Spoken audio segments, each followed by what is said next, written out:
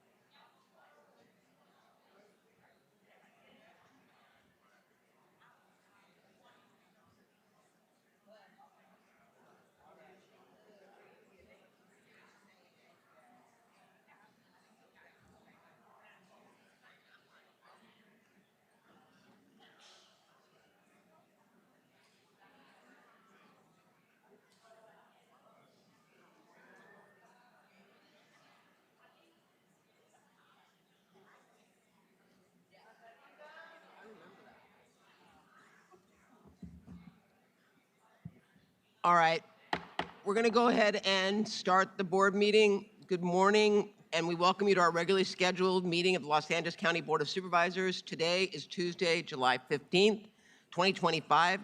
We take note that a quorum of the board is present. The Chief Executive Officer, County Council, Executive Officer, and the Sergeant at Arms are all here to assist. We will begin today's board meeting with the county's land acknowledgement.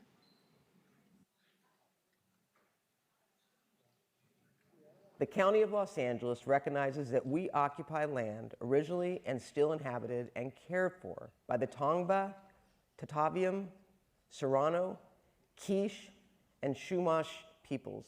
We honor and pay respect to their elders and descendants, past, present, and emerging, as they continue their stewardship of these lands and waters. We acknowledge that settler colonization resulted in land seizure, disease, subjugation, slavery, relocation, broken promises, genocide, and multi-generational trauma. This acknowledgement demonstrates our responsibility and commitment to truth, healing, and reconciliation, and elevating the stories, culture, and community of the original inhabitants of Los Angeles County. We are grateful to have the opportunity to live and work on these ancestral lands. We are dedicated to growing and sustaining relationships with Native peoples and local tribal governments, including, in no particular order, Fernandinho Tataviam Band of Mission Indians, Gabrielino Tongva Indians of California Tribal Council, Gabrielino Tongva San Gabriel Band of Mission Indians, Gabrielino Band of Mission Indians Quiche Nation, San Manuel Band of Mission Indians, San Fernando Band of Mission Indians. To learn more about the First Peoples of Los Angeles County, please visit the Los Angeles City County Native American Indian Commission website at lanaic.lacounty.gov. The invocation today will be led by Father Paul Anthony Sutaita, pastor of Church of the Blessed Sacrament, Hollywood from the 3rd District, followed by the Pledge of Allegiance, which will be led by Jose Luis Audello, member, Veteran Peer Access Network, Whittier from the 4th District. If you are able, please stand.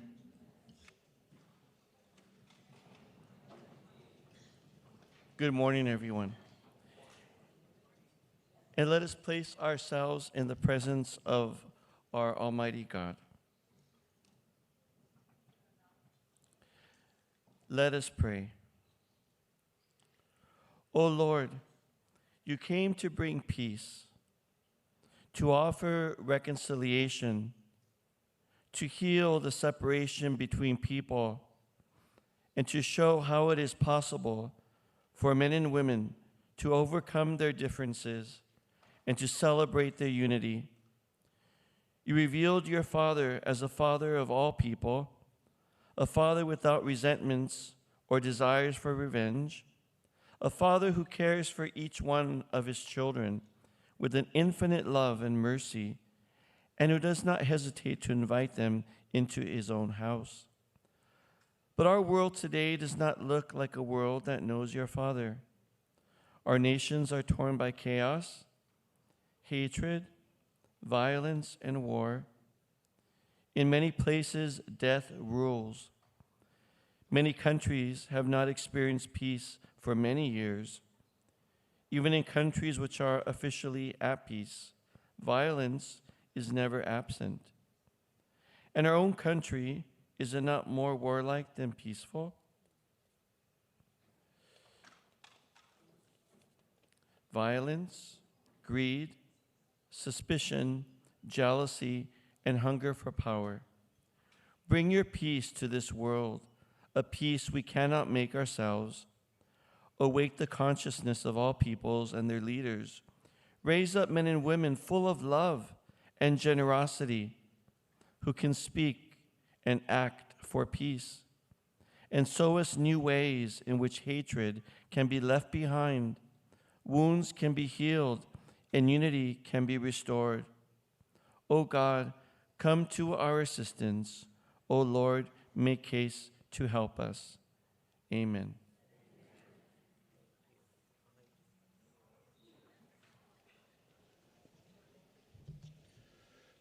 Please face the flag. Place your right hand over your heart, and if you are a veteran, please render a hand salute and join me in the Pledge of Allegiance of the United States. Hand salute. I pledge allegiance to the flag of the United States of America, and to the republic for which it stands, one nation, under God, indivisible, with liberty and justice for all. And two. Thank you very much.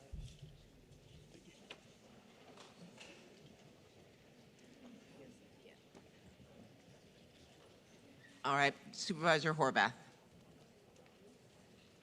This is truly a pleasure and a privilege this morning. I want to take a moment to thank Father Paul, my pastor at Blessed Sacrament Church in Hollywood, who led us today in our invocation. Father Paul leads a Catholic community in the heart of Hollywood, where the mission is simple and powerful: to follow Christ in love and to lead Hollywood to greater love. He was born in Glendale and raised in South Pasadena, the youngest of 3 children. After attending St. Francis High School in La Cañada, Flitridge, he began discerning his vocation to the priesthood. He studied Spanish history and literature at Cal State LA, and also studied abroad at the University of Salamanca in Spain. Father Paul was ordained in 1991 and has served at parishes across Los Angeles County, including in Norwalk, Pasadena, and the city of Los Angeles. He earned his master's in religious education and Hispanic ministry at Boston College, where his thesis focused on Our Lady of Guadalupe as a means of evangelization. Through every chapter of his journey, Father Paul has stayed grounded in what matters most: faith, compassion, and a deep commitment to serving others. And I know after more than 110 years of having the Jesuits lead Blessed Sacrament Parish in Hollywood, we went through a big change in our community. And when Father Paul came in, there were a lot of people who wondered what would happen to our faith community in that transition. And I can say that you have been the shining example of love that I know we call everyone to be in the community. So thank you very much, and thank you for being here with us this morning.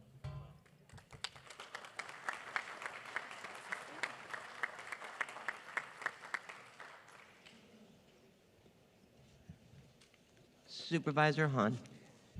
Thank you, Madam Chair, and I want to thank Sergeant Jose Luis Aldello from Whittier for leading us in our Pledge of Allegiance this morning. Mr. Aldello grew up in the city of Rosemead and attended Mark Keppel High School. He joined the United States Marine Corps in 1986, following in the footsteps of his 2 older brothers and cousins. Mr. Aldello knew he was going to be in the military since the age of 9, after attending his older brother's boot camp graduation. He was captivated by the presentation and experience of seeing the Marines in their uniforms, so much that he still remembers that day vividly, and the whole experience stuck and inspired him to become a Marine. While in the Marine Corps, Mr. Ardello's primary involvement was motor transport, and he was part of the artillery unit where he handled maintenance and drilling in the field with his unit. After the military, Mr. Ardello spent 30 years in distribution logistics until just 5 months ago. Now he's a peer support specialist at the Veterans Peer Access Network, VPAN, where he helps his fellow veterans find housing, jobs, and services. He's a proud father of 3 children and is very involved in his church. Thank you, Mr. Ardello, for your service to our country and to our community, and most importantly, to your fellow veterans. Thank you for being here this morning.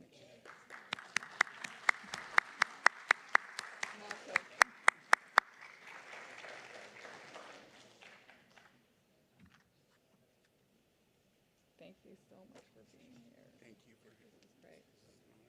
Thank you. We love Whittier. So today's dogs truly are special, and we have 2 absolutely adorable Chihuahua Yorkie mixes. This is Poppy and Harry. They're a brother and sister who are looking for a forever home. Yeah, no, these are very special. Both of them have special needs that will require extra care. Poppy is blind, and Harry has just one eye.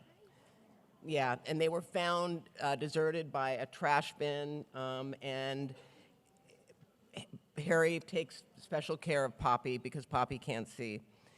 They've been staying with fosters for a few months and are ready to find a family together who will give them the care that they deserve. And again, they're a package deal because when Poppy can't see or know where he's going, Harry comes over and guides Poppy to where she needs to be.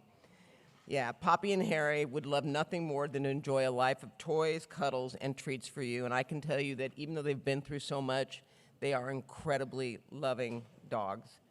So to bring this pair home, call the Agura Care Center at 818-991-0071. I know Poppy and Harry would love, love, love to give you the love that they know and deserve. So with that, again, you can call the Agura Care Center at 818-991-0071.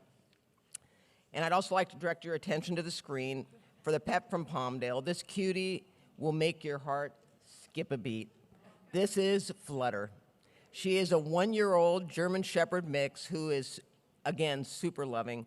A lot of our dogs, once they get out, are very, very loving dogs and really are sweet. And I would encourage you all to either go up to the Palmdale Care Center where Flutter is located or call them at 661-575-2888 or go to any one of our shelters. And I know that there is an incredible array of incredible dogs looking for forever homes. So with that, this is Poppy. Oh, this one's Harry. Huh? This one's Harry. Oh, I know, Harry and Poppy. No, I was looking at you, but yeah. And this is the worst part of the job is seeing what happens to some of these animals that are brought in. And I so appreciate our team at Animal Care and Control who take it upon themselves to make sure that we bring them everything they need, including foster parents. I know. I know. Yeah, it's heartbreaking. All right, yeah.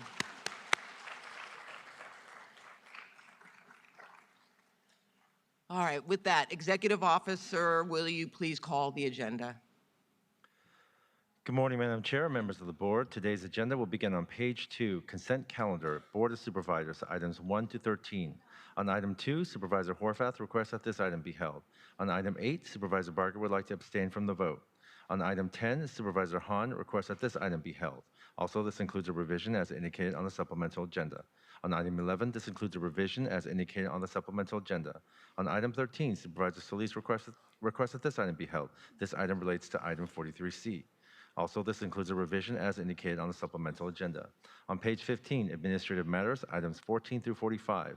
On item 20, Supervisor Mitchell requests that this item be held. Also, this includes an amendment as indicated on the supplemental agenda.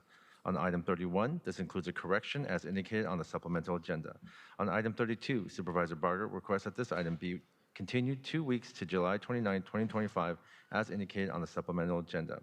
On items 33 and 34, Supervisor Hahn requests that these items be continued 2 weeks to July 29, 2025. On page 34, this includes miscellaneous additions to the agenda which were posted more than 72 hours in advance of the meeting as indicated on the supplemental agenda. On item 43A, Supervisor Horvath requests that this item be held. On item 43C, Supervisor Solis requests that this item be held. This item relates to item 13. On item 43D, Supervisor Solis requests that this item be held. On page 35, Ordinance for Introduction, item 46. On page 36, Separate Matter, item 47. On page 37, Special District Agenda. This is the agenda for the meeting of the Los Angeles County Development Authority, items 1D to 2D. On page 39, Notices of Closed Session, items CS1 through CS9. On items CS2, CS3, and CS4, Supervisor Barger requests that these items be continued 2 weeks to July 29, 2025, as indicated on the supplemental agenda. On item CS7, this is an addition of one case as indicated on the supplemental agenda. Also, Supervisor Barger requests that one case be continued 2 weeks to July 29, 2025, as indicated on the supplemental agenda.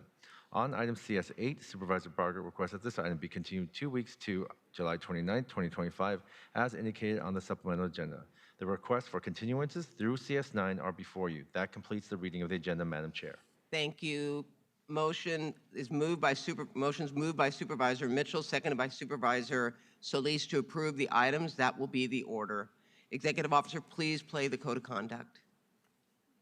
Ladies and gentlemen, may I please have your attention?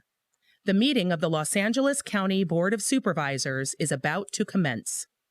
A code of conduct will now be read, and we request that you comply with it to ensure the efficient administration of the meeting. Members of the public, it is your right to participate in today's board hearing, and the board encourages such participation. However, the right of the public to address the board must be balanced with the need to ensure that public comment does not interfere with the orderly course of the board's business. All are reminded to abide by the following rules. Speakers must cease speaking immediately when their time has ended. Public comment on agenda items must relate to the subject matter of that item. General public comment is limited to subjects within the jurisdiction of the board. Public comment does not include the right to engage in a dialogue with board members or staff.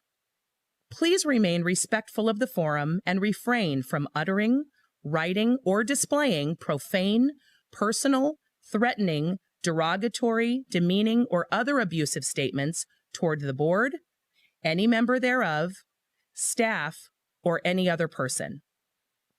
Members of the audience should be respectful of the views expressed by speakers, staff, and board members, and may not clap, cheer, whistle, or otherwise disrupt the orderly conduct of the meeting.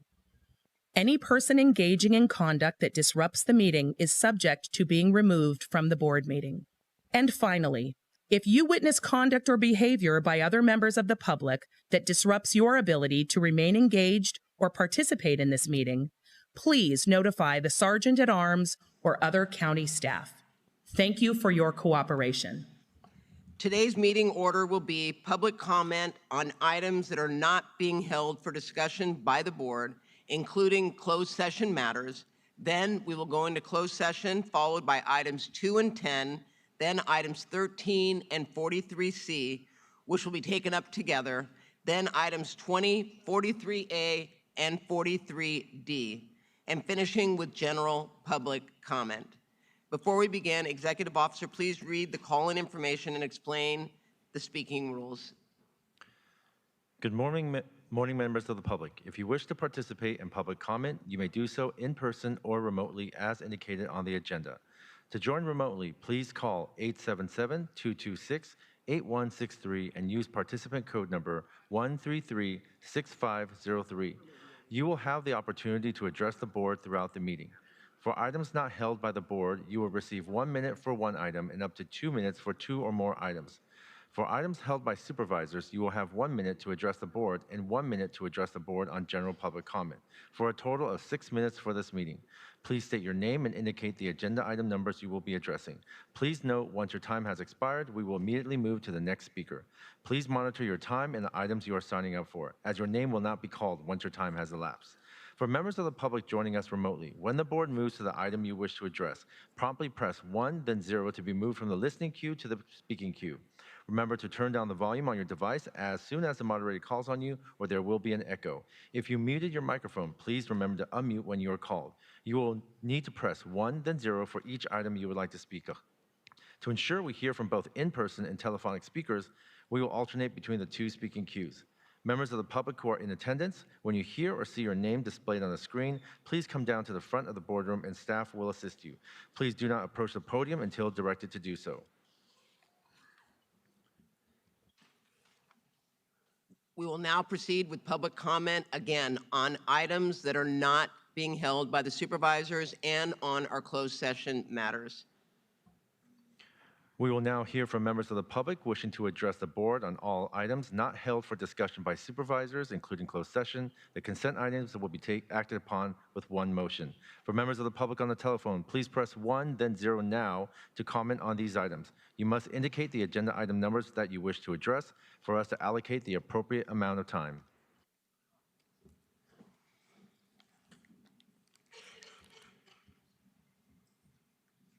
Go ahead and call the members of the public. Okay. We will now call in-person speakers, and while they are coming forward, we will take telephonic speakers. This will be for all remaining items not held by the board for discussion. Items 2, 10, 13, 20, 43A, 43C, and 43D will be taken up for discussion. Will the following individuals please come forward and staff will assist you? Dan Witzling, James Babin, Robert Paulson, Rabayai Khan, Paul Audley, Tisha Tell. Moderator, may we have the first speaker, please? Number 2. Sandra Morales. Our first participant is Sandra Morales. Your line is open. If you are muted, please unmute and speak directly into your phone. You may begin.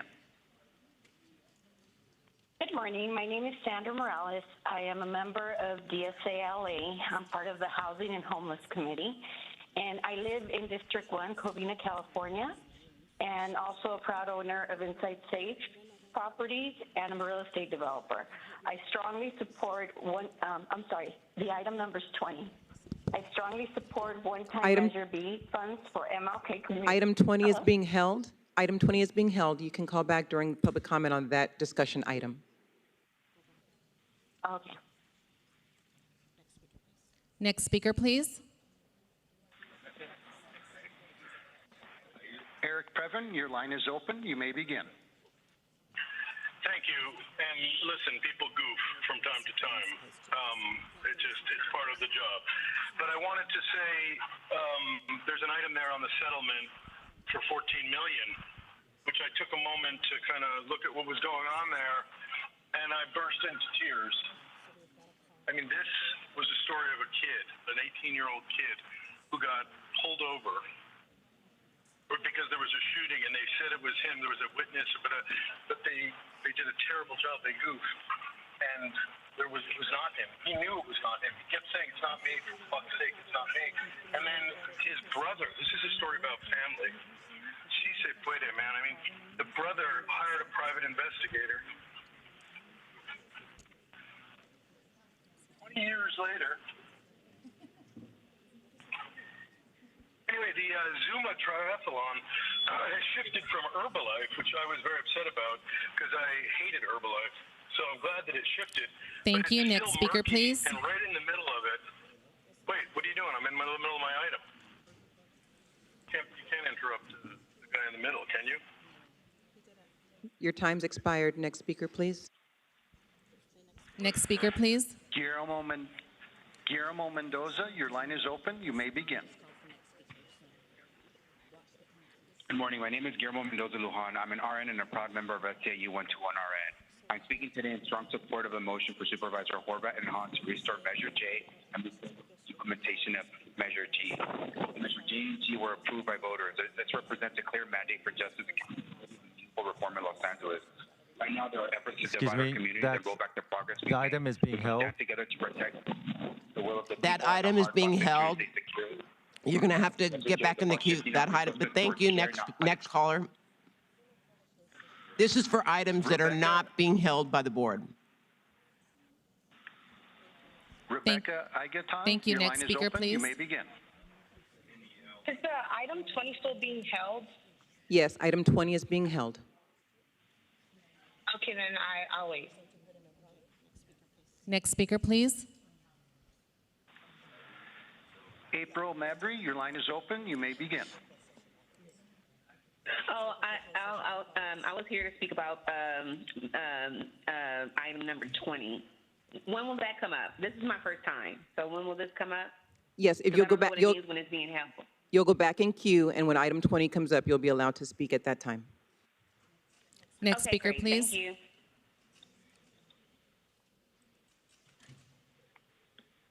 Next speaker, please. Imoni Jones, your line is open. You may begin. Hello. Actually, I'm here to speak for item 20 as well, so I'd like to be put back in the queue. Thank you. Next speaker, please. Dr. Davis, your line is open. You may begin. I'm also for 20, so I would like to be placed back in queue. Thank you. Next speaker, please. Elder Watson Diggs, your line is open. You may begin. Yes, good morning. I was just calling to find out a general comment as it relates to the county buildings and the status of them, the safety of them. There's currently a building with DMH in the city of Compton, the Family Center. Excuse me, that's sir. without air conditioning. Are you just speaking wanted on to general know when comment? will the Board of Supervisors do an evaluation on all of the county buildings, whether it's DMH, whether it's Sir, this is not, sir, this is not general public comment at this time. We'll put you back in queue. Thank you. Thank you. Next speaker, please. Morris Phillips, your line is open. You may begin. Yes, hello there. I'd like to speak to the Inglewood Unified School District being in receivership for the last 12 years. We've been robbed of $72+ million. We've lost 65% of our schools. Sir, that's general public comment. We'll put you back in queue. This is for items not held by supervisors. General public comment will be taken up at the end of the meeting. We'll put you back in queue. Thank you. Next speaker, please. Madam Chair, there are no other remote speakers in the queue to address the board. And I know that there was a caller that asked when item 20 would be coming up. We're going to go into closed session, which is probably going to be at least, I would say, 2 hours. So I would say that item 20 will probably be coming back up before this board at probably between 12 and 1 o'clock. So I would ask, if you don't want to hold on the phone, call back for that item, or you can just log on and listen to the board meeting. But we're going to go into closed session, and it's a long closed session. So I just want to, I'm thinking at least 2 hours. Thank you. Thank you. Will the following people please come forward? Martha Gonzalez, Renee Davis, Rosa Anderson, Cheryl Stubbs, Denise Thompson, Maria Torres, Carol Thomas, Clara Kim, Maria Diaz, Cecile Hugh, Rafi Bezjian, Rochelle Lewis, Elise Henderson, Leilani Reed, Patricia Santana. And can we have the next speaker, please? Good morning, supervisors. My name is Dan Witzling. I am the Chief Operating Officer for Bioscience LA. We are a Los Angeles County public-private partnership nonprofit with purpose-driven to convene, catalyze, and grow an inclusive bioscience ecosystem here in Los Angeles region. We commend Supervisor Mitchell's leadership and support her motion. This is a significant step in aligning policy, capital, and infrastructure to realize the promise of life sciences as an economic engine and as a vehicle for equity and opportunity across our county. We also want to emphasize that bioscience jobs are accessible, timely, and affordable to all. Nearly 60% of life science jobs in LA County do not involve a 4-year degree while still ensuring stable, well-paying careers that provide upward mobility. It is also our collective responsibility to promote and to amplify these family-sustaining careers for our communities to employers beyond our county and globally. Further, we must work together and attract new investment into our growing bioscience industry. Bioscience LA has been a partner in providing local insight, community trust, and deep relationships. Thank you. Next speaker, please. Good morning. I'm James Babin. I'm here to address Agenda Item 11, Advance the Resilience of the Film and Television Industry in LA County. I live in District 3. I run Barnegat Light Productions. I'm a SAG-AFTRA member and a volunteer with Cal United and stay in LA. And I'm here to strongly support this agenda item because the motion takes smart, practical steps that we desperately need here for streamlining permitting, improving coordination between departments, expanding access to public spaces, and investing in future-facing infrastructure. And they're going to help small businesses and strengthen our workforce and help LA stay competitive. And it is a very, very positive step, but I do want to emphasize it is just a step because other cities, even in our state, like Sacramento and San Francisco, are already taking action and offering their own financial incentives. And Los Angeles should lead, not lag, in bringing production home. So I urge you to vote yes. Thank you. Thank you. Next speaker, please. Instead of clapping, if you can raise your hands if you agree, that would be perfect. Next speaker. Thank you. Thank you, members of the board. Paul Audley, I'm the president of Film LA, and we have been your film permit office for 30 years now. We're grateful for the action of the board to continue its support of the film industry and to expand that support to new areas. We've been grateful to participate in this discussion going forward and to commit to continuing to work in partnership to improve the conditions of filming in Greater Los Angeles, including expanding our work in unincorporated county in community relations and marketing the county there. We'll be meeting with many of you individually to talk about that program, but again, with great gratitude for the attention being paid to the support of this industry, which really needs it at this point in time. Thank you. Thank you. Next speaker, please. Hi, I'm Taisha Tell, representing location managers through Hollywood Teamsters Local 399, and we are in strong support of the motion, item number 11, that's being brought to us today. We definitely want to continue to expand and to promote filming in the Los Angeles City and County regions and to continue to explore the partnership here. So we definitely encourage everyone's support today, and thank you for bringing this forward. Thank you. Next speaker, please. Hello, my name is Robert Paulson. I'm location manager with 25 years experience in the county. There was a time when I opened up my Thomas Guide and saw that the location was an unincorporated LA, and I rejoiced. I now usually just groan as onerous and outdated rules make filming in LA County unenjoyable and expensive. Simply parking a truck on a county street costs at least $1,000 in county road fees, and the requirement of LA Sheriff's deputies when trucks are being accessed, whether during prep, shoot, or strike. When there's a citywide tactical alert or just a shortage of deputies, these permits cannot be approved. Rules governing SCAs are enacted to prevent damage to environmentally sensitive areas by long-term development, and they have now been wielded by wealthy NIMBYs who move to properties adjacent to historic filming ranches and locations to keep filming away.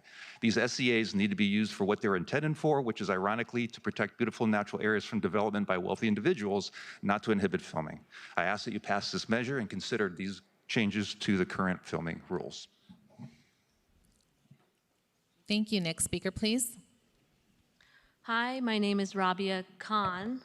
I'm a key assistant location manager with the Teamsters Local 399. I'm strongly in support of item number 11, and I want to create a film-friendly city and county, so I support it. Thank you. Thank you. Next speaker, please. Good morning. Hi, my name is Renee Davis. I am an SEIU 2015 home care provider, and I live in Supervisors Janice Hines district. Like my colleague said, 87% of IHSS workers in LA County are working multiple jobs to barely make ends meet each month.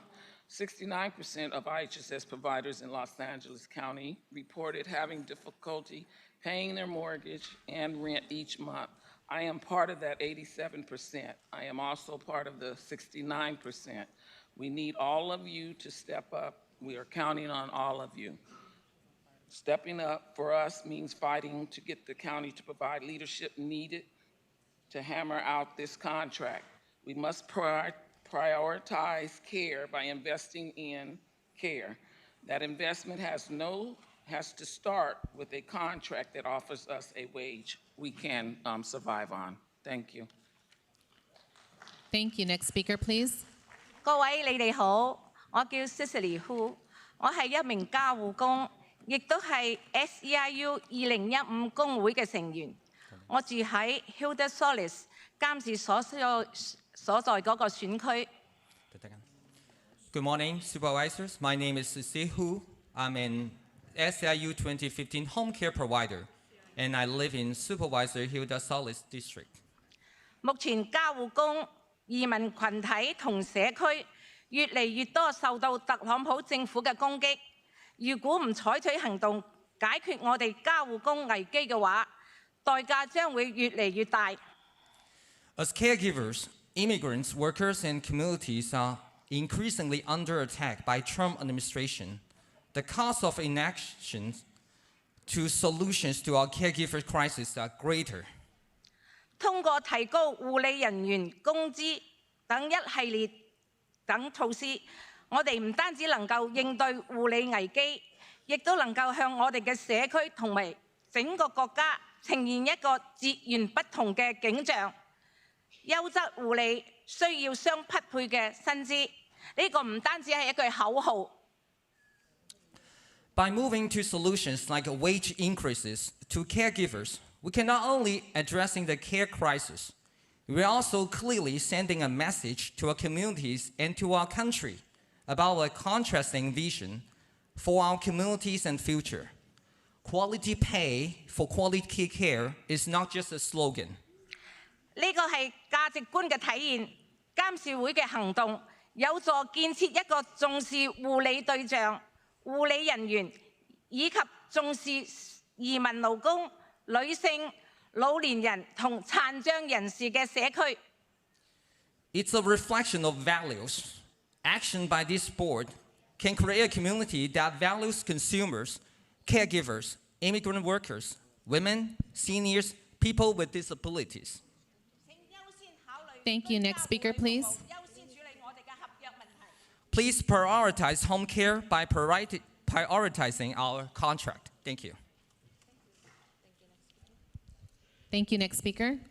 안녕하십니까. 저 이름은 크라라 킴입니다. 저는 SEI 2015 간병이며 슈퍼바이저는 홀리 미셸입니다. Hi, my name is Clara Kim, and I'm an SEIU 2015 home care provider, and I live in Supervisor Holy Michel's district. 오늘 저는 슈퍼바이저 여러분들께 묻고 싶습니다. 도대체 뭐가 있어야 여러분들이 저희를 볼 수 있을까요?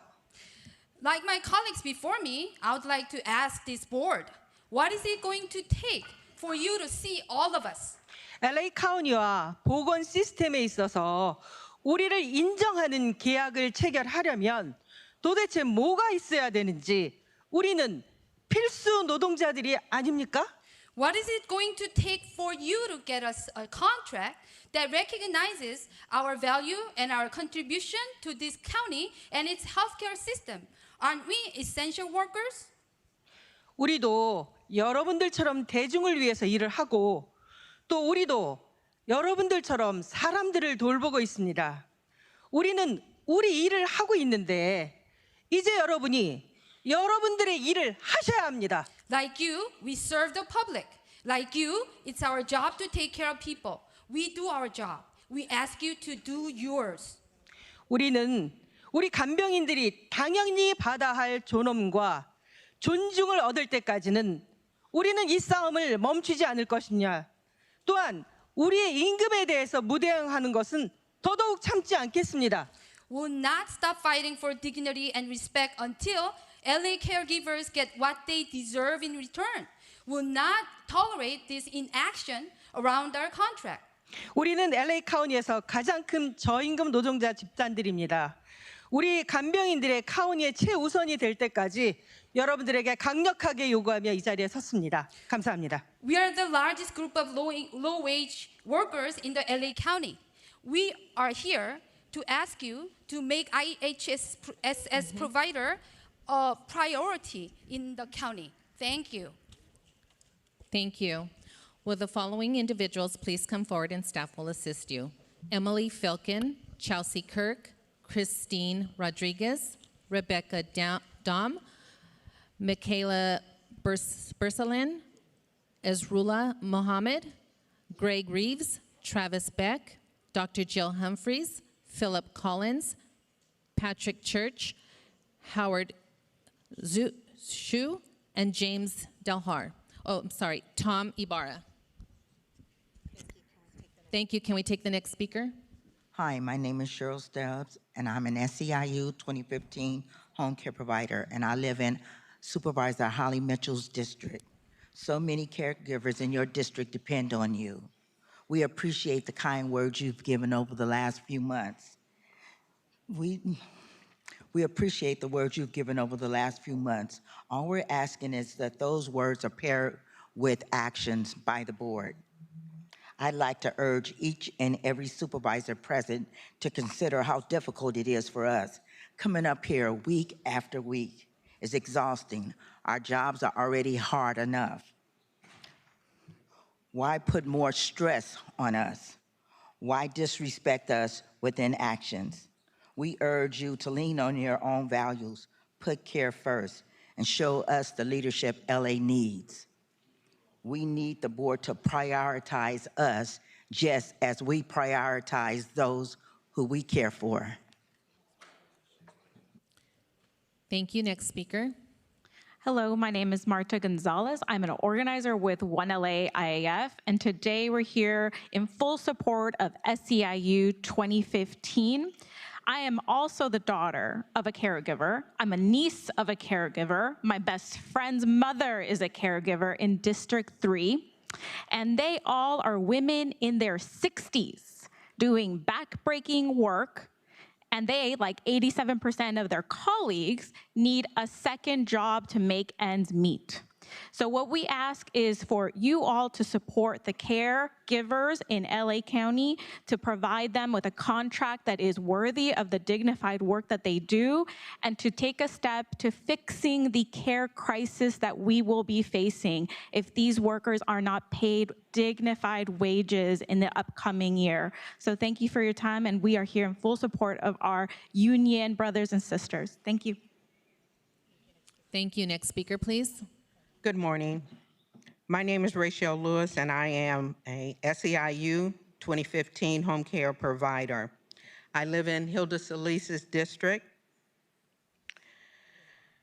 Let me tell you, more than 87% of IHSS workers in LA County are working multiple jobs, just barely making ends meet. 69% of IHSS workers are reporting having difficulty paying mortgage as well as rent. Approximately 52% IHSS providers in LA County often are unable to access their medication.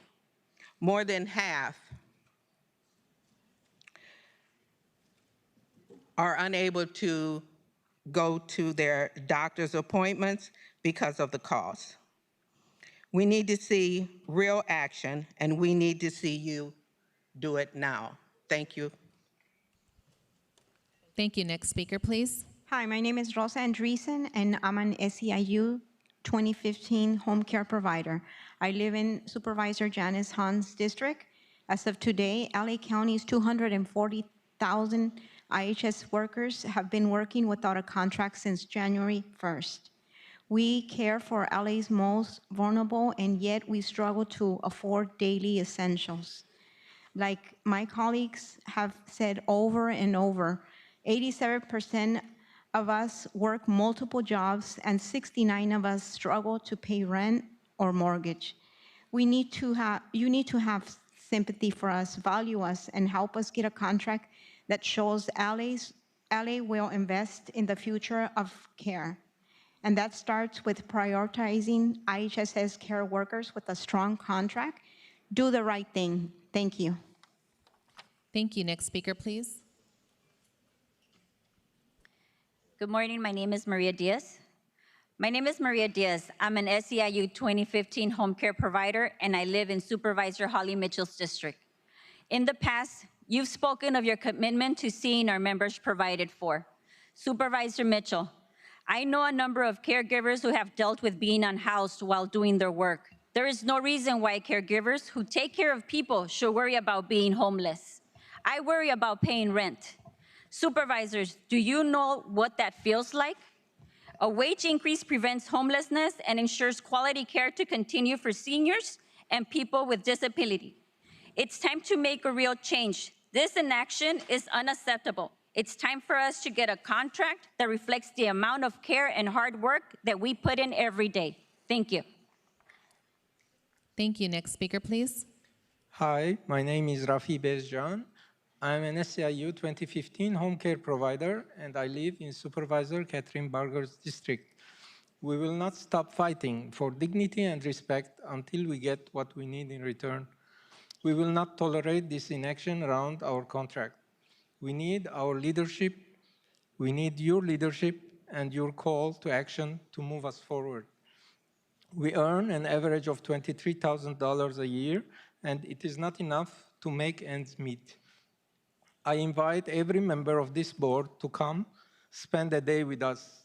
Come experience what it is like to be in our shoes and meet our recipients who can't live safely without us. The board cannot call itself equitable while refusing to act. We are not disposable. We urge this board to take us into consideration. You have the power to change that. Prioritize care. Thank you. Thank you. Next speaker, please. Hi, my name is Denise Thompson, and I'm an SEIU 2015 home care provider, and I live in Catherine Barger's district. Here's the reality of the current situation. While LA County publicly honors agreements when it comes to other bargaining units, caregivers like us are being ignored. We come to every negotiation in good faith, ready to bargain for a better future, not for ourselves, but for the clients who depend on us. What is it going to take to get you to hear us, to see us, and to value us with action taken? Bottom line, giving us a new contract would not only help us, but it would show the communities that this board is serious about investing in the public's health and well-being. We urge the LA County to invest in the future of care, and that starts with a strong contract. Thank you. Next speaker, please. Good morning. My name is Maria Torres, and I am an SEIU 2015 home care provider. I live in Supervisor Lindsay Holvat's district. Like the IHSS workers living in your district, I depend on you to right the wrongs and fight for injustice. As part of representing us means a care champion to step up the plate to defend us from having us to worry about things like becoming homeless because we don't make enough. And for the record, I am someone who personally experienced homelessness. Years ago, when I first became a caregiver, my daughter and I lost our apartment. I couldn't keep up with the rent payments. It took us years to recover. If you value us as much as you say you do, then we need to remember something. Actions speak louder than words. Your actions lately have been speaking very loud. Thank you. Next speaker, please. Hi, my name is Carol Thomas. I'm a SEIU 2015 home care provider, and I live in Supervisor Catherine Barger's district. We keep showing up at the bargaining table again because our contract isn't the priority it needs to be. As caregivers and as members of immigrant communities that continue to be targeted by harmful federal policy, we know the cost of inaction is high. Failing to address the caregiver crisis doesn't just hurt workers like us, it harms the very fabric of the communities we care for. The only real solution to this is an investment in long-term care. Not only will this help fix the ongoing care crisis, but it would also tell our communities that You believe in offering them a better future. It's a reflection of values. Action by this board could make a big difference in the lives of so many people. We can't keep coming here month after month and make no progress. Listen to us. Take our concerns into consideration. Put care first. Thank you. Next speaker, please. Buenos días, mi nombre es Patricia Santana y yo soy un proveedor de cuidado en el hogar de SEIU Local 2015. Y en este momento les pido a mis compañeros que se pongan de pie para dar honra al trabajo que hacemos todos los trabajadores y también al trabajo que ustedes hacen. Good morning, my name is Patricia Santana. I am a home care provider with SEIU 2015. And at this moment, I will ask all of my colleagues to please stand in solidarity to represent all of the hard work that we do in LA. Aquí en el condado de Los Ángeles es el hogar de la mayor parte de los clientes y los proveedores de IHSS en el país. Más de 11 millones de horas en el cuidado a largo plazo no se utilizaron durante el 2024. Esto indica que hay escasez de proveedores. Here in Los Angeles County, home of the largest number of IHSS home care consumers and providers in the state, more than 11 million authorized care hours and unused in 2024. This indicates shortage of providers. Además, se prevé de la demanda de servicios del cuidado explote. A este mismo tiempo, atraer proveedores sigue siendo difícil. And at the demand for care is expected to explode while attracting workers remains hard. Parte de la dificultad de atraer y retener trabajadores es por los salarios tan bajos. Part of the difficulty of attracting and retaining workers is because of the low wages. En este momento, yo sé que nuestra supervisora Hilda Solís ha estado trabajando, Holly Mitchell, todos, pero en este momento yo quisiera hablarle al CEO de esta junta para que nos ayude y se ponga juntamente a trabajar con el PASC y todos los supervisores de la junta. At this moment, I know that Supervisor Hilda Solis, Supervisor Holly Mitchell has worked with us, but we would like to talk to the CEO of the board to come and work with us and work with PASC so that you can help us out. Y me gustaría saber si el CEO de esta junta nos está poniendo atención. And I would like to know if the CEO of this board is paying attention to us. Thank you. Thank you. Next speaker, please. Good morning. My name is Leilani Reed. I'm an SEIU 2015 home care provider, and I live in Supervisor Holly Mitchell's district. I want to ask something of this entire board. What is it going to take for us to sit down and bargain in good faith over this contract? Why are we constantly being fed excuse after excuse in a time when now more than ever, those in power need to be working hand in hand with workers like us, finding solutions that value our work and protect care? There has to be accountability, and that starts with acknowledging that we, the caregivers of SEIU 2015, need immediate action around our contract negotiation. Inaction is short-sighted as it creates an even greater crisis and is an injustice against care recipients, care providers, and our care system. You have the power to change this. Thank you. Thank you. Next speaker, please. Good morning. My name is Alize Henderson, and I am a SEIU 2015 home care provider, and I live in Supervisor Lancer Horvath District. My colleagues have asked over and over again, what is it going to take for all of you to finally see us? Now I am asking, what is going to take to get a fair contract offer? We have been without a contract for over 6 months now. The inaction around our contract has been insulting and doing nothing make the crisis worse.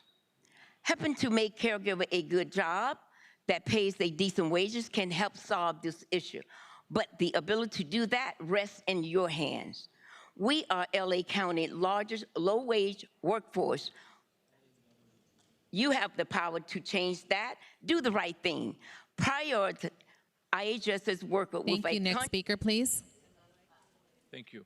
I would like 2 minutes to address a closed session item, plus an item not being held in today's session. Good morning. My name is Dr. Israrullah Mohammed. I'm a clinical psychologist and author of... Could you please identify the number that you're going to be holding, that you're speaking to? I'm sorry, I didn't hear the... You said closed session and then another item. We didn't hear the item. The other item is number 1. You may continue. Thank you so much. I'm author of the Bureau Care to Custody Cemetery Pipeline and developer of the B2C 3A pipeline prevention model, both of which are publicly submitted frameworks designed to diagnose and prevent institutional harm across care systems in Los Angeles County. These models, submitted into the public record through the Behavioral Health Commission and Care Court town halls, now visibly inform county messaging, suicide post-prevention strategy, immigrant protections, and trauma response structures. Yet as of today, I remain on involuntary unpaid medical leave with ADA accommodations unacknowledged and no formal consultation or attribution despite clear structural adoption of my work. On the same day I submitted public testimony at the Care Court Town Hall, a $4 billion juvenile justice settlement was announced.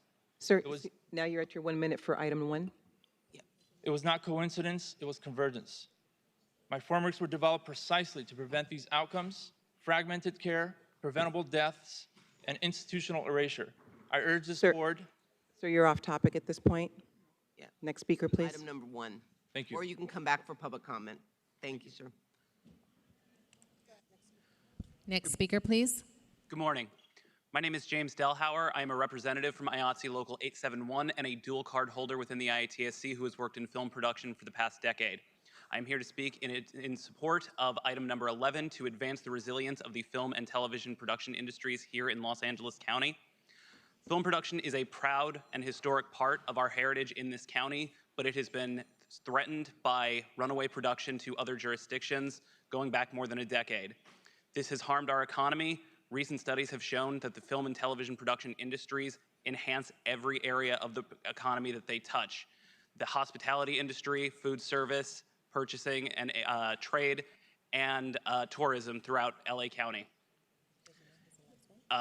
Speaking in support of item number 11, we need these resilience to our programs in order to ensure that strong middle-class jobs continue in our economy and that we have strong support for our members who are currently struggling with income and health care. Thank you. Thank you. Next speaker, please. Good morning, Board Supervisors. My name is Chelsea Kirk. I'm speaking in favor of item 9. I'm a member of the Rent Brigade. I'm also a policy director at SAGE. I really appreciate the board's concern about the rent gouging that's occurred in the aftermath of the wildfires. I appreciate all that's happened to date to make it harder for violators to break the law. But unfortunately, despite having some of the strongest protections against rent gouging with fines of $50,000, which thank you again, it has not meant much because the district attorney has filed 0 cases against rent gougers. So it's really important to pass item 9 to enact an urgency ordinance to empower the DCBA to enforce rent gouging. There's a lot they can do. There's a lot they should be doing, but they're not empowered to. And so this would change that and help facilitate some actual movement on this. It's pretty ridiculous that there have been, yet again, 0 cases of rent gouging filed by the district attorney in the county of LA. Thank you. Thank you. Next speaker, please. Good morning. My name is Emily Filkin. I'm speaking on agenda item number 9. I'm also with the Rent Brigade. First, I'd like to thank Supervisor Horvath's office for meeting with us last week to discuss how DCBA can be empowered to issue fines to help to enforce the anti-rent gouging laws. We think that this is a very promising solution, and we are also open to working with DCBA to ensure that the mechanisms in place help them to do their jobs, and we will continue to send the violations that we have found to them.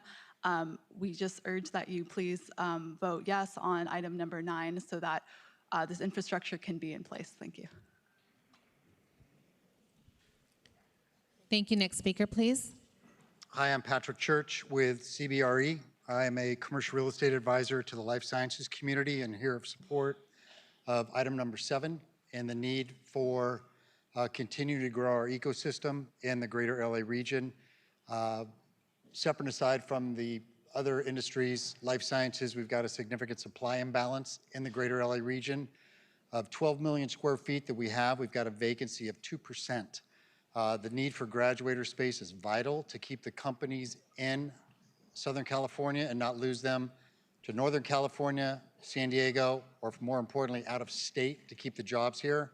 working closely with Cal State, LA, and Howard to my left, Caltech, UCLA, USC, UC Santa Barbara.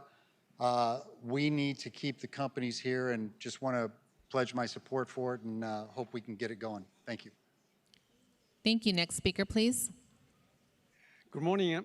I'm Howard Hsu. I'm a professor of microbiology at Cal State University, Los Angeles.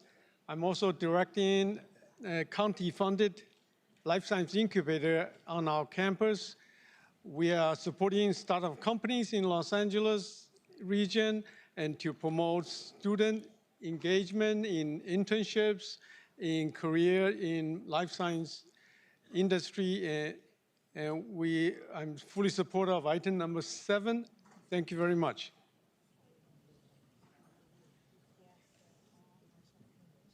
Thank you. Next speaker, please. Hello, good morning. My name is Christine Rodriguez. I'm here in support of item number 9.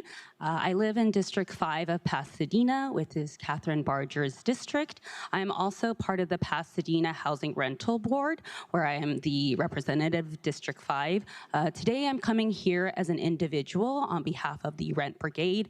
The Rent Brigade is an organization that started after the LA fires, where we have been tracking the rent gouging that has happened due to the fires.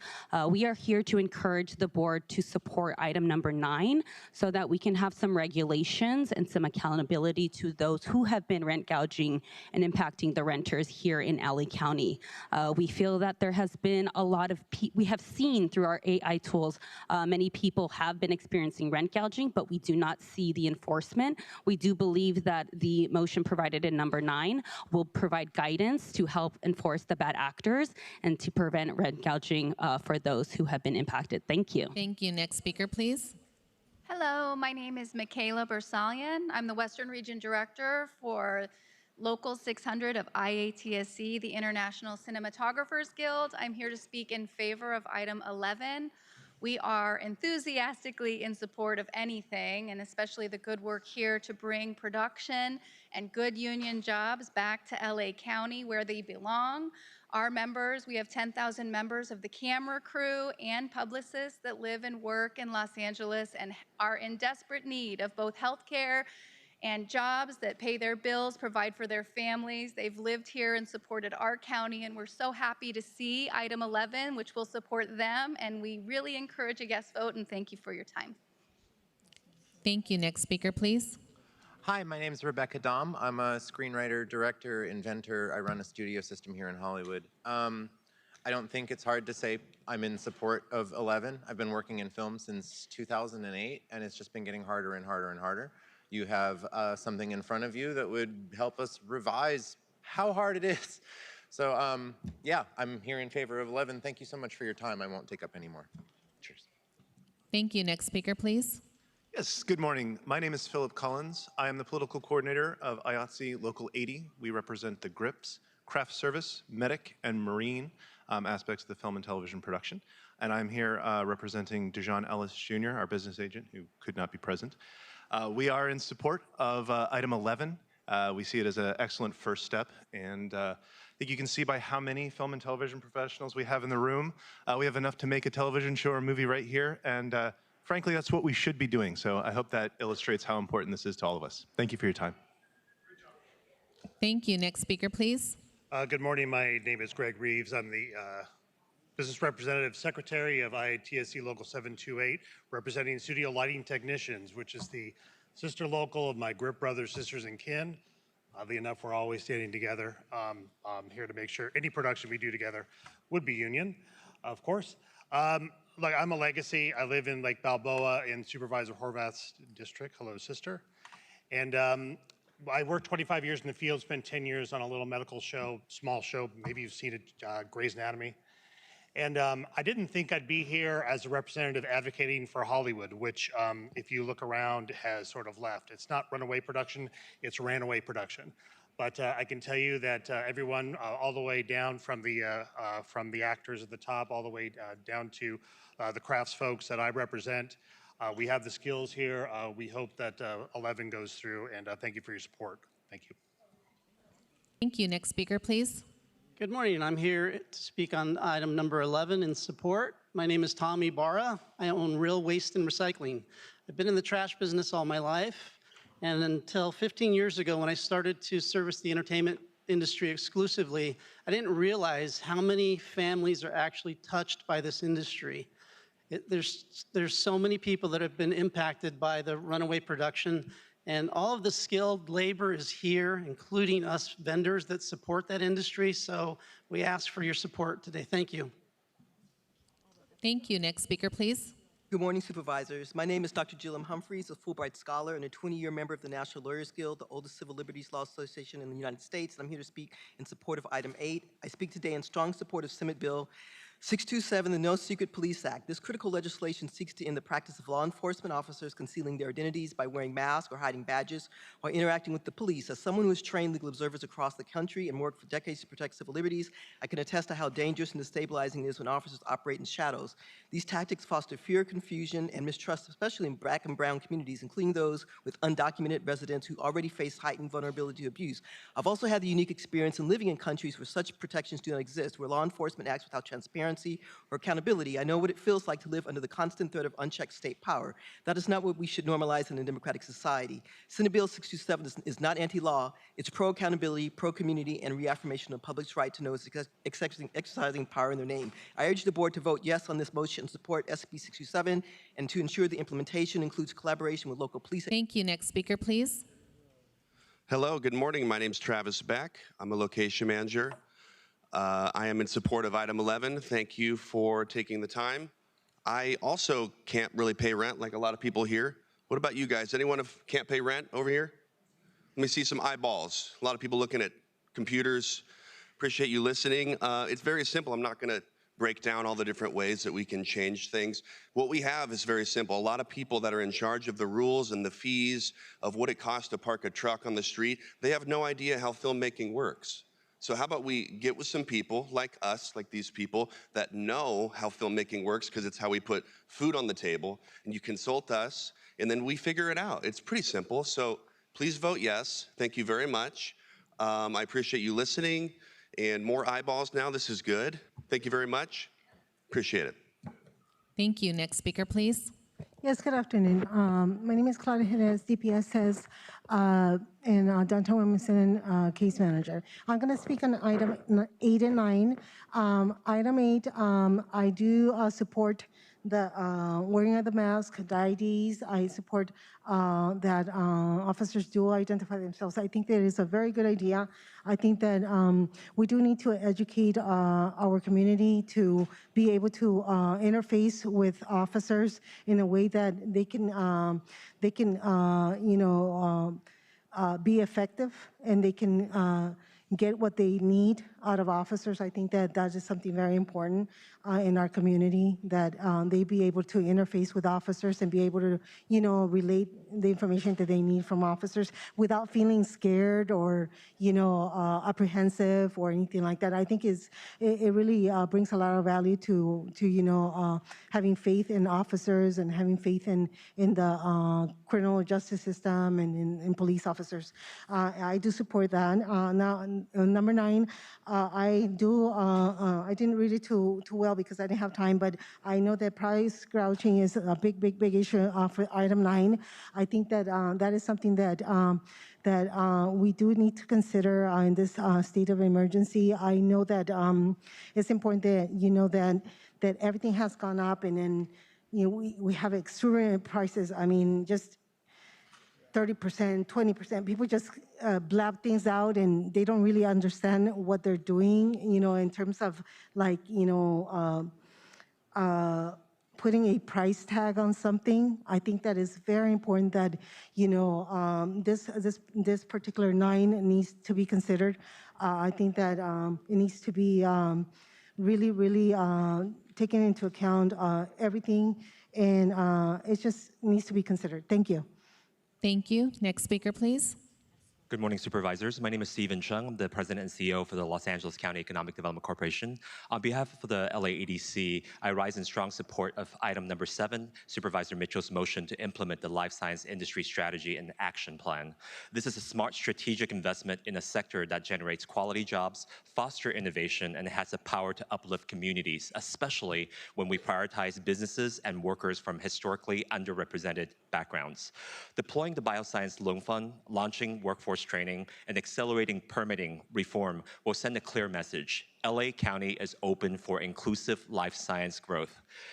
These efforts will help retain and expand local firms, prevent relocation, and build the next generation of biotech talent right here at home. We thank the board for this leadership and stand ready to partner in successful implementation of this bold, equity-driven plan. Thank you so much. Thank you. Next speaker, please. Yeah, good morning. Tom Davis from the California ITSC Council, speaking in favor and strong support of agenda item number 11. On behalf of the entire ITSC and the 45,000 members that are represented by the ITSC, we thank you for your attention to this matter, and we look forward to working with you and assisting you in any way that we can. Thank you so much. Thank you. That concludes our time for public comment on these items. Madam Chair, members of the board, the following items are before you. Item 1, 3 through 5, 6. Supervisor Horvath requests that this item be continued 2 weeks to July 29, 2025. That's item 6. Item 7 is before you. 8, with Supervisor Barger abstaining from the vote. Item 9, 11 and 12, 14 through 19, 21 through 31, 35 through 42, 43B, 46 and 47, 1D and 2D. These items are before you. Thank you. I will move, seconded by Supervisor Horvath, to approve these items with the exceptions noted by the executive officer.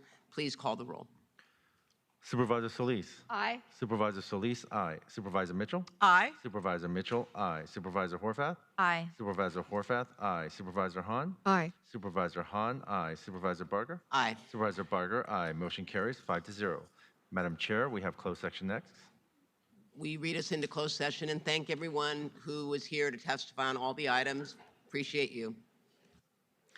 Members of the public, the board will now be going into closed session. While the board is in closed session, we will be showing video presentation. Supervisor Horvath has a video presentation recognizing Community Magnet Charter School LGBTQ+ leaders. In accordance with the Brown Act requirements, notice is hereby given that the Board of Supervisors will convene in closed session to discuss item number CS1, CS5, and CS6, conferences with legal counsel regarding existing litigation. Item number CS7, conference with legal counsel regarding anticipated litigation, 5 cases. And item number CS9, conference with labor negotiators, Visa Davenport, and designated staff as indicated on the posted and supplemental agendas.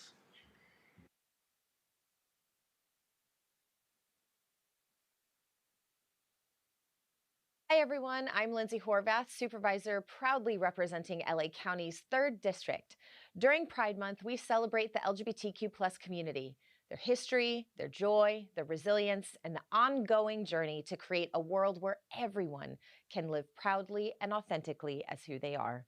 That's why I am so honored to recognize 4th grade teacher and LGBTQ+ liaison, Dylan Elliott, as well as the amazing Community Magnet Charter School. This year, you hosted your very first Pride Assembly, and it was unforgettable. A powerful act of inclusion and of love.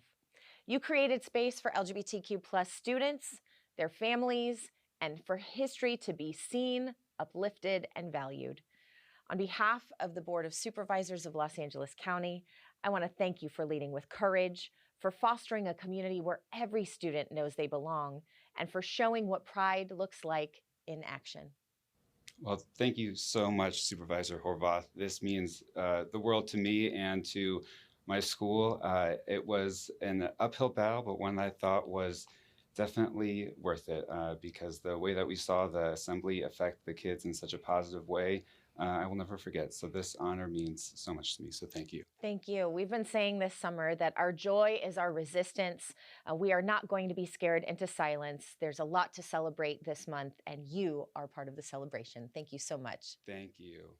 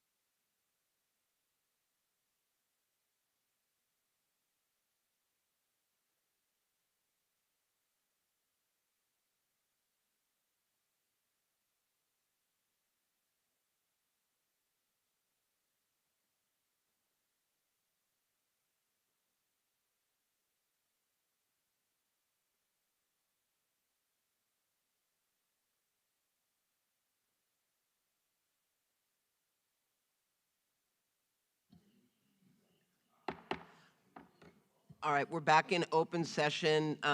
Executive Officer, please read the report of action from closed session. The following is a report of action taken in closed session on July 15, 2025. Item number CS1, CS5, and CS6, conferences with legal counsel regarding existing litigation. No reportable action was taken. Item number CS7, conference with legal counsel regarding anticipated litigation, 5 cases. No reportable action was taken. And item number CS9, conference with labor negotiators, Fezia Davenport, and designated staff. No reportable action was taken. Thank you. Thank you. And we'll now move on to item 2, Executive Officer.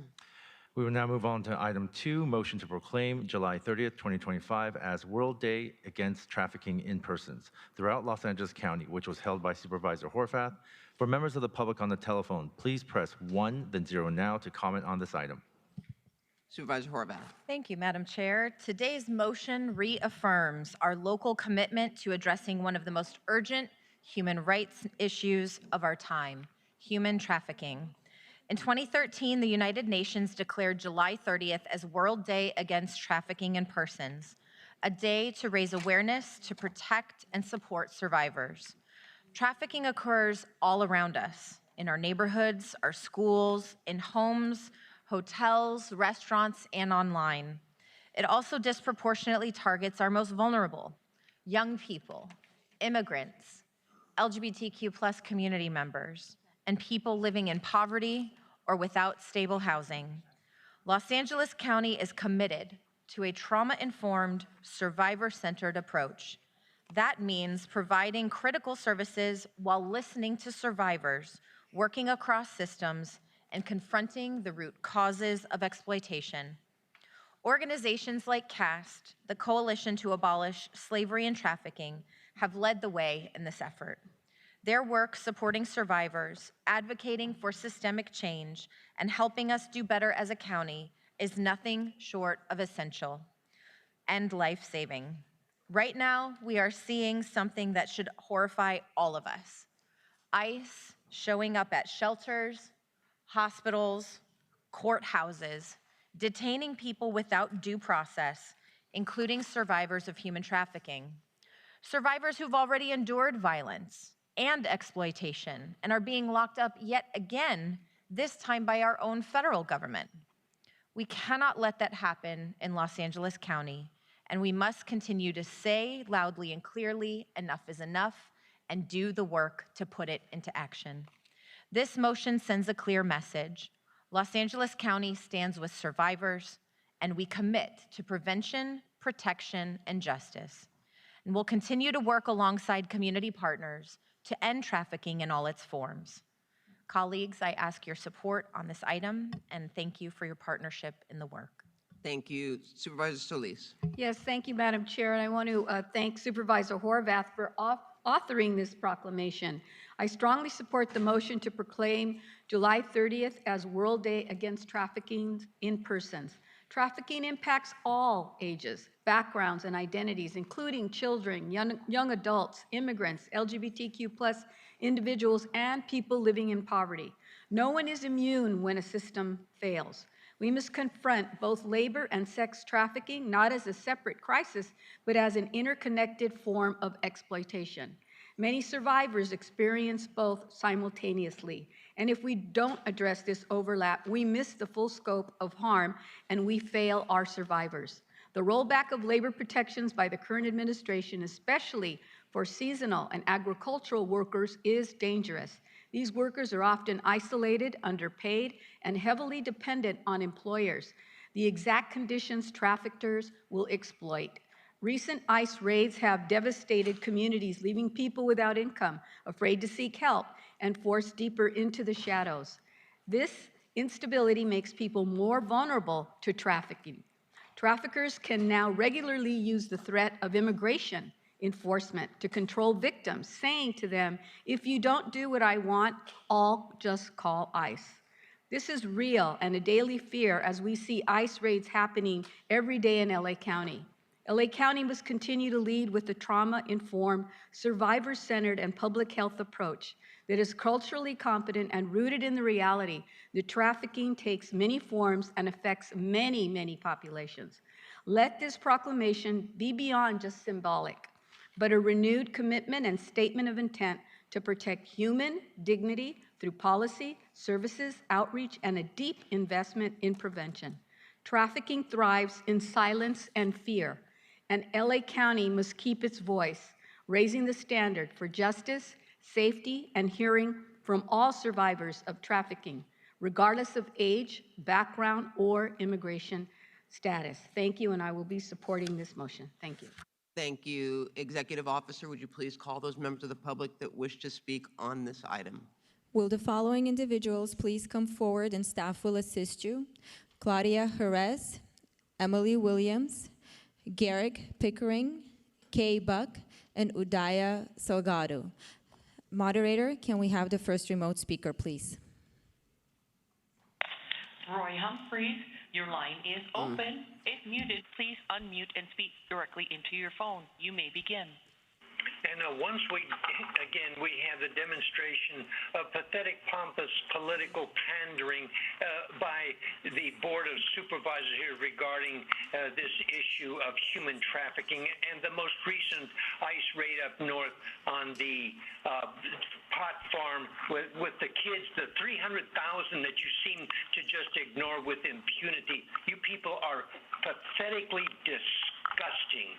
And I can't wait till you're all removed from the gang of four of the Democrat assassins. Jesus, you're disgusting. Thank you. Next speaker, please. Jose Rivera, your line is open. You may begin. Please begin. Next speaker, please. All right, let's move on to in-person, please. I don't know what he was doing. He didn't. Shall I start? Please begin.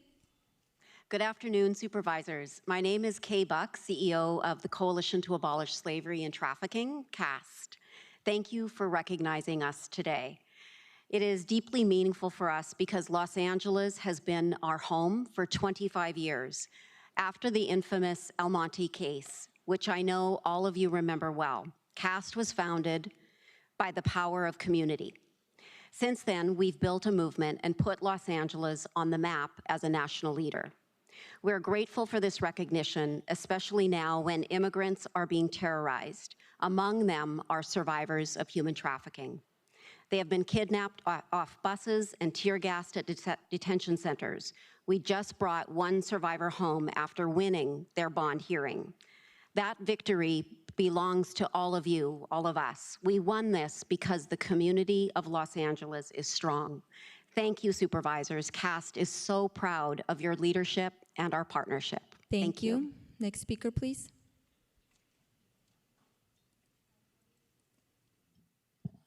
Please turn on your mic. Hello. Claudia Jerez, DPSS, Downtown Women's Center. I'm just going to be brief about this, but I know that I support the motion and applaud you for your commitment and to keep LA County and the citizens healthy and safe. I do believe that is a very, very crucial topic to discuss. I think that the United States is, a country that opens the borders to many, many people. And I think this is necessary because of, the influx of different cultures, different types of individuals in the country. So I think that I do applaud you for that, for your commitment to that, for keeping people safe, and for standing with them in time of crisis and something so ugly like trafficking. So I do applaud you for that, and I hope you keep doing the same. Next speaker, please.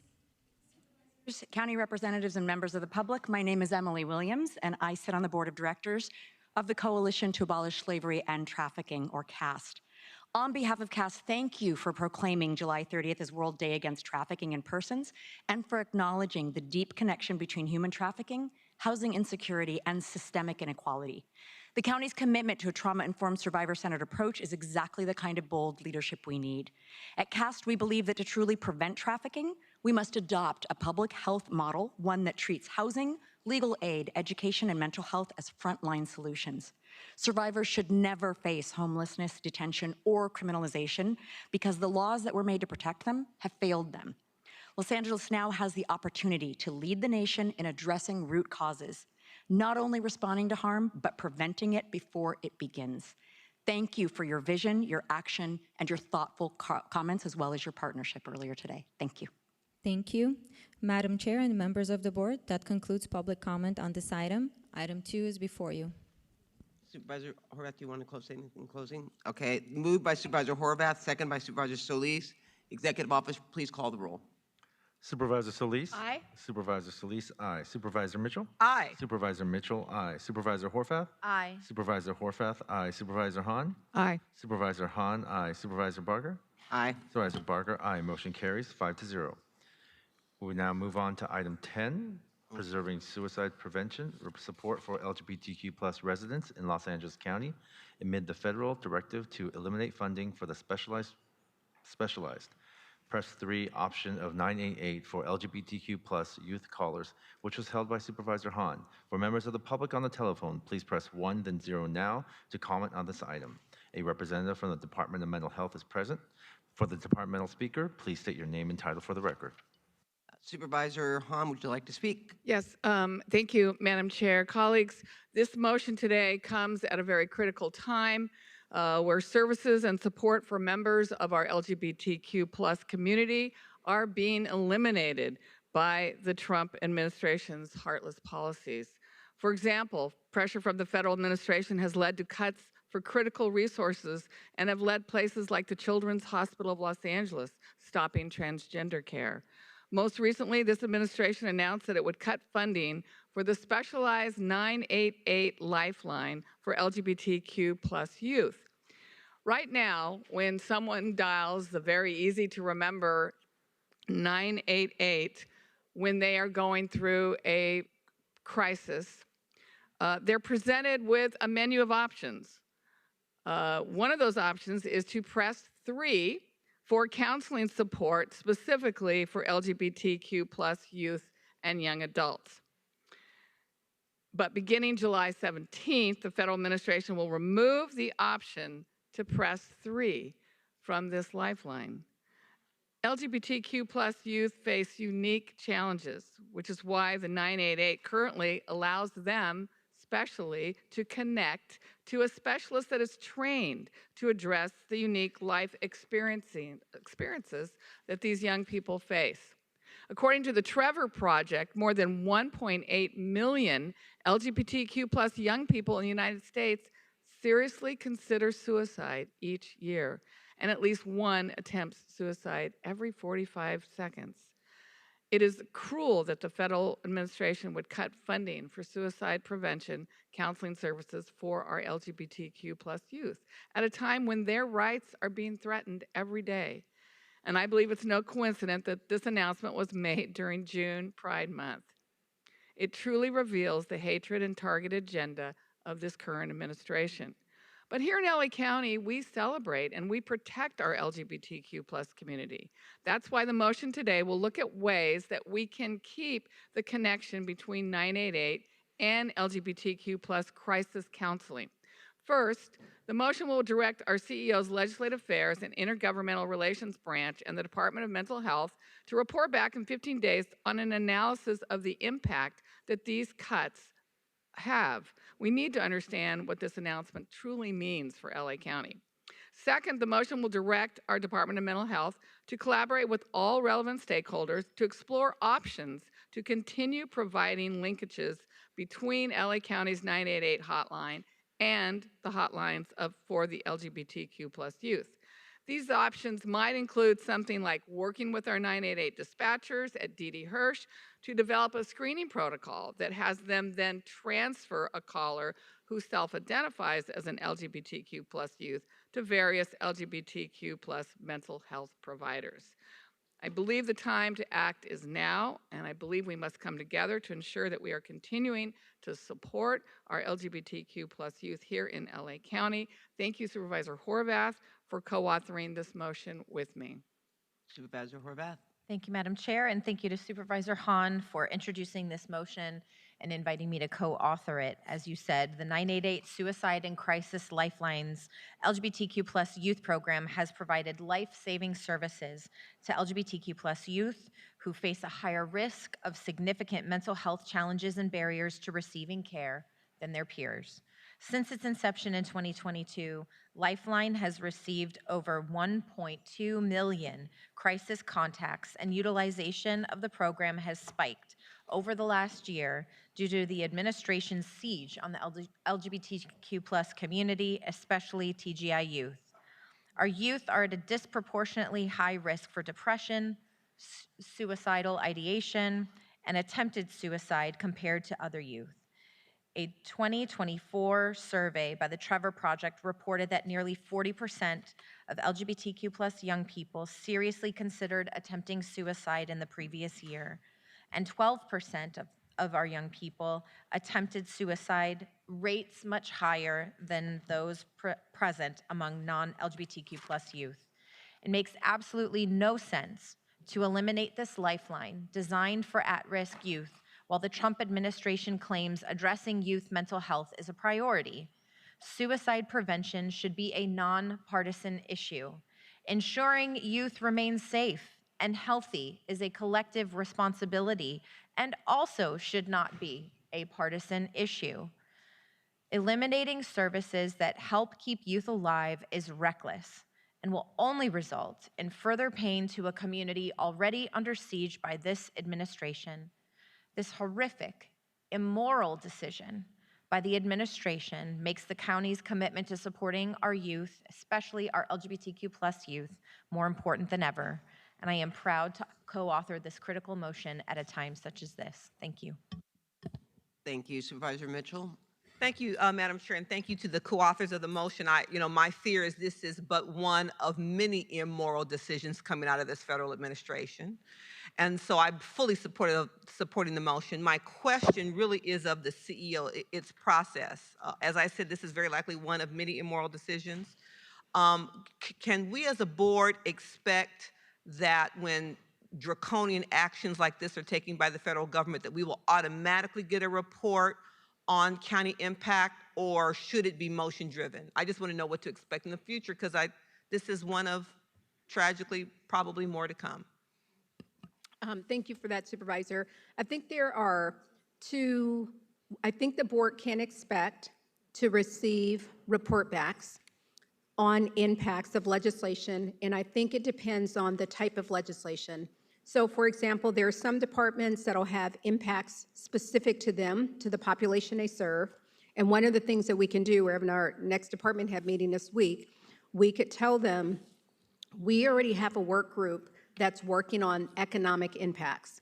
But this is more of a programmatic impact, and we can just set the expectation that moving forward, that the board would like to receive a report, and maybe the CEO's office could help coordinate what the contents of that report looks like on potential impact. And then that way the board doesn't, there shouldn't be a need to do a motion every time there is a development on the federal policy level. And the only reason I ask is because as Madam Chair and I witnessed at NACO this weekend, our National Association of Counties, it's coming at us fast and furious and wanting to make sure we don't miss anything. And so if you and the departments understand that that's our expectation, and we are tracking it also, things that may come to our attention as the office, I just want to make sure that it's not just motion driven because we may miss something because they are overwhelming us with the bad news. Yes, completely understood and well-founded. I think what's happening now is there are two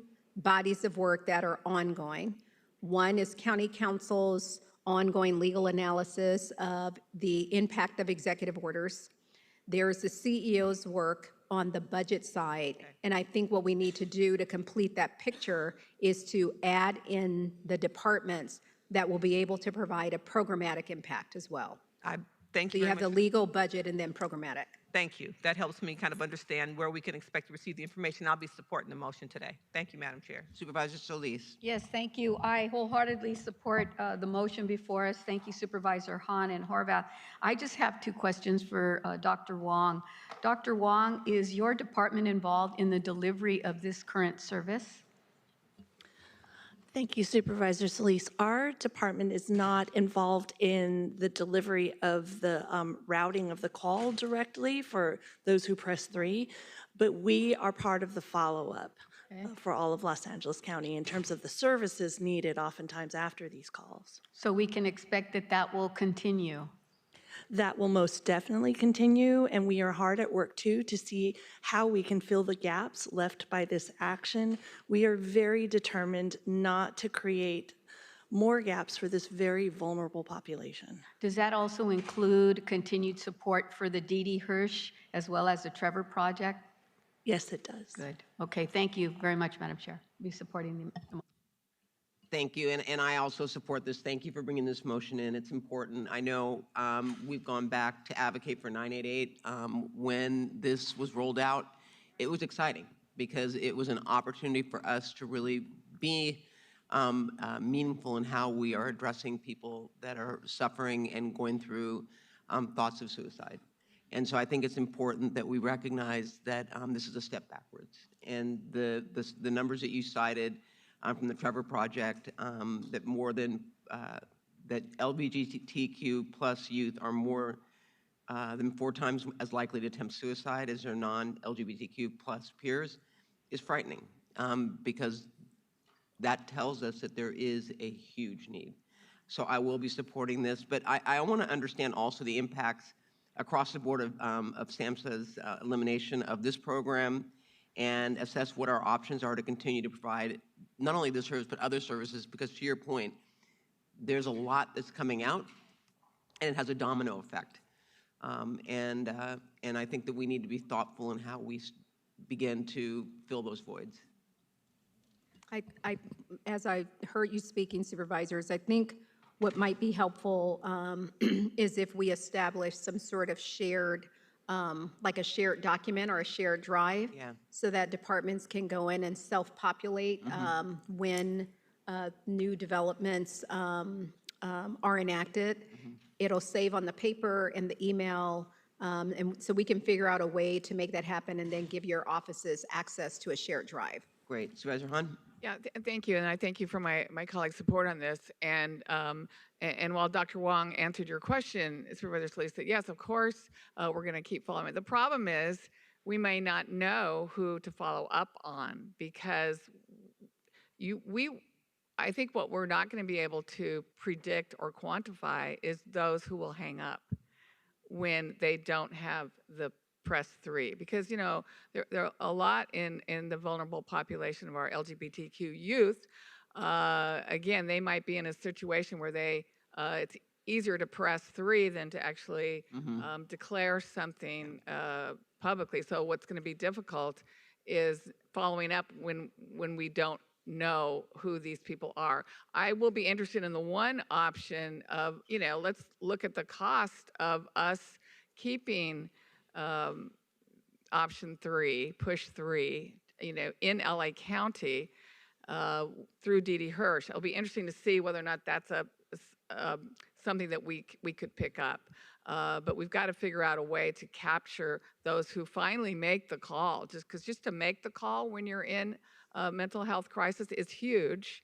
But then to not have the option that was so convenient and so easy for that population could be very disturbing to people, and they may just hang up. Thank you. Thank you. Executive Officer, would you please call those members of the public that wish to speak on this item?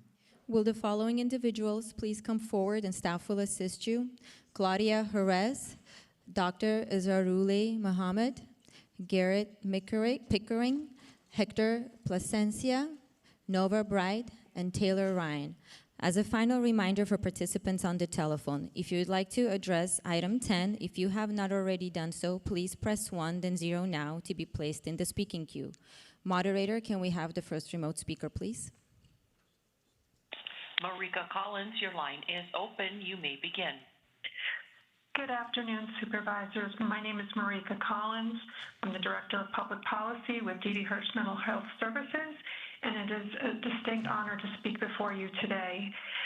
As you know, D.D. Hirsch is home to the nation's first and most comprehensive suicide prevention center.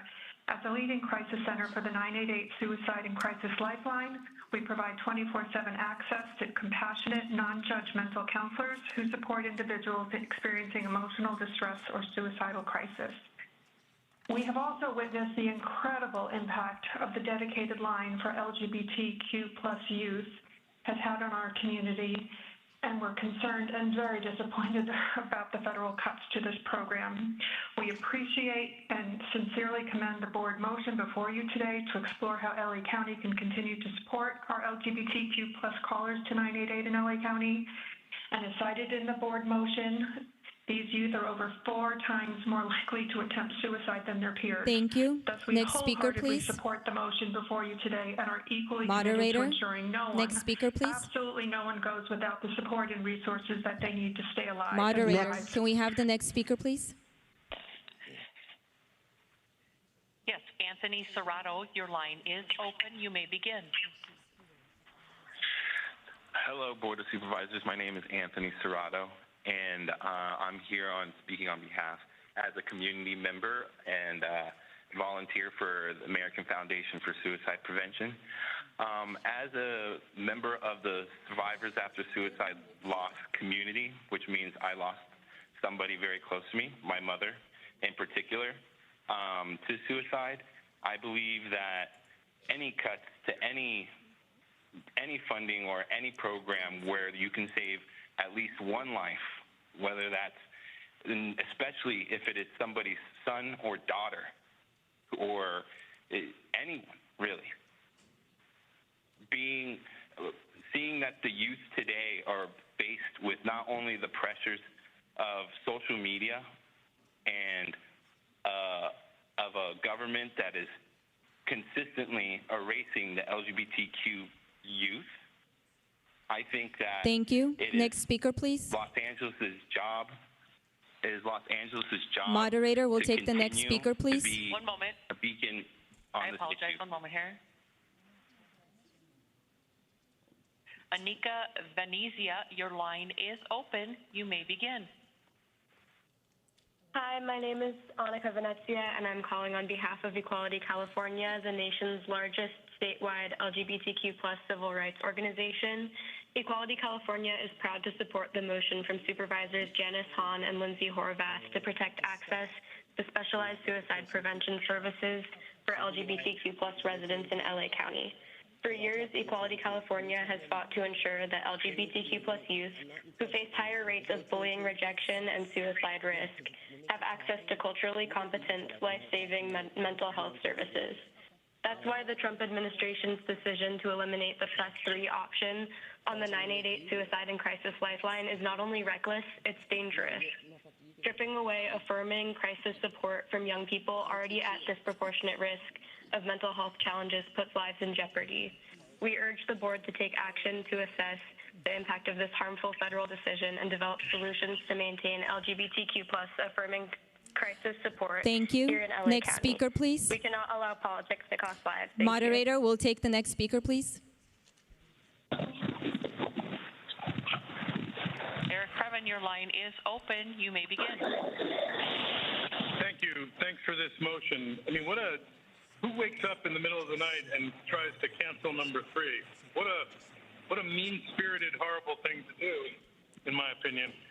But how about to Mitchell's point, how about a dashboard where everybody can see what's going on with respect to the county's footprint with the Trump administration? I don't think we should be sneaking around having private discussions about it. I think we need to be upfront so that everybody can see, because otherwise it's going to look bad and it could be worse. Let's try to stand strong for the things that we want to stand right behind. Now, the fact that you guys are out here for the youth and the LGBTQ is very moving, but of course, in 15 seconds, we're going to pivot toward the debacle of youth probation, which is directly under your supervision, and the 9 great supervisors coming forward who will take over unless Measure G gets properly put in front of the public. So thank you and good luck with Moderator, this. Thank next you for speaker, this part. please.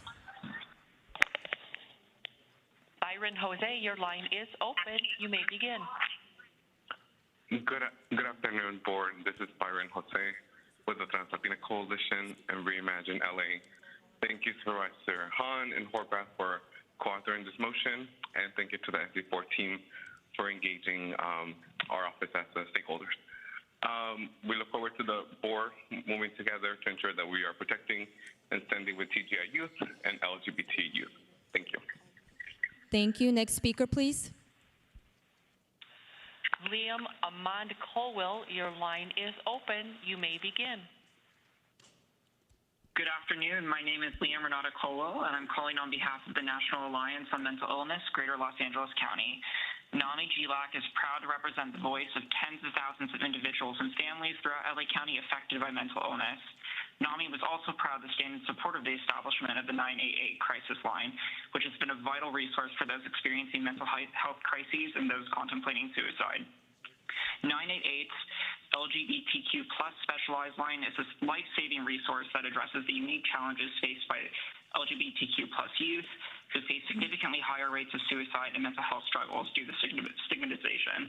The federal government's ending of funding for this vital component of the program is an attack on a vulnerable population already at high risk of suicide. Suicide is an urgent public health issue, and far too many Angelinos lack access to life-saving support, treatment, and care. That's especially true for LGBTQ plus youth. This program provides a life-saving resource, and NAMI GLAC family members Moderator, and next speaker, please. intimately understand its importance. Carrie Newman, your line is open. You may begin.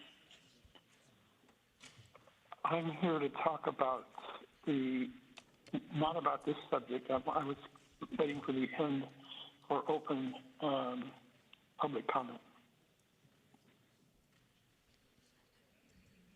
Please continue. All right, let's go to. Okay. Go ahead. Is this the time for open public comment? No. I'm sorry. Get back in the queue, and then we'll call you up under public comment. Thank you. Sorry, we will now Terry. go to Thank you, Terry. Public in-person speakers. In Please person. begin. Claudia Jerez, DPSS, DWC. Suicide prevention is necessary for the youth who are impacted in an adverse way. When they are vulnerable, when they are unable to cope with complex issues and hurtful situations, it is imperative to provide LGBTQ youth support. They need to improve their coping abilities and assist them in teaching them self-reliance, self-love, instruct them in building confidence and acceptance. Therefore, programs and staff that support LGBT youth must be provided the proper training and resources to engage the youth and advocate them and advise them or educate them and provide them necessary skills that will assist them in managing complex issues that affect them and will provide hope. Thank you. Next speaker, please. Hello, I am Taylor Ryan, a volunteer with the American Foundation for Suicide Prevention. In 2017, I lost my mom, Sabrina Jones, to suicide. It was and still is devastating. Losing someone you love is already unimaginably hard, but when the cause is suicide, the grief becomes even more complicated. I was 14 when my mom passed away, and my little sister was only 8. When she came out as pansexual, I was already painfully aware of the fact that children under 18 who lose a parent to suicide are 3 times more likely to die by suicide themselves. Now with my sister openly identifying as a part of the LGBTQ plus community, I knew she would need even more support, not just to grieve, but to navigate a world where acceptance isn't always guaranteed. As an older sister and a young queer woman myself, I made it my mission to not only stand by her, but advocate for the both of us. Today, I urge you to support this motion to protect the LGBTQ plus community and save lives like my mom from suicide. Together, we can create a world where fewer families have to. Next speaker, please. Hola, buenas tardes. Héctor Trinidad Plasencia, pronouns they, we, us, with Plasencia Consulting and chair of the Los Angeles County LGBTQ Commission. Gracias, Supervisor Hahn and Horvath, for this motion to explore what can be done and to prioritize lives in various ways as TGI communities are being eradicated and erased across the country. From CHLA's preemptively stopping services to our trans youth, to the Department of Homeland Security erasing transgender immigrants and their whereabouts. We look forward to finding ways to be able to continue to provide support. It is very dire and in need as our youth are looking for direction, for protection, and overall for our leadership to stand and resist against the erasure. Thank you so much. Thank you. Next speaker, please. Hello, my name is Nova Bright Williams, and I'm the head of internal training at the Trevor Project. I live in Burbank, and I wanted to thank Supervisor Hahn for introducing this motion to preserve suicide prevention services for LGBTQ youth in LA County in the wake of the Trump administration's reckless decision to end life-saving care that 1.5 million LGBTQ youth have relied on. As we've stated, LGBTQ youth are 4 times as likely to attempt suicide, and we estimate that every 45 seconds, one of these young people attempts suicide in the US. We don't have to agree on every policy, but we should agree that every young person's life is worth saving. I urge the Board of Supervisors to take action and pass this motion. The Trump administration is forcing the Trevor Project to shut down our 988 LGBTQ suicide prevention services this Thursday, and we need partners such as LA County to support us in continuing this life-saving suicide prevention work. Thank you for giving me the opportunity to be here today, and thank you for putting... Madam Chair and members of the board, that concludes public comment on this item. Item 10 is before you. All right, this motion is moved by Supervisor Hahn, seconded by Supervisor Horvath to approve the item. Executive Officer, please call the roll. Supervisor Solis? Aye. Supervisor Solis? Aye. Supervisor Mitchell? Aye. Supervisor Mitchell? Aye. Supervisor Horvath? Aye. Supervisor Horvath? Aye. Supervisor Hahn? Aye. Supervisor Hahn? Aye. Supervisor Barger? Aye. Supervisor Barger? Aye. Motion carries 5-0. Thank you. Now, Executive Officer, we're going to take up item number 20, which is the Measure B rate increase, including Supervisor Mitchell's amendment. For members of the public on the telephone, please press 1, then 0 to comment on the item. Representatives from the Department of Health and the CEO are present to answer any questions. For the departmental speakers, please state your name and title for the record. Supervisor Mitchell. Thank you very much, Madam Chair. And let me start by thanking the leadership of Martin Luther King Community Hospital. I see Dr. Batchelor, the CEO present, members of your board, executive team. I see true community icons, Sweet Alice Harris. Thank you for being here, Sweet Alice. And it's important as we talk about the rich present of this hospital in terms of the amazing work they're doing today, but also its rich legacy and how it got opened in the first place. And Sweet Alice, if nobody else here understands that, you certainly do. You know, this hospital was stood up post-Watts Rebellion at a time when then government was actually attempting to course correct from years of benign neglect. And so I appreciate you all being here. We're having the conversation about Martin Luther King Community Hospital today in the context of Measure B. And just to clarify for everyone and remind us all, Measure B was approved by voters in November of 2002. And its goal was to provide revenue to support the county-wide system of trauma centers, emergency medical services, trauma prevention, and bioterrorism response activities. It supports both the county hospital system, private systems across the board. And so we're here today, and I want to talk a little bit about this hospital because I am the point of my motion, my amendment, colleagues, is to amend what's being brought to us by Dr. Galley. But let me start by saying that I appreciate what is currently included in her letter, recognizing that our County Department of Health Services and The private safety net system is facing catastrophic federal and state Medi-Cal cuts. And so I am indeed happy that we have a Measure B, and that Measure B, according to this letter, would allocate $6 million more in ongoing funding to support our Department of Public Health. That's critical at this time. But again, I proposed an amendment to the motion to provide $9 million in one-time Measure B funding to Martin Luther King Community Hospital, because I feel that what the letter missed was an opportunity to support one of the most, if not the most, impacted hospital emergency departments in the county that relies on Medi-Cal funds. MLK Community Hospital is located in unincorporated Willowbrook and serves as a critical healthcare resource for the South LA community. We've got some slides I hope that the Executive Office will show. We wanted to share these slides to just give everyone a common frame of reference and a context.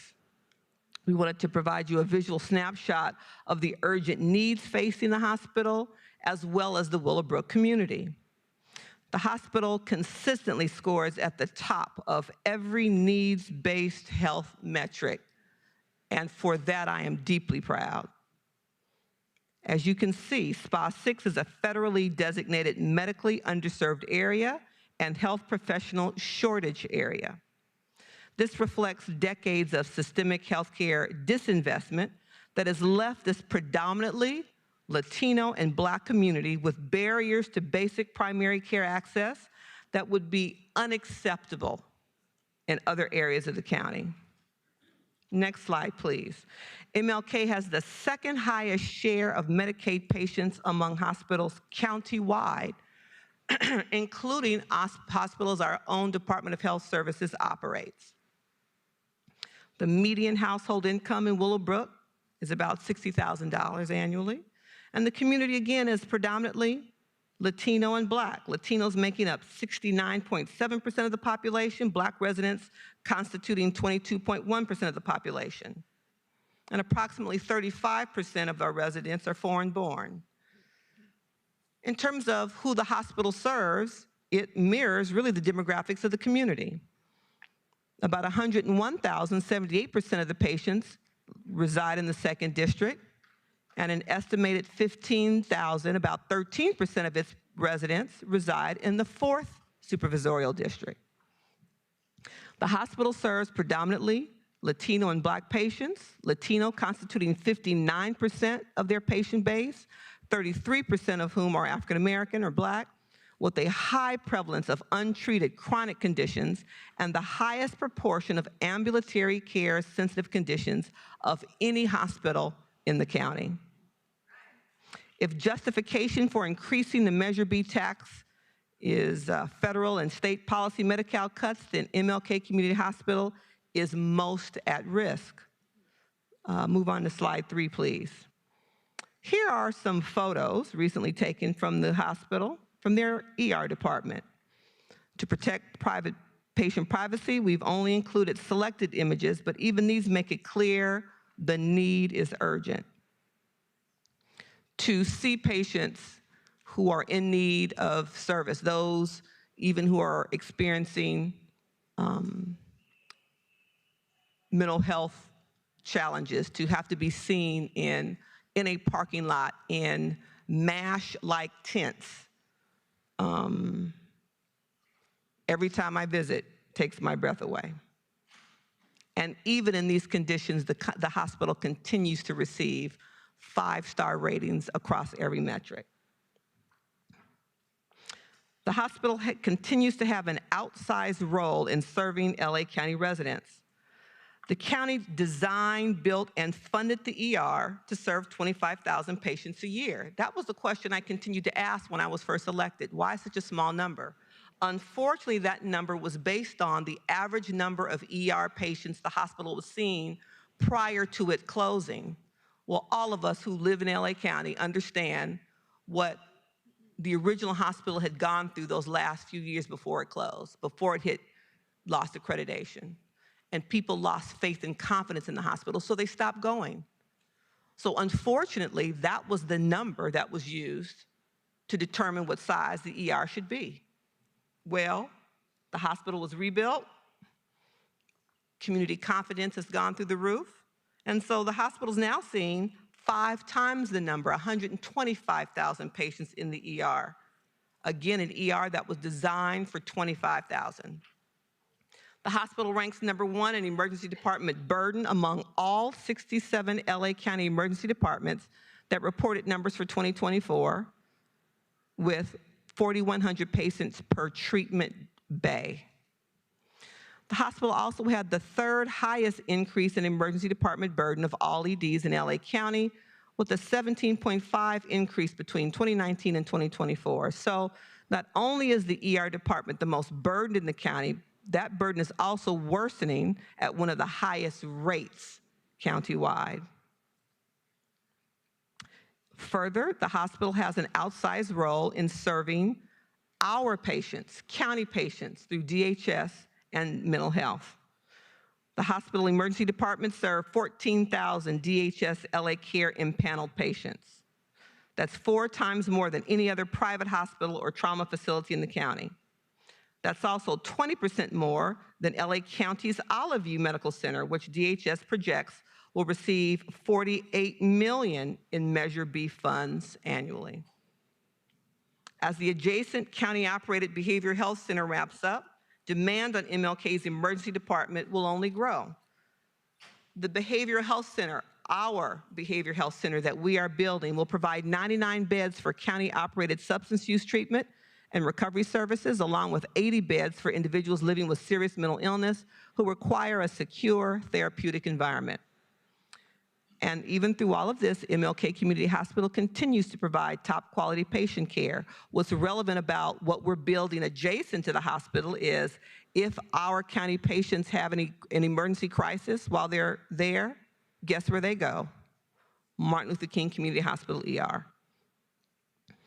Again, this spring it received an A grade from the Leapfrog for hospital safety. It's been recognized by the Joint Commission as a Diabetes Center for Excellence and included in the California Hospital Compare Maternity Honor Roll for 7 consecutive years, proving what other labor and delivery hospitals have not been successful at doing is allowing Black and Latino women to deliver safely and survive labor and delivery. The hospital's emergency department burden substantially contributes to its emergency department deficit of more than $25 million.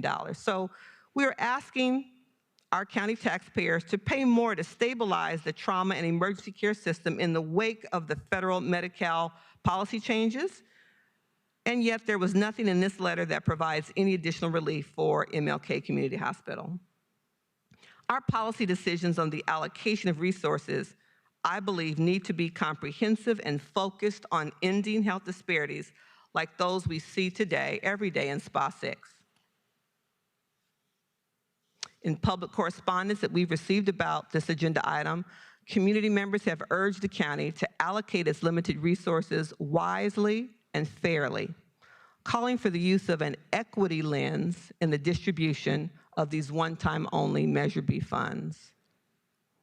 And for that reason, I ask for your support of a community institution, an institution born out of community demand, a community outcry 60+ years ago, a community whose health disparities haven't changed much tragically in 60 years, but a community who has restored faith in this institution, an institution that continues to provide stellar services, and again asking for allocation of $9 million in the one-time funding to MLK from Measure B. You know, what's unique about the Measure B funds is, as Department of Health Services is looking at unfortunate across-the-board cuts, and we looked at all kinds of ways in which we could continue to provide support to MLK, this source of funding doesn't kind of come out of the DHS direct budget. So we thought that it was a win-win across the board, and again, we're disappointed to see that it was not included in the letter. This decision impacts real lives every day and helps a community who's received decades of systemic disinvestment, which will only be exacerbated by actions taken by the federal government in their attitudes around poor people and whether or not we have a right to high quality health care in our own communities. So with that, Madam Chair, I ask my colleagues for their support of my amendment. Thank you, Supervisor Hahn. Thank you, Madam Chair, and thank you to Dr. Galley, to Alan Wecker, Ricky Tadeo, and the entire team at the Department of Health Services for your work on developing the Measure B rate increase board letter that we have before us. As Supervisor Mitchell said, back in 2002, our LA County voters voted to bestow on the Board of Supervisors the authority to provide, through Measure B, the necessary funds to sustain and support a system that residents have either used or will end up using: our trauma, our emergency centers, and bioterrorism response. It's never an easy decision for the board to increase a special parcel tax. However, in the last 23 years, the board's only increased it 4 times, the last being in 2022.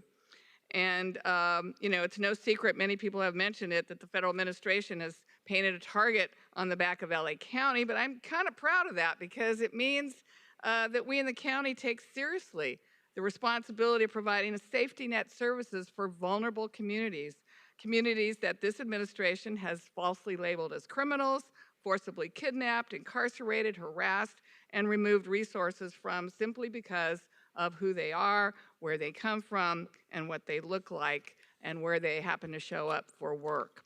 I'm going to be supporting this board letter in front of us because I know that with this additional $86 million, we will be able to have some assurances on a lot of things, but mainly that our countywide health system will be able to respond to the scariest and most vulnerable times in our residents' lives. I know it's a difficult decision anytime we're asked to raise a tax, but I think we'll be in financially better position to help those in need later on down the road. It might be $86 million now, but if we don't act to do this, we may end up spending hundreds of millions of dollars later because we didn't adequately resource our trauma and our emergency systems. Thank you, Supervisor Mitchell, for your continued advocacy of MLK Junior Community Hospital, and it is good to see many of my friends here in the audience. I know the history of this hospital extremely well.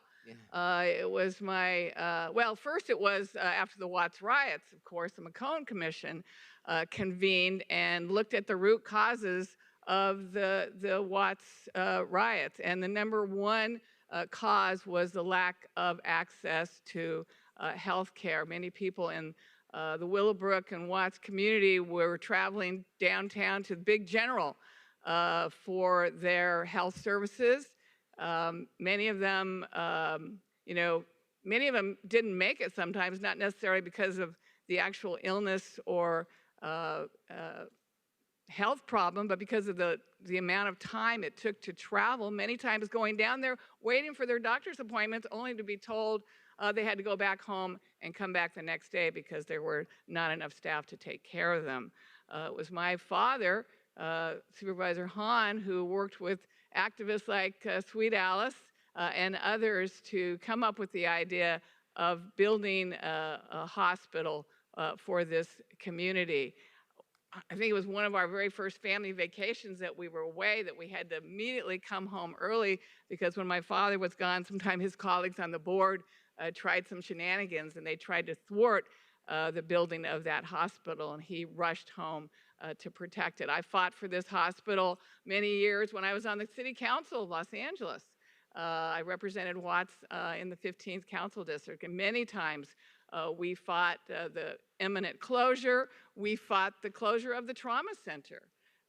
This was a hospital whose trauma center and emergency room where the Department of Defense would send their military doctors in to train at the hospital because many times in that community it seemed like a war zone. And the experience that doctors had at that hospital were unparalleled in terms of what other doctors experience across this country. So I know very much the importance of this hospital, and that is why in 2024, when we had a similar item on the board, I, along with my colleagues, voted to provide Martin Luther King Hospital Jr. with Martin Luther King Jr. Hospital with $20 million of one-time funds. The same unallocated funds, because we believed that the work this hospital does is critically important, not just to the Watts community, but as Supervisor Mitchell said, anybody on the Harbor Freeway that finds themselves in a major car collision or some other kind of emergency will need to depend on that hospital and the doctors there to save their lives. My staff has recently toured the hospital, and they attest to the great work this hospital does every single day. But with the needs of Martin Luther King Jr. Hospital, I also know that there are other needs throughout the county as it relates to emergency rooms, trauma centers, and bioterrorism. So I would like to introduce my motion that is a little different than Supervisor Mitchell's motion, which Supervisor Solis has co-authored, and I believe it will support and stabilize emergency trauma and bioterrorism resources throughout the whole county. So I've been told I have to read the whole thing. In 2002, the Los Angeles County voters supported Measure B for the sole purpose of funding the countywide system of trauma centers, emergency medical services, and bioterrorism response. Aside from the ongoing funds that the County Board of Supervisors designates with the recommendation from the Department of Health Services, there is also unallocated one-time monies of Measure B that either the board or the Measure B Advisory Board can recommend for distribution to proposals and other needs submitted by both the county and non-county health partners. As of July 2025, there is $20 million of unproposed, unallocated, one-time Measure B funds. There are currently critical needs that align with Measure B standards that may not need ongoing funding, but will benefit greatly from one-time funding in order to continue providing and supporting the county's response to trauma, emergencies, and bioterrorism.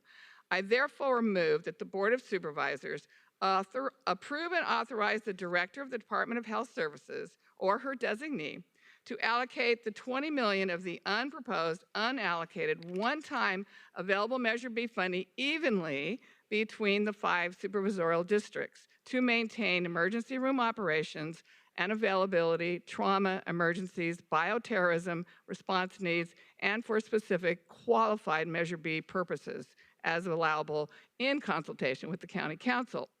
And 2, delegate authority to the Director of DHS or her designee to work in conjunction with each supervisorial district and the CEO to identify projects within each district that meet the requirements of Measure B with the funding not to exceed $4 million per supervisorial district. And further, delegate authority to the Director of DHS or her designee to execute the necessary agreements with the aforementioned entities to include such approved funding for the FY 2025-26, provided that such agreements contain all provisions necessary to comply with proper reporting, monitoring, and oversight of the use of Measure B funds. Such agreements are subject to the review and approval as to form by the County Council and to take all other necessary actions to disperse the funding to the aforementioned entities. That is my amendment. While those who are here obviously supporting the MLK Hospital, and Supervisor Mitchell has asked for $9 million of those one-time funds. If her amendment does not pass and mine does pass, then she will also have $4 million to appropriate to the hospital on top of the, I think there's $5 million from that $20 million that she will have this year. So that is money going to the hospital. I just want everybody to know that we all do care about that hospital and want to make sure that we can say that. Thank you. Thank you. I'm going to ask a question. The board letter is to increase the amount of Measure B that we tax on, correct? Correct. And yet we're going to take 20 million and use it as a slush fund to divide by 5 and give to hospitals that may not fit the criteria of the Measure B Advisory Board.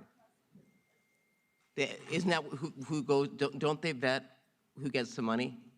If if there's unallocated funding that is available at the time the MBAB meets, then the MBAB will meet typically in the fall, and it would put together a set of recommendations based on applications that are submitted to the MBAB. There's already been about over $200 million worth of applications submitted to the MBAB, and the application is still currently open. And then those recommendations would come back to the board for a decision point about whether to accept, deny, or modify the recommendation. So there's currently money sitting there that's unallocated. Yes, approximately. And we're going to we have a board letter before us to increase how much we're taxing when we're not spending the money that's in there.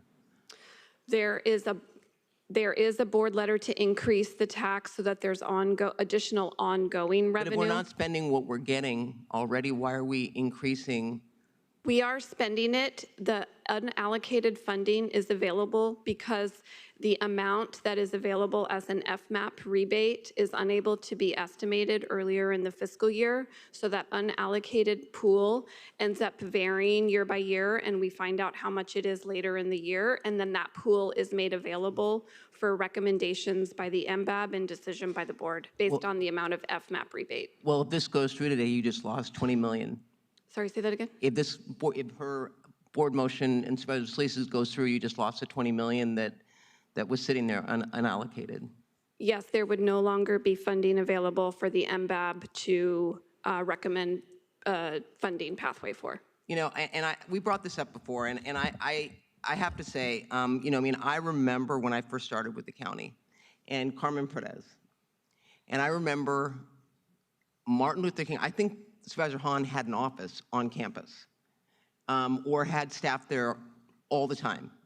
And if we had a malpractice come before this board, the action plan, the reason why we have action plans in place or corrective action is in part because of MLK, because he didn't want it just to be about paying, you know, someone who had been harmed by the system, but to fix the hospital. So MLK probably had the best equipment of any hospital in LA County.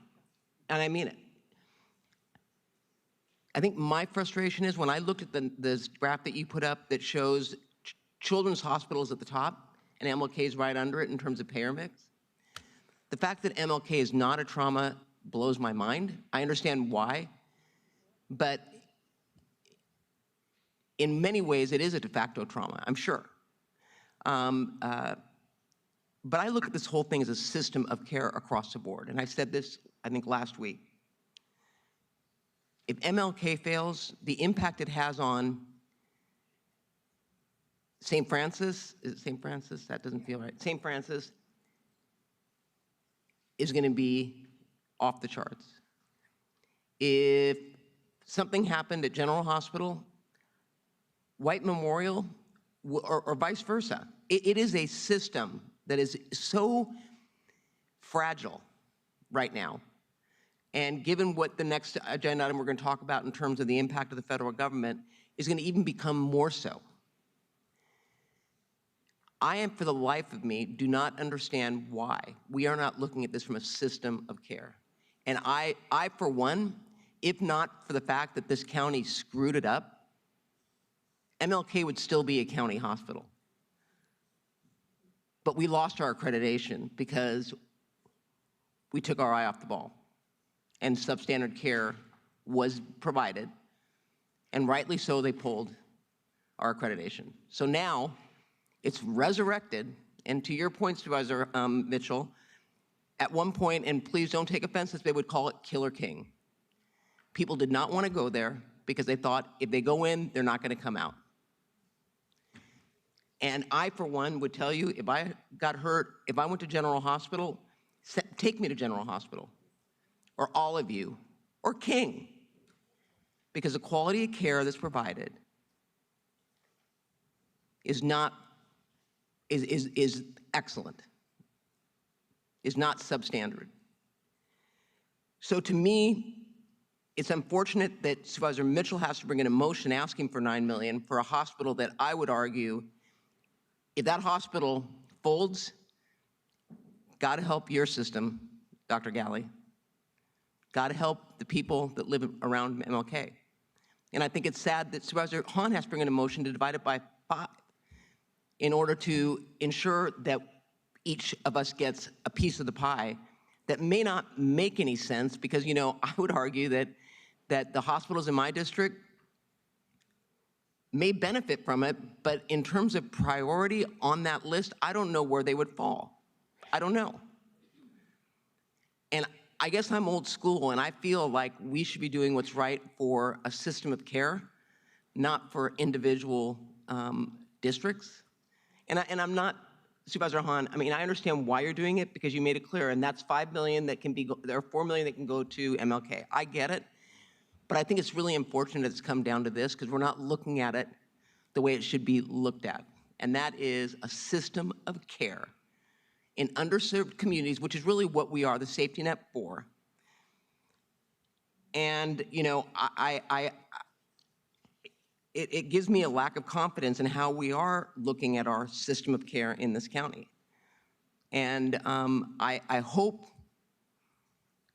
that when I look at Measure B as a trauma tax, facilities are not all the facilities that are getting this money are trauma, but that doesn't make them any less worthy of receiving the funding.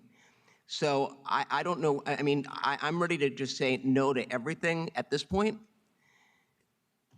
and ask that you regroup and come up with priorities that look at a system of care across the board, recognizing underserved areas like where MLK is, like around White Memorial, that area right there, the payer mix there, Antelope Valley.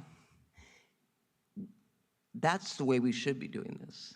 So, Supervisor Solis. Thank you, Madam Chair. And I do join Supervisor Hahn in her amendment. And that's not to say that I want to minimize my support for MLK, because since I've been on the board, I have been supportive prior to your coming here, Holly. And Mark Ridley Thomas was a big champion. And I know that he may be listening to us right now. And, you know, he really worked very hard to secure a lot of funding. And I met many people in that time that I started about all the good things that had occurred at MLK. And I'm glad, because I too remember serving back in Washington, hearing about the, you know, dilapidated hospital at that time, that we had to do something, and MLK was resurrected. And I'm happy to say that I have on this board also voted for $20 million to be given to MLK, which is on leased property by the county, but nonetheless it is considered a private hospital. But that's not to say that the services there are not needed. They are. And I know that community is changing, and it's very, very much in need of services. I've gotten a lot of calls also from people calling into my office to support the item. But I also know too that I have one of the flagship hospitals, General Hospital, that is also in need of support. And as you point out, you know, we still have gaps in our system. There's no doubt about it. White Memorial helped to salvage Beverly Hospital in Montebello about 2 years ago. And they're still trying to make up funding to help that hospital that was primarily, I want to say almost 100% Latino, immigrant, and Medi-Cal and Medicaid patients. And they're surviving on a shoestring. We didn't get any Measure B money for that. And I advocated for that. So I kind of feel like, yeah, we definitely need more money, more support. And our flagship hospital, you know, we don't need to compare apples and oranges, but LA General helps everybody as well in the county. People come there because of specialty care, because we have the premier heart surgeons. We have some very highly qualified individuals that will come from all over the county that get service there. On an average, last year, I think they saw well over 200,000 patients. 200,000 patients. They didn't all come from my district. They came from other places as well. And I know that a recent grand jury report that was issued said that We were the 4th busiest emergency department in the entire country. In the country. And that says something about where we are as a system. I too was surprised that we weren't directly beneficiaries of more funding there. And I know people may have an idea that, well, it seems as though it's a newer hospital, but not really. Not when you see in proportion to the number of people that are being served there. And the need is so great. And I saw that repeatedly for so many years during the COVID pandemic. And I did see people working there and people that tried to get there, taking 3 buses to come all the way from Southgate, Southeast cities, and as far away as Downey to come and meet appointments at General. So I want to say that, you know, people go where I guess they believe that there is a good system of care, and hopefully they will come to all of our hospitals. And MLK is one of those, and I've heard many great things and know people there, and I'm happy to see so many people in the audience here supporting MLK, and as we should. But I too want to see how we can increase the pool of funding, because we all have needs in our district. And it's unfortunate. I'm not always supportive of divide by 5, but I've been a product of it since I've been on this board in many ways. And I have to say that in some cases, we are in a crisis. And we're going to hear more about that in the following motions that are going to come up about the fiscal crisis that we're going to face. And I hope that there isn't talk about closing clinics or hospitals. And that's something that all of us should be very much aware of. So with that, Madam Chair, I just want to say that I support the amendment by Supervisor Hahn. Thank you. Supervisor Mitchell. Thank you very much. Let me start by responding to Supervisor Hahn's acknowledgement that she and others did vote to support a $20 million allocation from Measure B one-time funds to the hospital in 2024. It was over 4 years, and it was intended to bring the state to the table as a funding partner. We were clear when we did that that alone wasn't going to be sufficient to fund the $25 to $35 million annual gap created by the huge volume of emergency department patients. We understood that. What happened was an election. And what happened was the state committed to match us at $25 million. The mechanism that they were going to use was through state Medicaid. And as we all know, that just went away. So I wanted to clarify, yes, the $20 million was voted on. It was a part of a strategy to bring in state dollars. The state now can no longer match. With regard to the divide by 5, with all due respect, Supervisor Hahn, I feel like a divide by 5 response to my motion is some shenanigans too. I feel your daddy's pain. I feel a divide by 5 conversation in the context in which we have talked about equity and using an equity lens in this county is shenanigans. Let me clarify. The letter has allocations in it that we're attempting to amend. So as you said, everybody would get 4. You fail to acknowledge the $2 million that would go to Big General for the storage unit. You fail to acknowledge the $6 million in this same letter that would go to Catalina. So if we're gonna be clear about what this letter would do if your amendment passes, it wouldn't be an equal divide by 5 for all districts. And again, I'm not talking about equality, I'm talking about equity.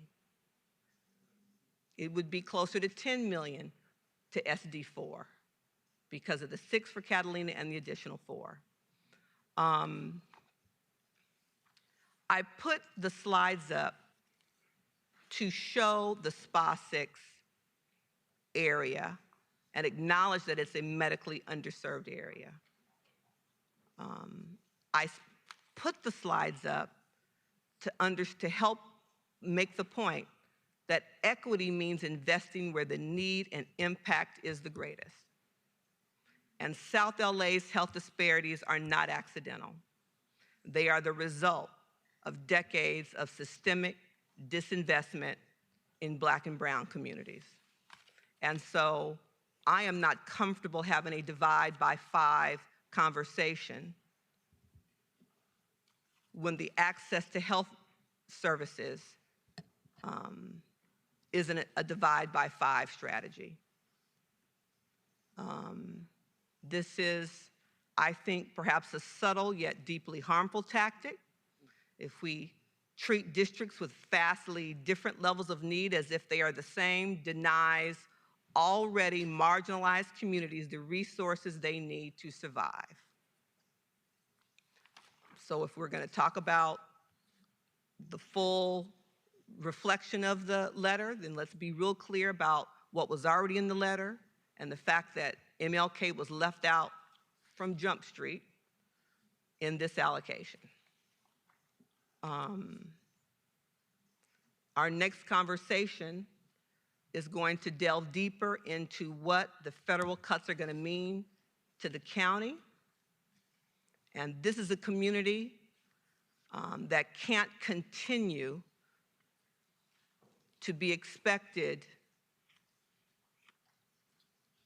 to not have an equity lens used when we apply diminishing resources across this county.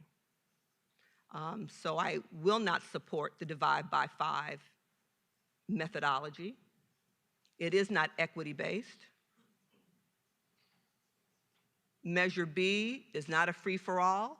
It had very specific goals when it was established, and I believe my amendment to the letter is an accurate and appropriate reflection of the wishes of the voters at that time, as well as those in the immediate communities, both District 4 and 2, who disproportionately benefit from the services of the hospital. So again, I'll stand by the green sheet motion that I brought forward. So may I ask something? Because I actually feel that the kind of discussion we're having is unfortunate based on the fact that that we all, like Catalina, when you talked about Catalina, I understood and fire stood behind you because if something happens when you're on the island, that is it. But I think it's unfortunate. First of all, the Measure B task force is made up of county employees. Well, for the most part. EMS, you, who else? Maroney? There's a fire representative, public health, and then there's a number of private sector representatives. But overwhelming county, I think. It doesn't matter. What I want to ask is if the board would consider directing the CEO in coordination with the directors of DHS, Public Health, and the Measure B Advisory Board to report back in writing in 90 days with an analysis of the formula utilized to allocate ongoing Measure B funding. Because again, Measure B was set up for trauma and then to help offset, like we used it for, I think, air ops as well for transport. But I think the landscape has changed and we're hearing that. Catalina would not have been considered for Measure B when it first passed, but yet the landscape has changed and Catalina was facing closure. MLK actually, I think, got Measure B, but then we closed it because we couldn't keep the accreditation. So I have to wonder if maybe it's time for us to rethink how we are allocating so that we are not having this debate over equity, equality. I mean, across it should be based on need. And I think that the argument that Supervisor Hahn made on Catalina is compelling from the standpoint of where it's located. On the payer mix, not so much, but still, from the standpoint of where it is, yes. And Supervisor Mitchell, I was going to say Supervisor, I was going to call her Katie Hahn. Supervisor Mitchell makes equally as a compelling argument because it's in an underserved area and it's second on the list of under Children's Hospital and surrounding its payer mix. I have to wonder if maybe we are trying to, we're putting a Band-Aid on something that needs to be completely overhauled. And so I would rather have us do that than do this divide here that I feel is really unfortunate but ask for a 90-day report back so that we can look at the system as a whole and look at how the formula, I mean, recognize this, but on the 20 million, look at how the allocation is taking place. To that end, Supervisor Barger, you know, we often have conversations about, we do audits, we get reports, and what happens. In 2014, the state auditor found that the county lacked a comprehensive assessment of its trauma system and could not demonstrate that Measure B funds were being allocated based on need. And I don't know what happened after that 2014 audit, and it's 2025. Maybe that goes back to your point in terms of looking at the whole in the current climate, if you will, looking at the entire decision-making process about how Measure B funds are being allocated and how need is being defined. We shouldn't perceive it as kind of a slush fund to go to help health systems or hospitals. Measure B, the voters opined. Up until this point, I didn't view it that way, but now I'm starting to scratch my head. I mean, I really do, I'm very concerned about the decision-making process on how it's allocated. The fact that, again, we are fighting it out here over this money based on the needs of the community that are legitimate on both sides for 20 million. I mean, I will be honest. I know AV is a need, but you don't see me bringing in a motion on AV because they're getting some allocation. I mean, they would love more money. Now I probably opened up Pandora's box. But the point being that this kind of discussion, you know, we've got Sweet Alice in the audience who, you know, talk about writing the book on MLK. You probably could write it and have some pretty interesting stories, but this is not the way we should be deciding how we provide money for a system of care that is like literally the safety net, and by the grace of God, one of us is not ending up in one of those rooms tonight on the way home. Supervisor Mitchell? Oh. I mean, I think we should vote on the amendments, and then, but what we're doing here today, if the board letter passes, which, by the way, it's my understanding that that's what Dr. Galley and the team do in the board letter. They do allocate what they consider to be the needs as it relates to Measure B's priorities. What I'm thinking is your idea, Madam Chairman, for the next round, if the board letter passes and we can raise another 86 million, then I think we look at whatever you. No, I'm talking about for the 20 million. Yeah, no, I'm not in favor of that. Okay, and then you know, I mean, it's like you're not going to get a consensus on the board, and that's unfortunate.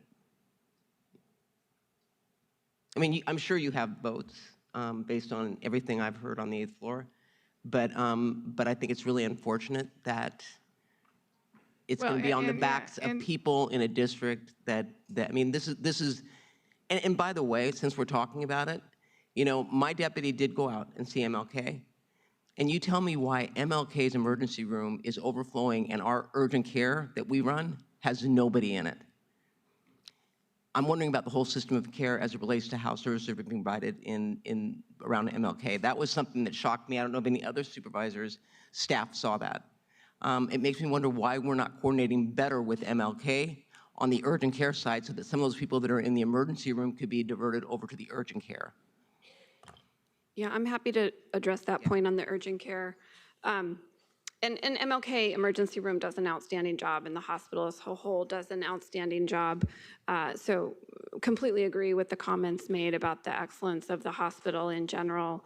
The urgent care located on the MLK campus has done a lot of work, which is ongoing, to continue to collaborate with the emergency department.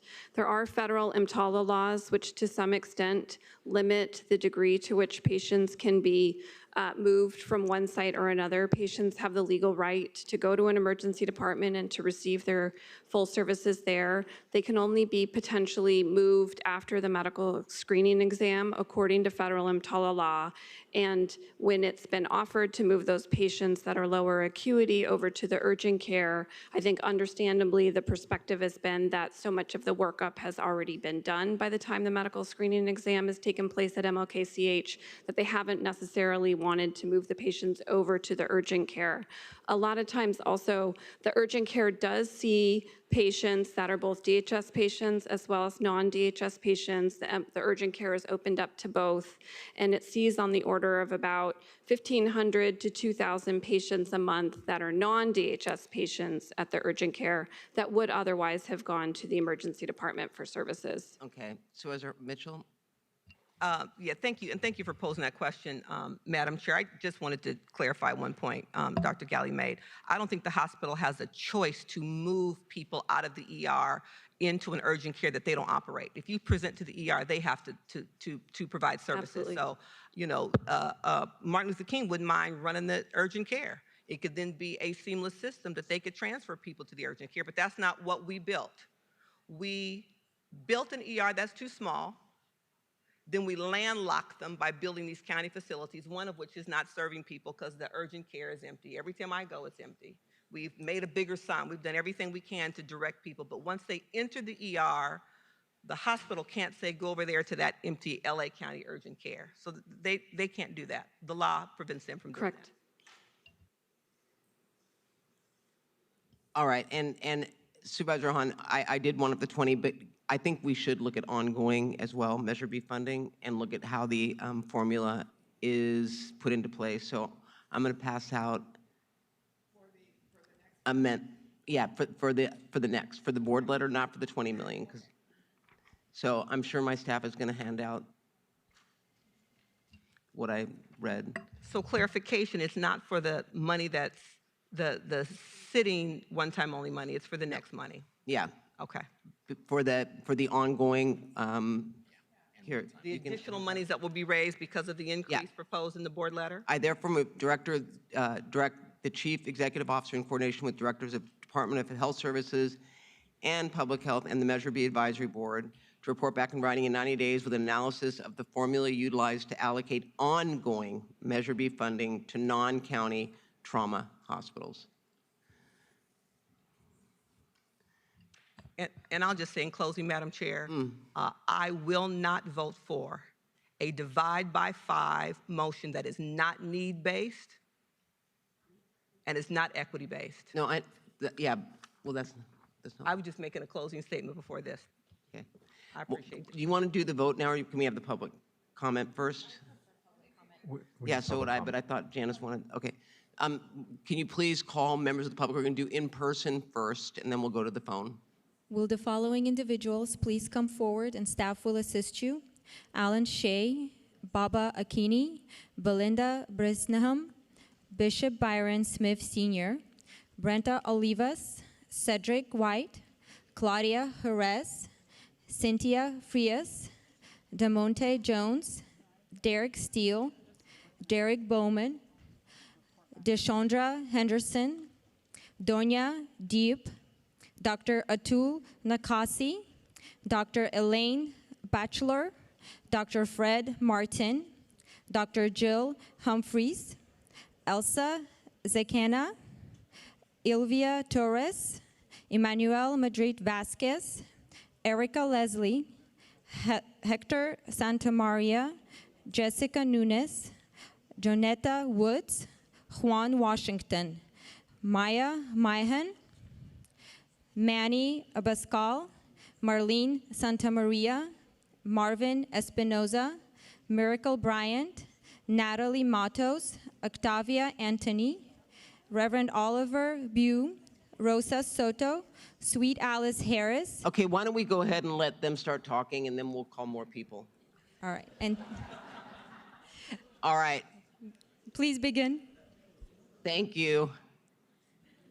My time?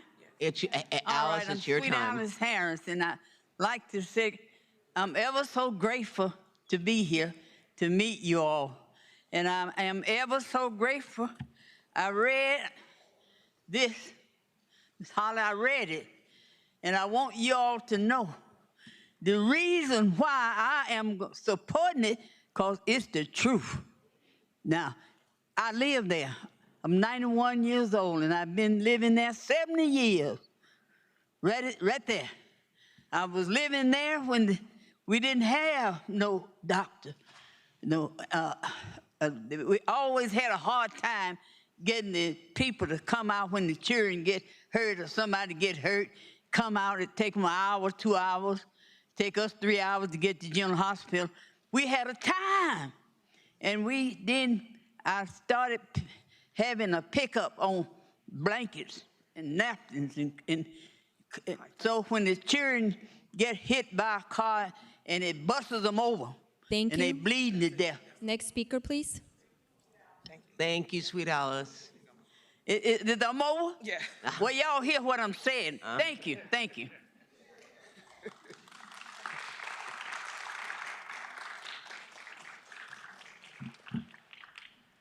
Yes, good afternoon, board. My name is Jonetta Woods. I am Sweet Alice's daughter, her granddaughter, actually, her director of programs. And I'm here to tell you why that hospital is very important. My grandmother, on April the 26th, I had to call 911 because her blood sugar was 58.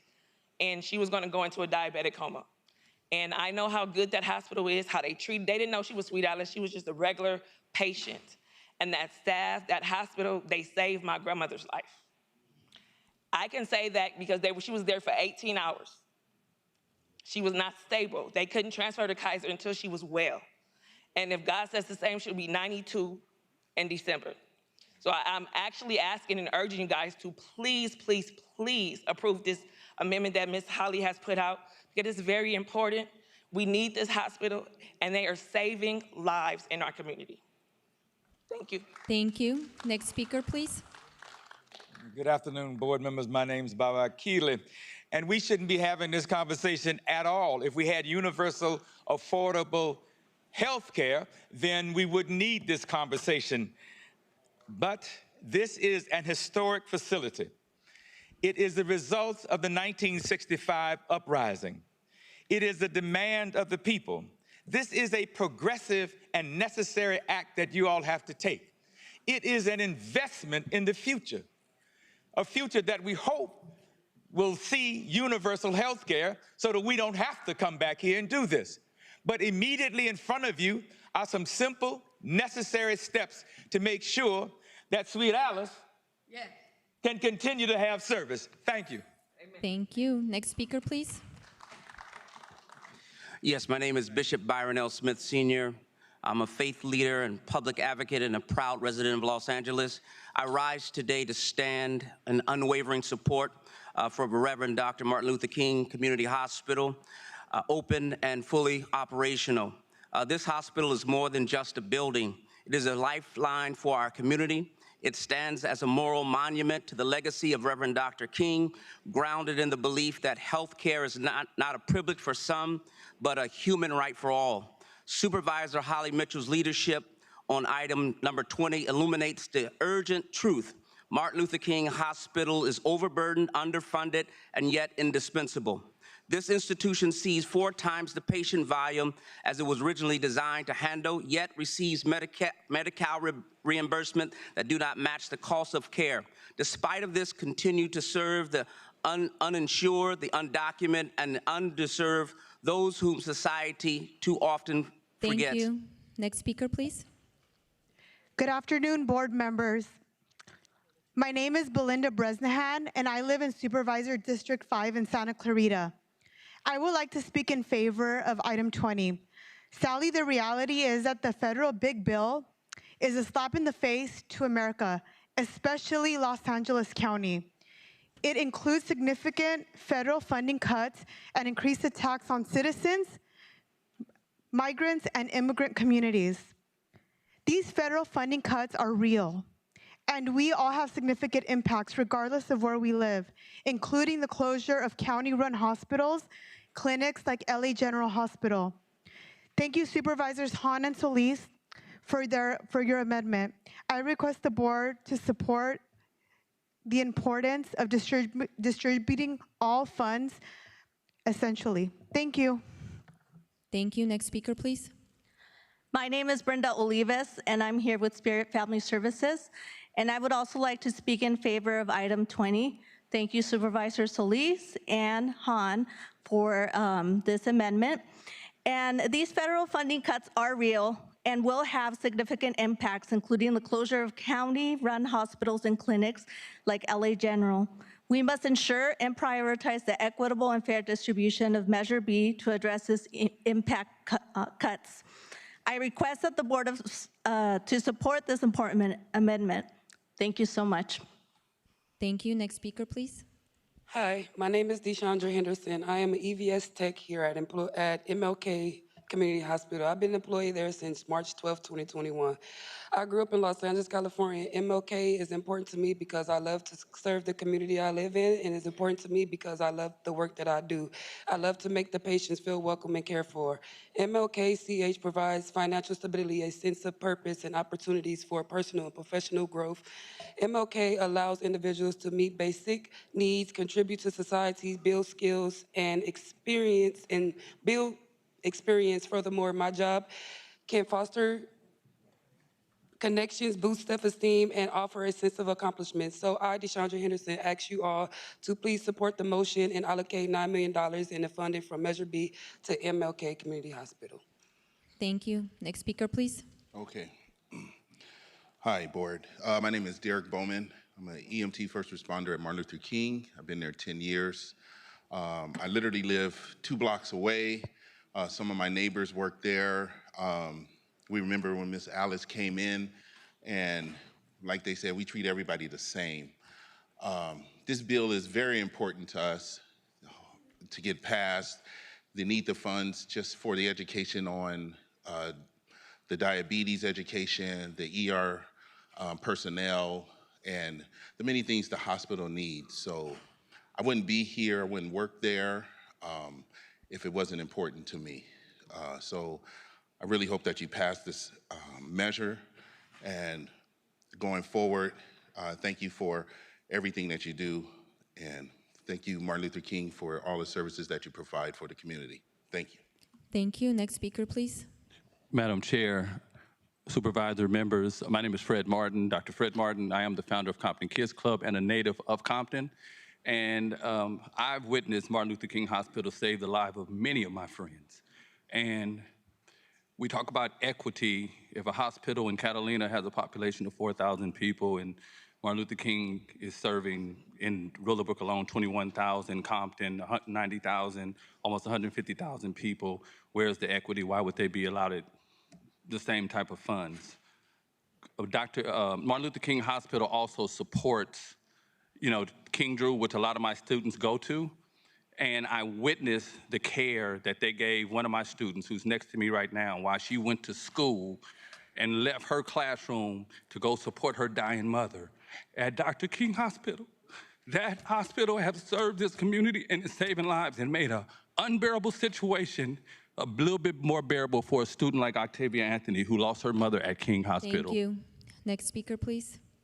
Hi, I'm Octavia Anthony. I am the student of Dr. Fred Martin from Compton Kids Club. My mother died in 2018. She had stage 4 cancer when she came to Dr. Martin Luther King Hospital, and the nurses and the doctors there honestly were the light of my life and kind of made it better than that situation could have been. They allowed my family to stay, my entire family to stay after hours, spend the night. They allowed me to come. I came every single day after school. If I did not have that across the street from me, I don't know where I would have been today. I wanted to run away at one point, and when I ran out of the hospital, Fred Martin was coming in, and he saved my life because I don't know where I was going or what I would have done if that hospital was not right there. So I support this, and I think that this hospital is going to save many lives. Even though my mom passed, it saved my life. Next speaker, please.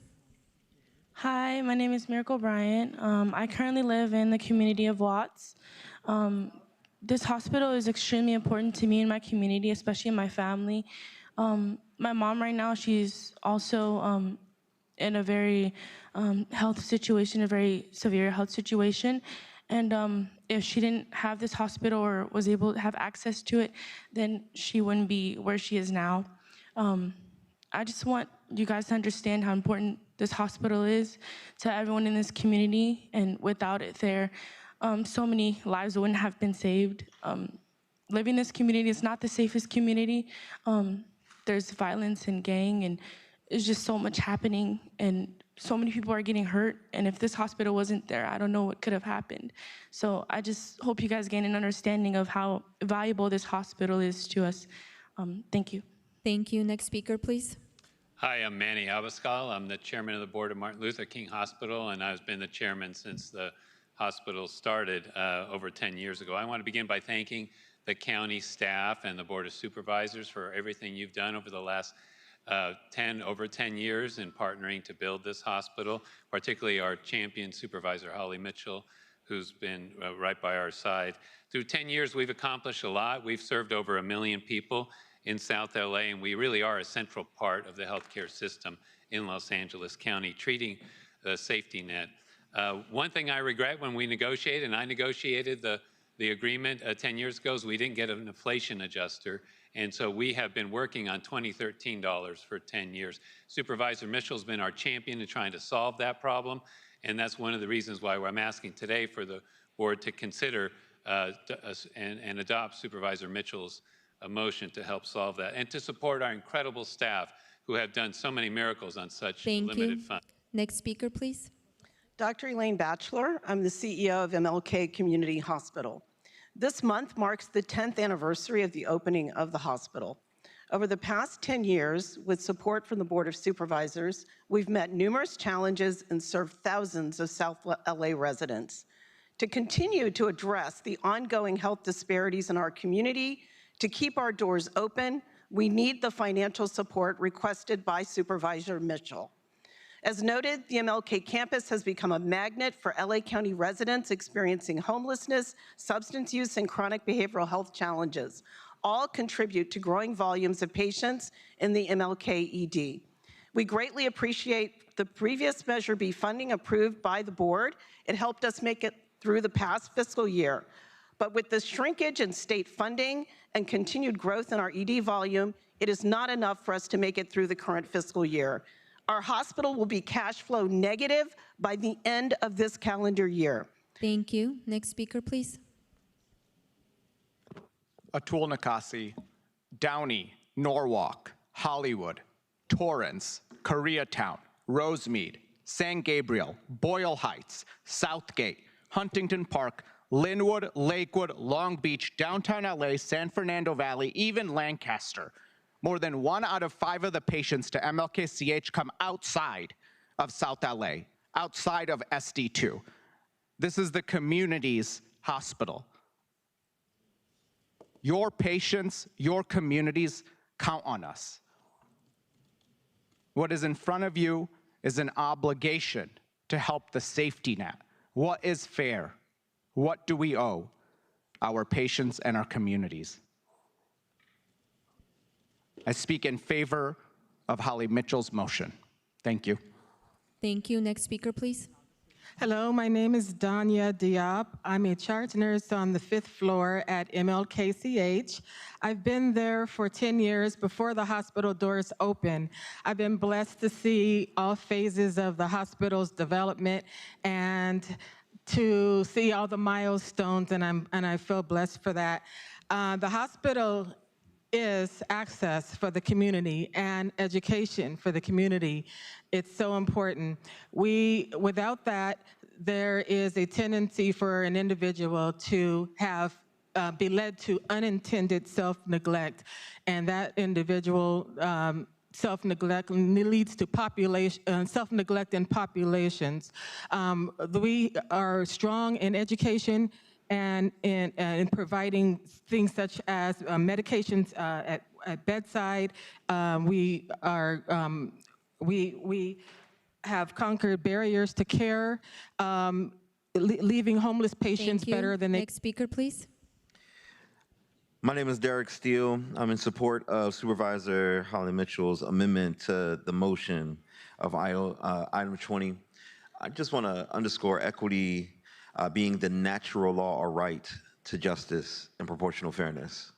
And so when we start thinking about the proportional fairness, you start looking at the gravity. And I think the brother that actually outlined how folks are actually coming to this hospital to be serviced and to be seen speaks to that, right? And so when we're taking these things into account and really want to make sure that we're underscoring equity as a space of how we want to distribute these resources and make sure that they are taking care of spaces that are taking care of our people, you know, we got to underscore that. And I'm really glad that you did that today, Supervisor Holly Mitchell.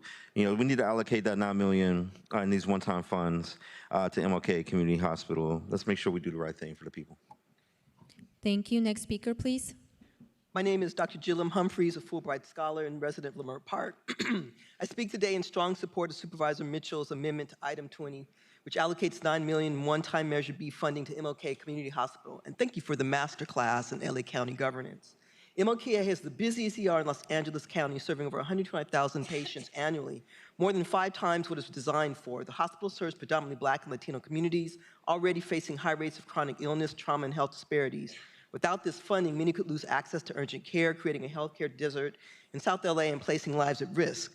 I've also had the unique experience of living in countries that I've had to use these emergency and trauma institutions in both Ethiopia and South Africa, so I know how critically important they are. As a child, I remember my parents discussing how during segregation, Black families migrating from the South were restricted to living in South LA, where there was no county hospital.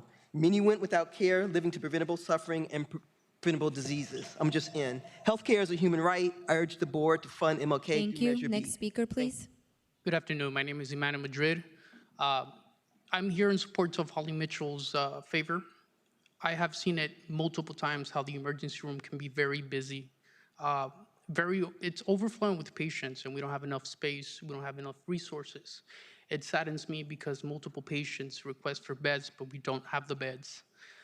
We even have patients out in tents sometimes because that's what we can do. That's all we have at this point. So I do request the support from the board to please allow Holly Mitchell to assist us with this.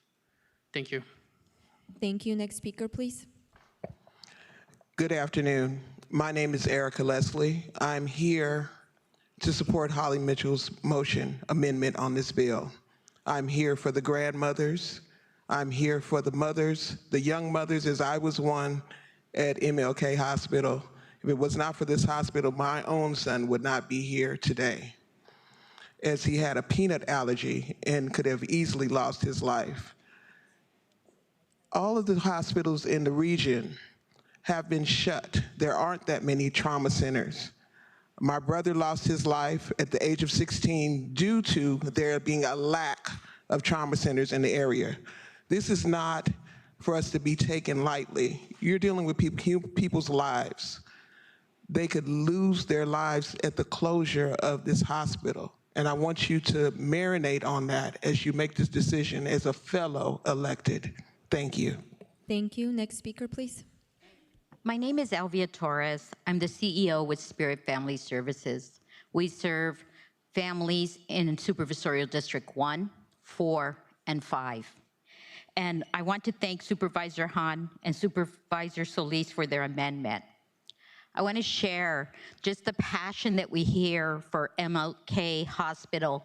My family relied greatly on General Hospital. My brothers and sisters, without the county support, we were all born there. My mother had an accident and died. Before she died, she went to 2 hospitals that turned her away. General Hospital was there, extremely grateful for their immediate care that they gave her. These institutions, this hospital, is important in all communities. So thank you. Thank you. Next speaker, please. Hello, my name is Hector Santamaria. I'm an employee and patient at MLK Hospital. When I work in the ER as EVS, I've seen how busy it can get.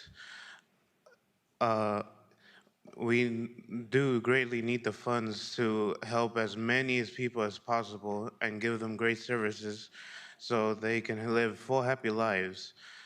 Both mental health and physical patients need all the care they can get, and Measure B will be a great help for all patients in MLK's care. Thank you. Thank you. Next speaker, please. Esteemed Board of Supervisors, guests, public. My name is Marvin Espinoza, and I proudly serve the children, youth, families, and communities in South Los Angeles. I am here in support of Supervisor Mitchell's amendment, item number 20, to allocate $9 million in one-time Measure B funding to MLK Community Hospitals. MLK, as we know, we heard, serves 125,000 emergency patients annually, and that's 5 times what it was designed for. It has the most burden emergency department in LA County and serves predominantly Black and brown patients with chronic diseases.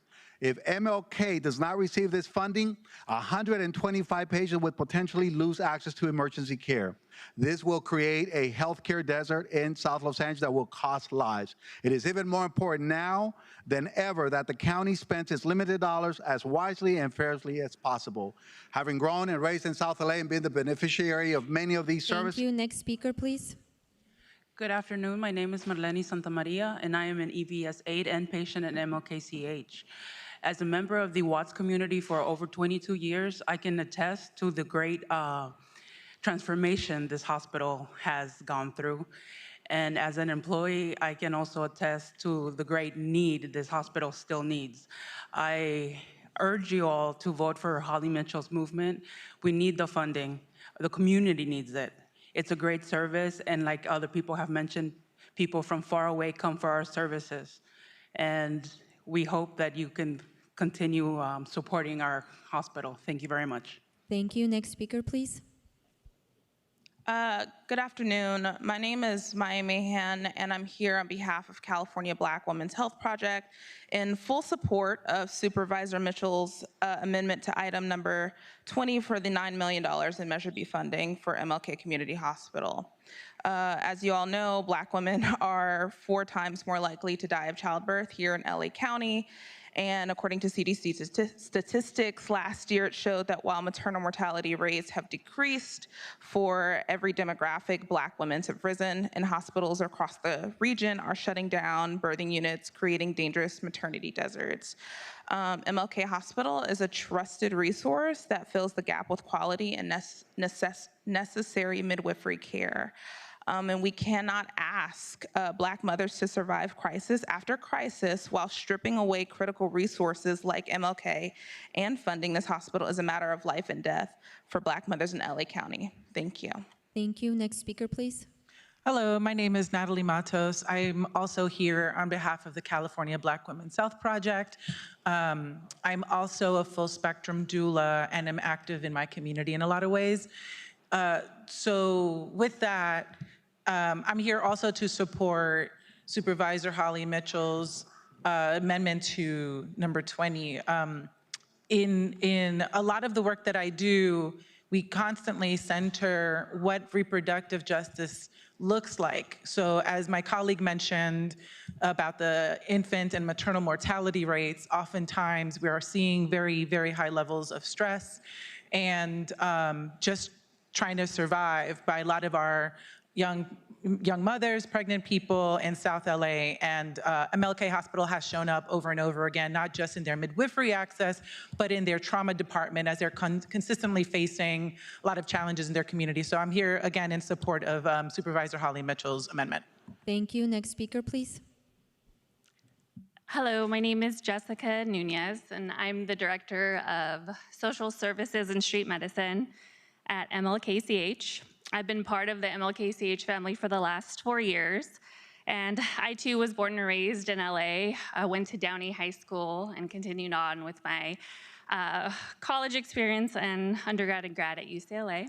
Both my parents grew up in Compton, and I have the privilege of serving the South LA community and leading multiple teams at MLKCH. This measure is about health equity.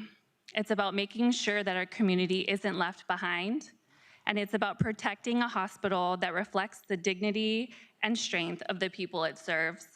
Please support the motion to allocate $9 million in funding from Measure B to MLKCH. Thank you. Thank you. Next speaker, please.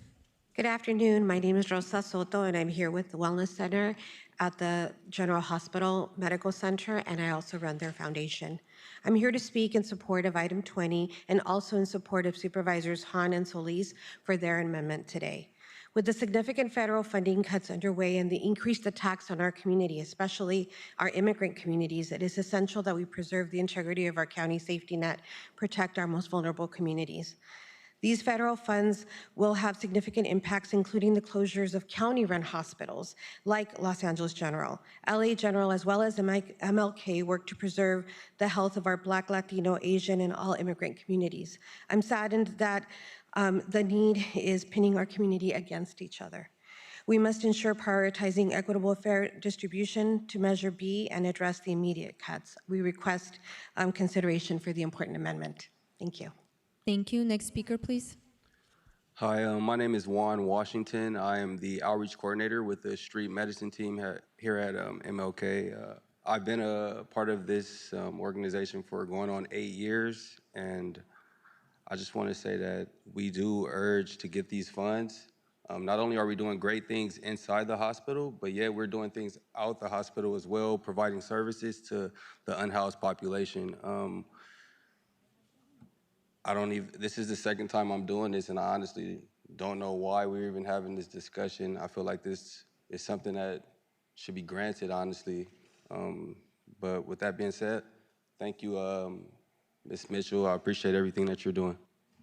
Thank you. And Thank you. Before you start, what I'm going to do is I'm going to let the people that have been called up to speak, and then we're going to go to the phone, recognizing that it's almost 5 o'clock. I'm going to have to leave at 6, so I would like for us to, and we've got other items, if we could hear from the remainder here, and then at 5:30, we will cut off and take a vote.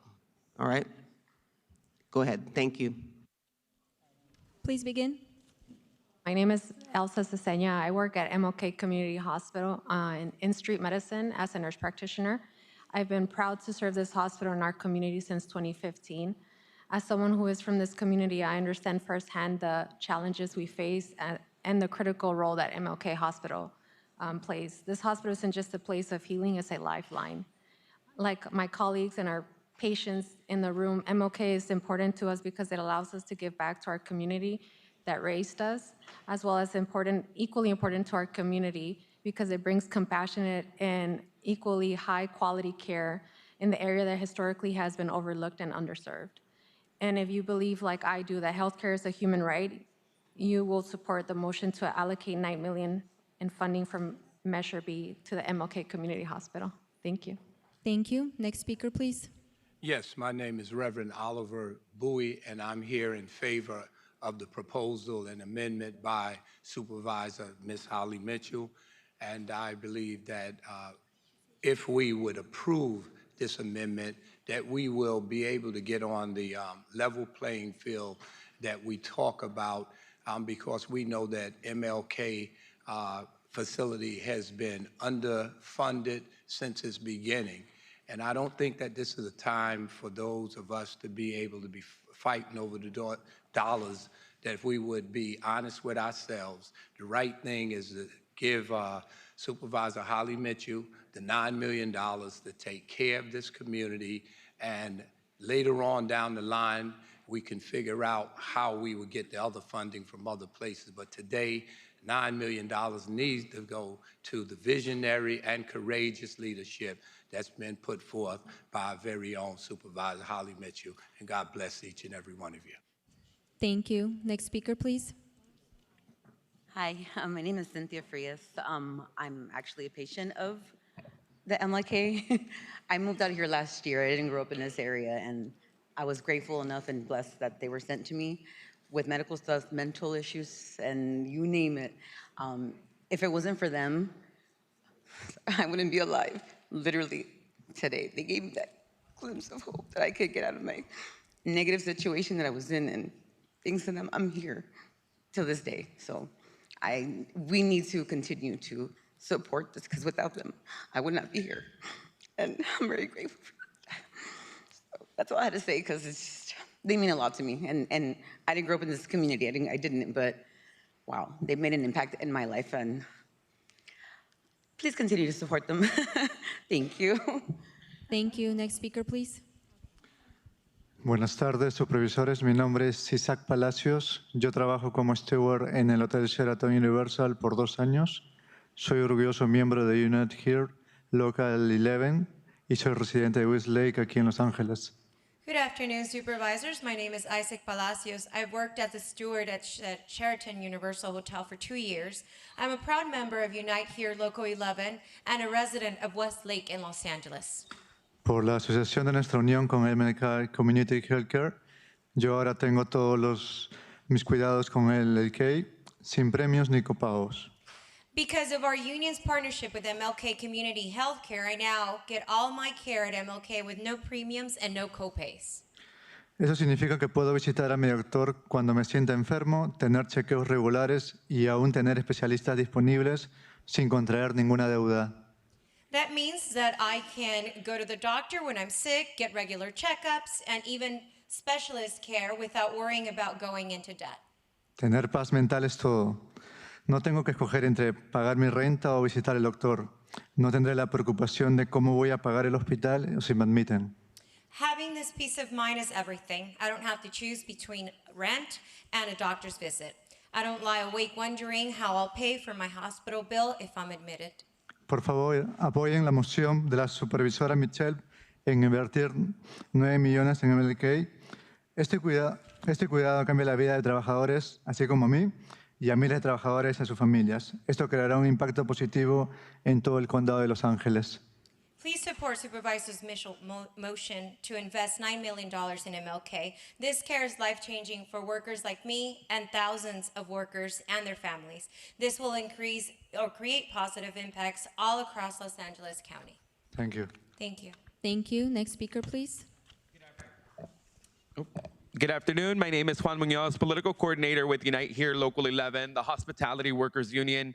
We strongly support Supervisor Mitchell's motion to invest $9 million from Measure B funds to MLK Community Healthcare. MLK is quite literally a lifesaver for our members. Because of our innovative partnership with MLK, 2,000 of our members and 3,000 lives, when we include their families, receive care at these world-class facilities. I'm one of them. We pay $0 in premiums and $0 in copays for all services thanks to our hard-fought contracts. As this board knows, 40% of Americans carry medical debt. Our members, mostly women and people of color, can breathe easier knowing that they will never acquire such debt. This plan covers part-time workers too, from every corner of the county. Many contribute their labor to make the hospitality industry successful in downtown, the west side, or along the coast. Next speaker, please. Timothy Watkins, President and CEO of Watts Labor Community Action Committee. It's going to be hard to share what I have to say in 1 minute, but I'll do my best. 72 years ago, I was born to Palm Lane Housing Development, which was where Martin Luther King Hospital would eventually be built. My mother went into labor. My father worked at Ford Motor Company. She had to call a taxi cab to take me to Temple Hospital here downtown to be born. I've been with that hospital through the years of all of the championship with Maxine Waters, Janice Hahn, Kenny Hahn, you name it, and now Holly Mitchell as she tries to do the right thing by that hospital. I have to say that Catherine has the best idea when she says to deal with what the greatest need is. I support Holly's amendment, but we really would need you to. Thank you. Next speaker, please.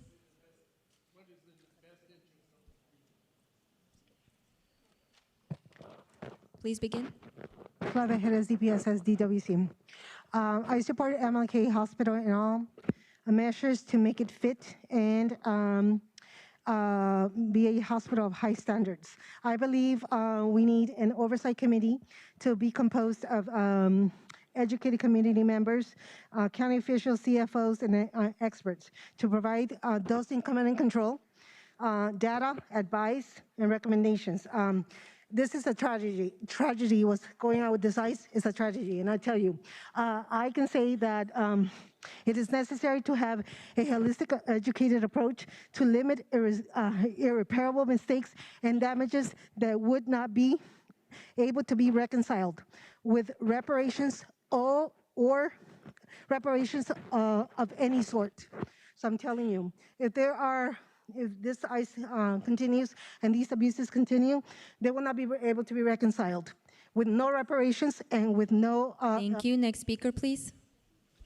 Hi, I'm Tim Kilpinski, the incoming CEO for Catalina Island Health. It is the only medical facility on the island. I'm here in favor of item 20. Catalina Island does a great job marketing, being a luxury tourist destination, but 90% of the people that live on the island are in the hospitality and service business. And according to the K-12 records, 81% of the community is minority, 24% are below the poverty level, and we have 2 times the student homelessness that LA County and California has due to the high cost and low availability of housing.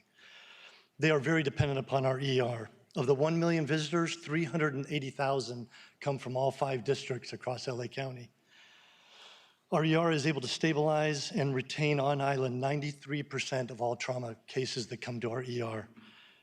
By keeping it open, it'll save the county $14 million in helicopter expenses. Thank you. Thank you. Next speaker, please. Hi, my name is Terry Lou Robinson. My mother's name is Cheryl Ann Thomas. I was born at Broadway Hospital, but I later wind up living on Wilmington and Popular. I had cut my eye, and I was able to go down to the hospital by bus to make it there at MLK.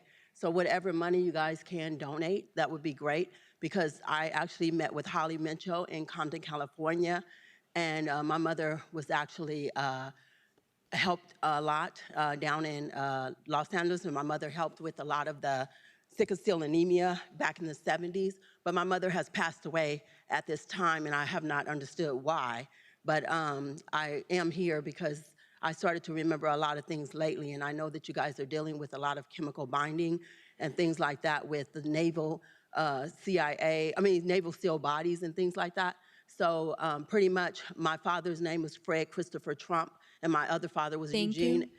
Next speaker, please. Good afternoon, Bruce Pollack with MLKCH. I had the honor to study economics with a Nobel Prize winning professor, taught me about economics, the allocation of scarce resources. And today, you have that responsibility to allocate some extremely scarce Measure B resources. And in light of federal and state cuts to Medi-Cal, Measure B tax increase will not generate sufficient tax dollars to adequately support the identified recipients or winners and losers to stabilize the county's system of care. A $9 million allocation for MLKCH will certainly help to support the hospital, which is projected to run out of money by the end of the year. I strongly support Holly's motion, but I also implore you to look beyond what is needed today or what is needed 6 months from now to come up with a fair allocation for the... We will now go to remote speakers. Moderator, can we have the first speaker, please? So for the next half hour, we're going to have remote speakers, and then we will move forward. David Carlisle, your line is open. You may begin. Good afternoon, supervisors. My name is Dr. David Carlisle. I'm the president of Charles R. Drew University of Medicine and Science, located right across the street from MLK Community Hospital in the Willowbrook area of Los Angeles. I'm also a resident of unincorporated South Los Angeles. I join you today to speak on item 20 in support of Supervisor Mitchell's amendment to item 20 to allocate $9 million in one-time Measure B funding to MLK Community Hospital. MLK Community Hospital is an outstanding, world-class hospital and a vital safety net institution that our community depends on. There is no wiser investment in keeping this life-saving hospital open in a part of Los Angeles County with the greatest healthcare need. I strongly urge you to include $9 million in the Measure B allocations to MLK Community Hospital and prioritize our most health vulnerable communities. Thank you very much. Thank you. Next speaker, please. Moises Algope, your line is open. You may begin. Good afternoon, Madam Chairman and esteemed supervisors. My name is Moises Aglape with Assemblymember Mike Gibson. And Assemblymember Mike Gibson is in support of Supervisor Mitchell's amendment motion to item number 20 to allocate $9 million in one-time Measure B funding to MLK Community Hospital. This allocation must be guided and by needed equity. Any other approach would send a harmful message that the community is not valued and that the county is not committed to applying an equity lens in its decision-making. MLK Community Hospital is a critical safety net institution, and its closure would create a healthcare desert in one of the county's most underserved areas, putting Black and brown lives at risk. It was just last year Assemblymember Mike Gibson has advocated for $20 million to save MLK Community Hospital and is committed to keeping these important services in Watts Willowbrook community. Assemblymember Gibson urge you to include the $9 million to MLK Community Hospital into Measure B allocations and prioritize our most health vulnerable communities. Thank you. Next speaker, please. Pastor Robert Taylor, your line is open. You may begin. Thank you. Good afternoon, supervisors. My name is Pastor Robert Taylor. I'm pastor of the Beulah Baptist Church for the past 35 years, as well as president of the Watts Area Ministers. And I come before you this afternoon in support of Supervisor Holly Mitchell's amendment to item number 20, which would allocate $9 million in one-time Measure B funding to MLK Community Hospital. Thank you for your time, and I am praying that you will do the right thing today. Thank you. Thank you. Next speaker, please. Sonia Dawson, your line is open. You may begin. Thank you. I'm Pastor Sandra Dawson of the New Mount Calvary Baptist Church of Los Angeles, California, and I am here in support of the amendment item agendized as item 20 and Supervisor Holly Mitchell. And I want to thank you to the supervisors for this opportunity to say just a few words on behalf of the faith community. As a pastor of a 62-year-old church, I've witnessed firsthand how this hospital serves not only physical needs, but also restores faith in our healthcare system. We are grateful for this hospital's presence in Willowbrook, and many of our congregation members have found excellent care and emotional support there. It's more than a hospital, but it is a vital partner to faith-based organizations. Their culturally competent care and understanding of our spiritual needs makes a real difference in how our community experiences health and healing. The impact of this hospital goes beyond medicine. They care for the whole person. And for our church, New Mount Calvary, this hospital has restored not just health, but hope. Thank you for the efforts Thank you. Next speaker, please. Fund MLK. Satra Zarita, your line is open. You may begin. Thank you. Good afternoon. I'm Satra Zarita, Vice President of the Compton Unified School District in Compton City Clerk. I'm here in support of the amendment to item 20. Access to quality health care should be a human right.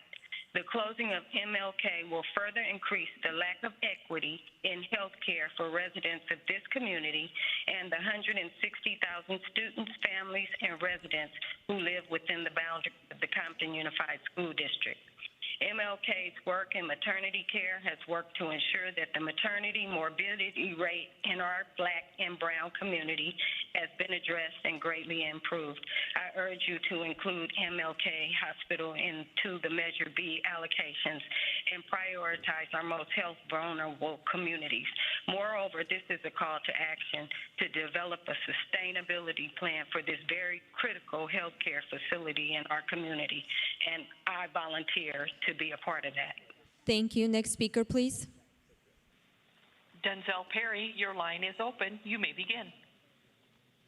Good evening, Board of Supervisors. My name is Denzel Jordan Perry. I'm a proud resident of unincorporated Compton, as well as a member of the Board of Education for the Compton Unified School District.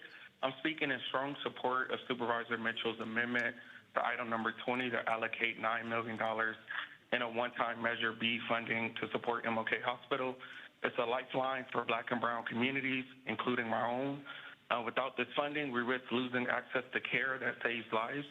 Getting care just 10 minutes sooner can improve survival rates by up to 25%.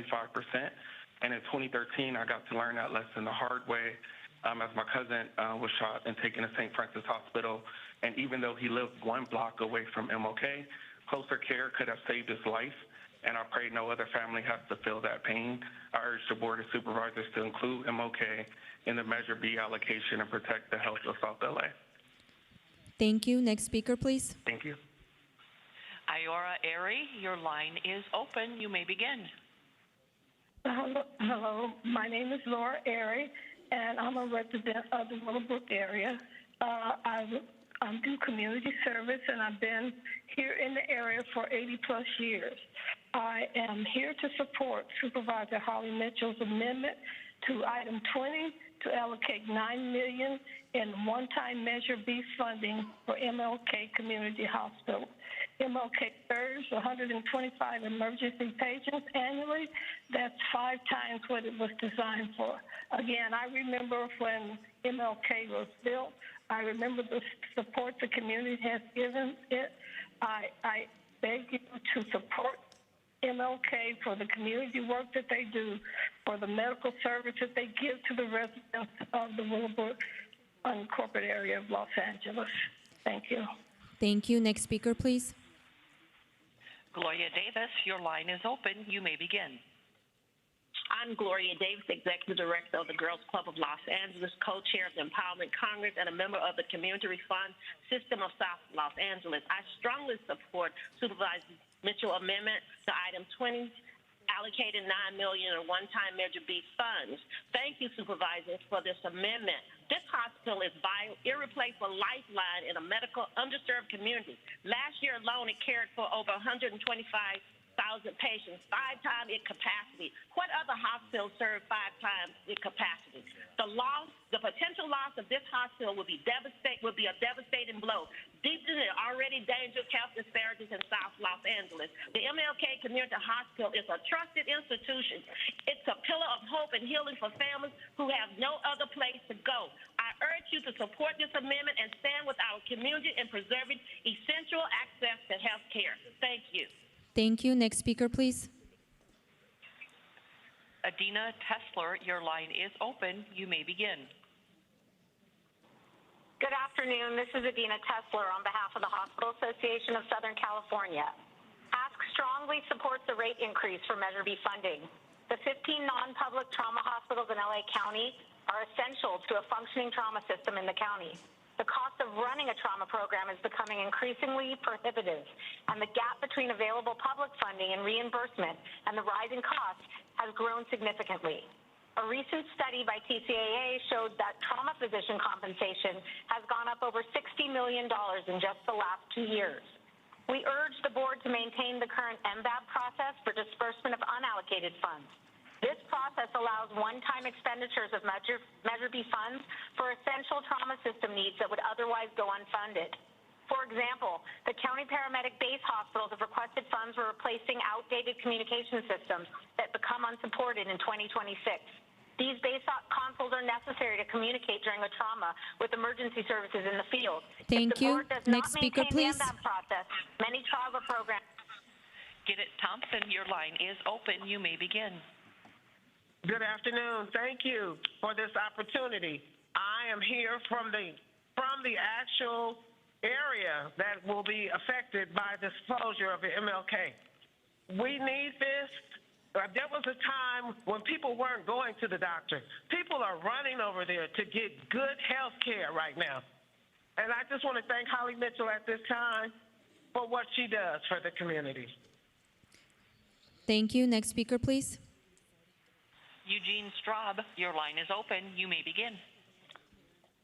Good afternoon, Supervisors. My name is Eugene Straub, and I'm the Chief Financial Officer for Children's Institute, which provides community mental health and early childhood services to many of the same families served by MLK Community Hospital across South LA. I am here in support of Supervisor Mitchell's amendment to item 20 to allocate $9 million in one-time Measure B funding to MLK Community Hospital. This allocation must be guided by need and by equity. Any other approach would send a harmful message that the community is not valued and that the county is not committed to applying an equity lens in the decision-making process. MLK Community Hospital is a critical safety net institution, and its closure would create a healthcare desert in one of the county's most underserved areas, putting Black and brown lives at risk. I urge you to include $9 million for MLK Community Hospital in the Measure B allocations and prioritize our most vulnerable, health vulnerable communities. Thank you. Thank you. Next speaker, please. Travis Fisher, your line is open. You may begin. Good afternoon, Supervisors. My name is Travis Fisher. I'm the co-president of the Association of Pre-Hospital Care Coordinators. I wish to speak on your behalf of myself and colleagues. Base hospitals are critical infrastructure in the emergency medical services in LA County. Additionally, all trauma centers are base hospitals that provide online medical direction as required and contractually obligated as LA County EMS system. The current system for the 911 calls via phone and radio at most of the base hospital systems have end of life at the year 2026. Now all base hospitals that utilize CarePoint will need to upgrade their current system as approaching end of life. This communication system is essential to reducing door-to-treatment outcomes and maintain optimal base station communication operation with pre-hospital partners. Los Angeles County base hospitals are seeking funding through the essential function through MBAB process. We strongly request that board will allow the MBAB disbursement of unallocated Measure B funds. Thank you for your time. Thank you. Next speaker, please. Vince Samuel, your line is open. You may begin. Yes, good afternoon. God bless you all. My name is Vincent Samuel, CEO of the West African Westmont Task Force for the past 25 years. I'm also a proud member of the Jordan Child Projects. He was raised there. Back in the 60s, we watched Martin Luther King Hospital being built from the ground up. Saved my grandma's life for a number of years. I have so much to say about that, but I actually saw the hospital being built tooth and nail. And I'm very proud to support Supervisor Holly Mitchell's amendment and item 20 to get this decision rectified in a strong way. God bless you all again, and thank you for listening. Thank you. Next speaker, please. Yolanda Duarte, your line is open. You may begin. Thank you, Supervisors. I'm calling in to support Supervisor Hans and Solis's amendment to item 20. I support an equity distribution of funds across all 5 districts. Specifically, one-time Measure B funds should be distributed for access and support for our diverse and vulnerable communities countywide. My name is Yolanda Duarte. I serve as board chair for Alma Family Services, a founding member of Health Innovation Community Partnership, a coalition of more than 35 community nonprofit organizations, and an East LA community advocate for the past 60 years. On behalf of Alma's thousands of children with disabilities, their families, our hundreds of families who receive mental health services, all of our families who receive vital support, focusing on improving their health and well-being, and the tens of thousands of residents of unincorporated East LA who claim LA Medical Center as their medical home. As you know, LA General annually serves Next speaker, please. 150,000 ER. Ernesto Villacorta, your line is open. You may begin. Good afternoon, Supervisors. I'm here to speak on behalf of my community as a prevention worker and also as working on nonprofits serving a youth in our community. I'm here to support the residents of Koreatown, LA City, and support Supervisor Mitchell's amendment to item 20 to allocate $9 million on one-time Measure B funding MLK Community Hospital. This hospital just not has been serving not just the people in the south end of the city and the county, but also has served this area as we sometimes deal with kids who deal with trauma. They get sent to there and they get the best service. In many occasions, some of the family members that come to our programs, they receive good services at the hospital because of their location where they live is closer to them. So I'm here to support Next speaker, that please. Measure B passes. Thank you. Okay. Courtney Alicia Miles, your line is open. You may begin.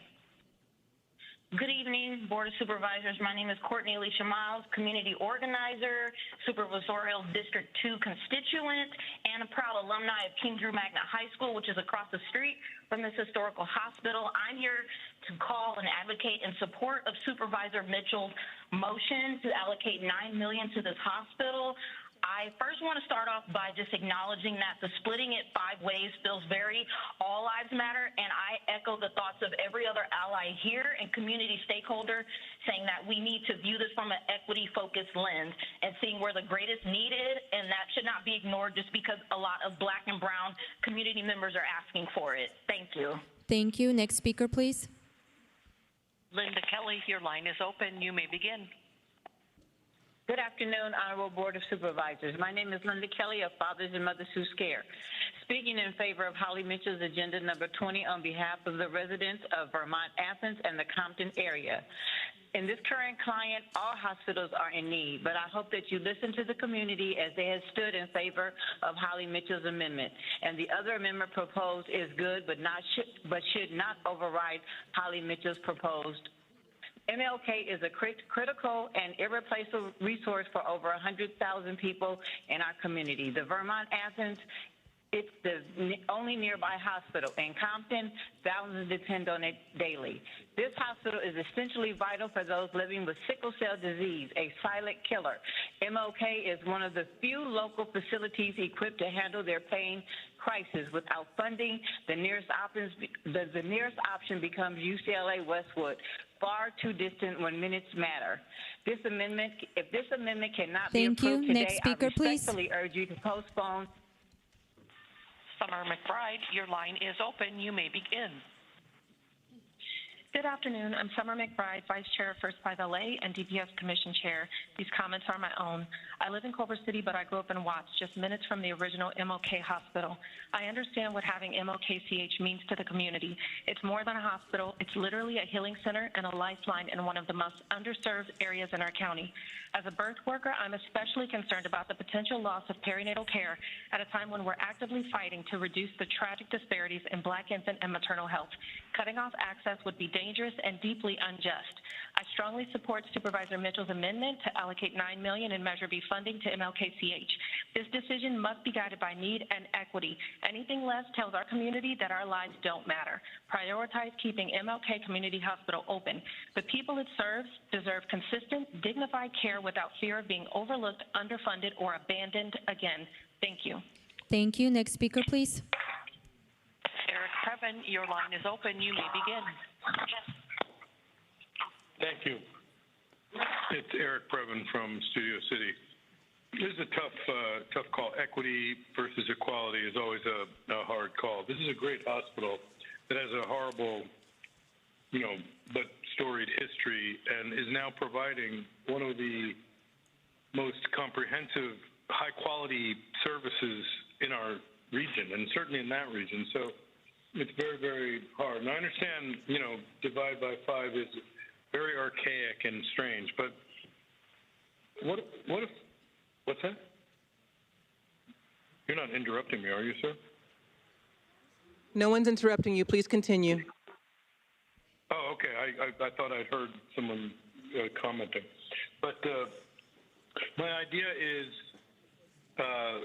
let's try to build the system so that it works more effectively across the board. And it's not a Thank you. Next speaker, please. Reaching. Okay. Eli Colmenero, your line is open. Please go ahead. Yes, good afternoon. My name is Elia Colmenero, and I live in the city of Compton. And I'm also here. Thank you, Supervisor Mitchell, and would like to, in favor and support of amending this motion on item 20. Thank you. Thank you. Next speaker, please. Dr. Jerry Abraham, your line is open. You may begin. Hi, this is Dr. Jerry Abraham, Director of Public Health at Kedron Community Health Center, and also past president of the Los Angeles County Medical Association, where we advocate for 30,000 practicing physicians in the county of Los Angeles, serving 10 million patients. We're speaking in strong support of item 20, Measure B, along with Supervisor Holly Mitchell's amendment for the $9 million allocated for MLK Hospital. Many of our patients at Kedron get their acute healthcare needs met at MLK. Without it, it truly is a healthcare desert.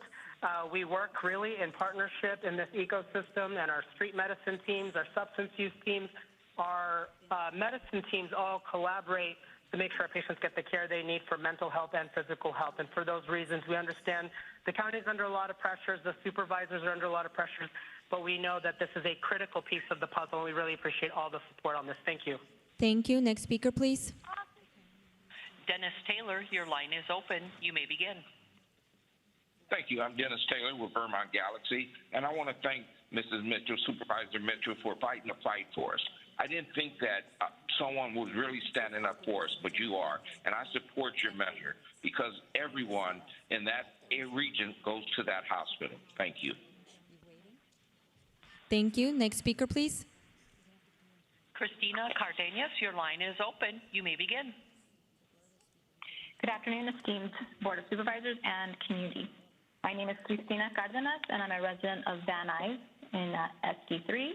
I would like to speak on item 20. I want to thank Supervisor Hahn and Solis for their amendment, given the equitable distribution of county funding in trauma and emergency services is essential for creating a healthy and resilient community, especially in this moment in which our immigrant community is under attack, and such services can be responsive to sustain a system of care in the future. By distributing funds equally among the 5 districts, it will ensure quality of care, accessibility, and proactive measures. Counties will improve patient outcomes and enhance overall public health and well-being every day and in times of crisis, pandemic, and in this time with a very alarming administration. Given the passage of the big bill, we understand that this will increase and decrease opportunities for families, and this will ensure a countywide safety net and protect our most vulnerable communities. The federal funding cuts are real. We have Thank you. significant Next impacts, speaker, including please. closure of Evelyn Marcisco, your line is open. You may begin. Hello, my name is Evelyn Narciso, and I live in 2nd District, Koreatown. I'm here to support item 20 and thank Supervisor Hahn and Solis for their amendment. With the passage of the federal big bill, we're facing deep funding cuts and increased threats to underserved and immigrant communities. These cuts could have forced closures on county hospitals and clinics, including LA General. It's critical that funds are distributed fairly to protect our county safety net and those most at risk. I urge the board to support this amendment. Thank you. Thank you. Next speaker, please. Carrie Broadus, your line is open. You may begin. Yes, my name is Carrie Broadus, and I'm grateful after over 4 decades of advocating for health justice in the 2nd District and LA County to still be alive. I'm here in support of Supervisor Mitchell's item 20 amendment to Measure B to include MLK in a one-time $9 million MLK hospital emergency room. Further, a funding formula that divides by 5 minimizes the disadvantaged communities that rely on MLK hospital emergency room services. MLK Community Hospital has never been adequately funded for services it actually provides. That can end with your yes vote on item 20 to include $9 million to MLK. Thank you. Thank you. Next speaker, please. Roxy Woolley, your line is open. You may begin. Hello, my name is Roxy Woolley. I'm the founder and CEO of the Source LA, a community-based organization that serves Los Angeles County in a major way. We provide direct resources, referrals, and support to thousands of residents. And I personally refer hundreds of clients to MLK Community Hospital for critical care and services. I'm calling today in strong support of Supervisor Mitchell's request for $9 million in the Measure B amendment to help keep MLK Community Hospital open. The hospital is a lifeline for South LA, a region that has historically been underserved and overburdened. Losing MLK Community Hospital would be devastating to the families, seniors, youth, and unhoused individuals we serve every single day. I urge the board to lead with equity and urgency. Public health and dollars must be spent where the need is greatest, and that means protecting institutions like MLK Community Hospital. Please fund this hospital and keep the doors open. Thank you. Thank you. Next speaker, please. Tina Delaney Stewart, your line is open. You may begin. Hi, I am Tia Delaney Stewart. I'm a registered nurse and a commissioner, but I'm speaking today on behalf of the Council of Black Nurses. We are in support of the $9 million for Measure B funding. As we know, it's a small dent in the overall need for MLK Emergency Department and the residents that it serves. We feel that it's more than appalling, but really an embarrassment that our county requires a motion to request support that is so very obvious. Quality care should be a right of everyone, including the community residents that this emergency department serves. Additionally, the divide by five thought process is a tad bit of nonsense. We believe that the allocation of funds is in an equitable, just, fair, and really a common sense manner should be the foundation of how the Department of Health operates. But nevertheless, here we sit fighting for the bare basics for communities that, as Supervisor Holly Mitchell often says, remain unfinished. The stats don't lie, and the need for emergency room funding is dire. So Thank you. That you Next ask speaker, yourself please. First, where will our patients suffering go to? Moderator, And second, next speaker, if you please. care, because we do. Sarita Charles, your line is open. You may begin. Thank you, and hi to everyone. I come to you today in support of Amendment 20 for in support of Supervisor Mitchell. I was born at King Drew. My children were born there. King Drew actually saved my life in 1999, so please don't believe the stories. I had a 13-hour internal bleeding. I was saved, but not only that, it also in closing this hospital down, it will actually offer a death sentence, and that is not something you want to do. I am in total support, and I also agree with the young lady when she said that we have to put the money where it is most needed, and I thank you. Thank you. Next speaker, please. Robert Garcia, your line is open. You may begin. Good evening. My name is Robert Garcia, and I'm the Director of Operations for Healing Dialogue in Action, and I'm also a resident of Compton. I support Senator Supervisor Mitchell's amendment to allocate $9 million in Measure B funds to the MLK Hospital. This must be based on need and equity. MLK serves one of the most underserved areas in LA County, and if it closes, it puts Black and brown lives at serious risk. Supervisor Han's district already received $6 million this year. $3 million of that went to Carolina. Prioritizing her motion again is not equitable. I work with youth from SYTA populations and youth in reentry programs. I see how lack of health care access harms people. MLK is essential. Please include the $9 million for advocating and with underserved populations. Thank you. Thank you. Next speaker, please. Meredith Harper Houston, your line is open. You may begin. Hi, yes. Thank you for having me to speak today to the board. My name is Meredith Harper Houston, and I'm the founder of Swan Within, Healing Through Ballet. It's a trauma-informed program, and it's been supported by District 2. It serves incarcerated Black and brown youth. Currently, we have programming going on at LP, and Supervisor Hahn, your office personally reached out to us to expand into LP, so I know you have long understood that addressing violence and exploitation requires innovation, compassion, and culturally rooted care, and we partnered with Supervisor Mitchell, so everybody on this at one time or another, so I know this is a community, intersection and impact effort. We witnessed the reality of youth walking out of juvenile halls and camps. They're returning right into gang violence, unplanned pregnancies, deepening mental illness and trauma, and over 90% of the incarcerated youth in LA County juvenile facilities have documented mental health needs, and yet the moderator will take the next speaker, please. Good care in their own community is going to. Next caller. Janet Asante, your line is open. You may begin. Hi, my name is Janet Asante. I live in Supervisor District 2, and I'm with Dignity and Power Now and the Justice LA Coalition. I feel like there's been enough public comment speaking to why this is so important, but I also want to name it is giving All Lives Matter some of the comments that have been stated here, and it's very offensive. we're not losing money by using the fire services on a house that is burning if there are other houses that aren't burning. We're addressing that there's a specific area that's been historically disenfranchised. And it's a choice to have closed session for several hours on the one day every 2 weeks that the public can address you, and then leave public comments at the end until after 5. This is the second time this month that this has happened, and it's unacceptable, and it shows where your priorities are. Thank you. Thank you. Madam Chair and members of the board, that concludes the time for public comment on this item. Item 20 is before you.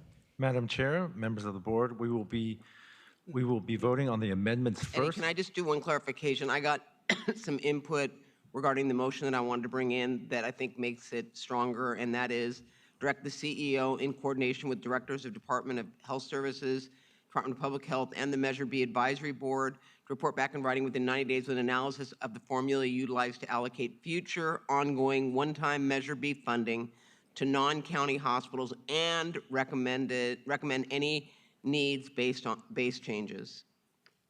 So that would be my amendment. Say that again. Is that the one we have? Yeah, well, we got feedback from your office, and actually in terms of some of the concerns. Right. So yes. Okay. Yeah. So it's for the Yeah, not for this one, right. for future. Because I heard you say. No, Eddie's going to do it now. I just wanted to clarify that I changed the motion. Go ahead, Eddie. Madam Chair, may I speak before we vote? Happy to. Yeah, go ahead. Thank you. Yeah. I want to thank everyone who called and spoke on this item. While we have a process for one-time funding, often we hear about the importance of process to ensure equity, but today the reality is that sometimes not following the process is important because it's an impediment to equity and meeting urgent health needs.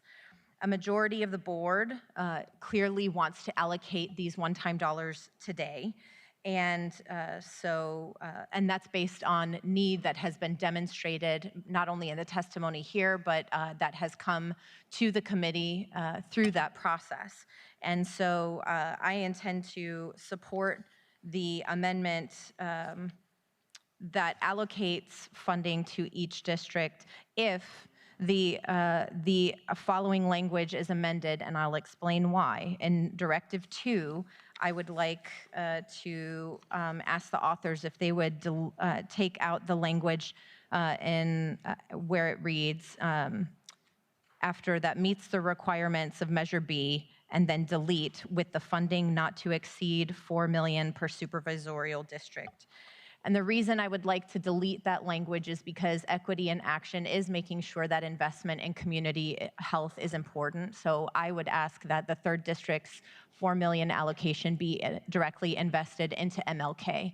And that way, the hospitals and healthcare centers that have demonstrated the need in each district get that funding, and that MLK is able to get an allocation that meets the urgent needs that have been demonstrated here today, and I believe that's equity.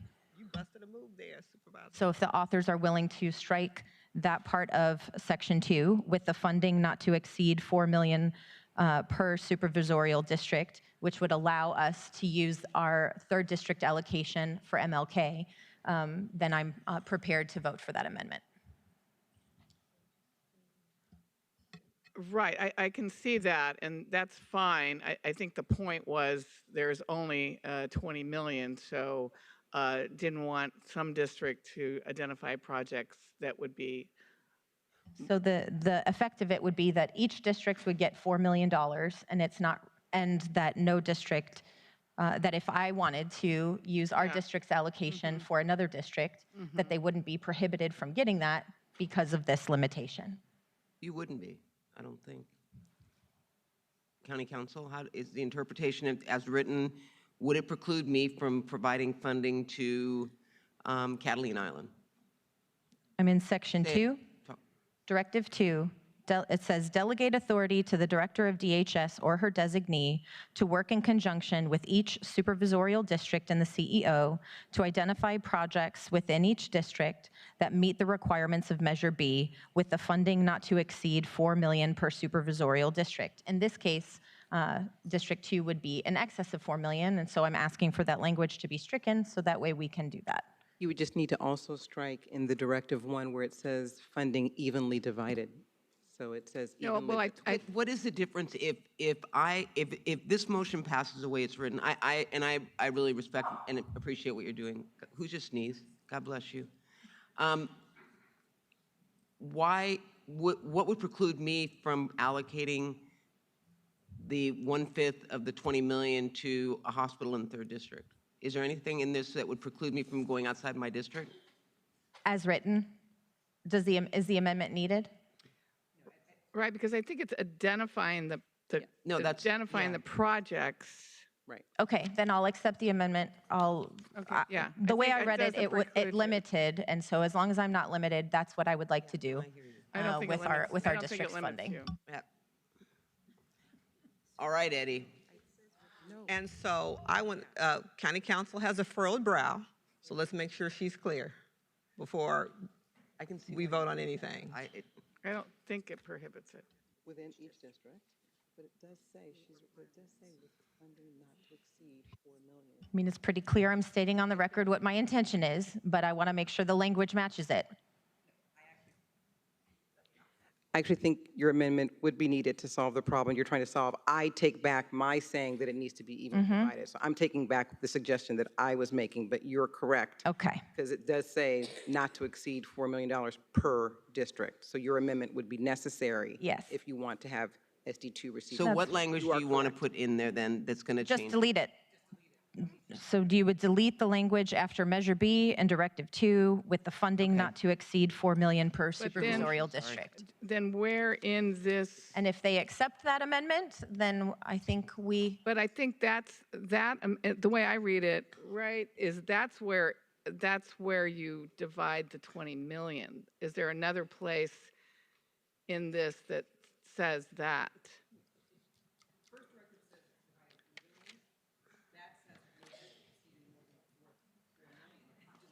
Every district will get the same allocation. I just want to be able to do what I want with my allocation. So as long as you'll grant me that permission as the author, is the co-author willing to do that? Okay, then that will be what I will do. So could someone read with the motion how it would read, please, for my and the public's clarity? So Supervisor Hahn and Solis's motion would now read in Directive 2, delegate authority to the Director of DHS and her designee to work in conjunction with each supervisorial district and the CEO to identify projects within each district that meet the requirements of Measure B, period. That's the only edit being made, is you're deleting with the funding not to exceed 4 million per supervisorial district. That phrase is being deleted. That's the suggestion by Supervisor Horvath. So that way we can allocate our funding to MLK. I get it, and we don't need to add any additional clarification that states a district can redirect their funds as they deem appropriate. However, took care of it by taking that out. Extra. By taking that out, it took care of it. I don't think that is necessary. Yeah. We'll use the statement of proceedings, the vote following the statement of proceedings with the legislative intent as our guide. Okay, thank you. Do you accept the? Yeah. Okay, sure. So Eddie, now let it rip. All right, so we still have Supervisor Mitchell's motion to vote on first. Okay. Okay. And Supervisor Mitchell, yeah? And okay. Yes. Yes. We will need a second. I'll second it. And I'll do the roll. Okay. All right. Supervisor Solis? No. Supervisor Solis, no. Supervisor Mitchell? Aye. Supervisor Mitchell, aye. Supervisor Horvath? Abstain. Supervisor Horvath, abstain. Supervisor Hahn? Abstain.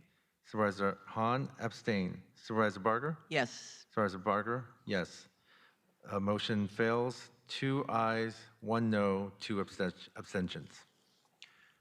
We will now move on to Supervisor Hahn and Supervisor Solis's motion as amended. Call the roll. Supervisor Solis? Aye. Supervisor Solis, aye. Supervisor Mitchell? Aye. Supervisor Mitchell, aye. Supervisor Horvath? Aye. Supervisor Horvath, aye. Supervisor Hahn? Aye. Supervisor Hahn, aye. Supervisor Barger? Aye. Supervisor Barger, aye. Motion carries 5-0. We will now move on to Supervisor Barger's amendment. with some of her revisions recently. We will need a second. Thank you. Thank you. Call the roll before people. Supervisor Solis? Aye. Supervisor Solis, aye. Supervisor Mitchell? Aye. Supervisor Mitchell, aye. Supervisor Horvath? Aye. Supervisor Horvath, aye. Supervisor Hahn? Aye. Supervisor Hahn, aye. Supervisor Barger? Aye. Supervisor Barger, aye. Motion carries 5-0. We now have the main motion, the board letter. Okay. As amended. As amended. All right. Supervisor Solis? Aye. Supervisor Solis, aye. Supervisor Mitchell? Aye. Supervisor Mitchell, aye. Supervisor Horvath? Aye. Supervisor Horvath, aye. Supervisor Hahn? Aye. Supervisor Hahn, aye. Supervisor Barger? Aye. Supervisor Barger, aye. Motion carries 5-0. All right, we are going to, and thank you everyone who came here for item number 20 and who called in for item number 20. We are now going to go on to item number 43A. Correct, go ahead. We will now move on to item 43A, reaffirming the county's commitment to Measure J, which was held by Supervisor Horvath. For members of the public on the telephone, please press 1, then 0 now to comment on this item. Representatives from the Executive Office and the County Council are present. Supervisor Horvath and then Supervisor Hahn. Thank you, Madam Chair. I want to thank Supervisor Hahn for joining me in authoring this critical motion. Colleagues, this situation that has unfolded is enraging and unacceptable at every level. What has transpired is sloppy. It's a bureaucratic disaster with real consequences, including the emotional trauma caused by a hard-fought, community-led effort being undone through a seismic administrative error. Measure J passed overwhelmingly in 2020. It is now law, mandating 10% of unrestricted county dollars support non-carceral community investments through CFCI. Simply operating in the spirit of Measure J is not enough. Angelenos voted to enshrine it in our county charter, and that was the expectation, mine included. While I wasn't on the board at the time, I wholeheartedly endorsed, campaigned for, and supported Measure J, and I still do. So this error must be fixed urgently. I want to be clear about who holds this responsibility. The county holds this responsibility. It is our problem to fix. This is not the community's problem to solve, but we do want you at the table as we work to ensure this doesn't happen again. Thank you for being here today, for leading important discussions about where we go from here, and for staying involved, as I know you will. This motion launches a corrective process. What it includes is in 2 weeks, County Council will report back confidentially on potential legal actions. In 10 days, County Council and CEO Lair will report back on whether changes in state law could be made to correct the error and implement both Measure J and G without a ballot measure, as the people have already spoken. In 30 days, the executive officer and County Council are tasked with reporting back on what led to these errors, developing policies to ensure the charter is accurately updated and reflects all amendments approved by the voters, and presenting the board with a draft policy to ensure that this never happens again. Also in 30 days, County Council will present the board with an ordinance to ensure the implementation of Measure J beyond 2028. Lastly, County Council is directed to report back to the board with a proposed charter amendment to incorporate Measure J into the new governance structure being implemented in 2028 to be placed on the 2026 ballot. I want to be clear, especially for the justice and governance reform advocates here today, any ballot measure will solely be focused on correcting the clerical error from my perspective, not revisiting the substance of Measure J or Measure G, which have already been passed by the voters. The language will make that crystal clear.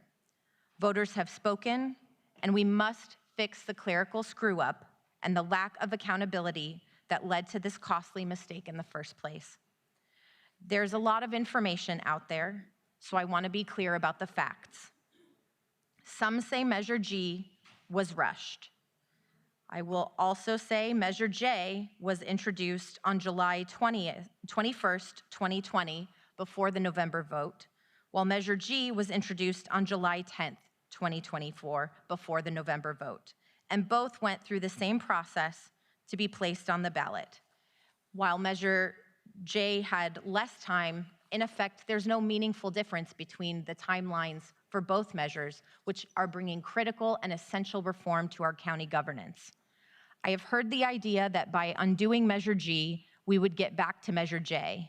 However, that ignores the will of the people, because Measure J language was never in the charter in the charter amendment of Measure G in the first place. Others say this happened because people weren't paying close enough attention, and there's truth to that. And responsibility is shared in all positions of power. I have also heard this was the goal of Measure G all along, and I will just say that's shameful because it is simply untrue. This has kept me up at night, and I know it's kept many of you up at night. This is a colossal fiasco, and we will fix it. But we also have to be honest. This has exposed a bigger truth, something that's bigger than both Measures J and G, and that is our county government is broken.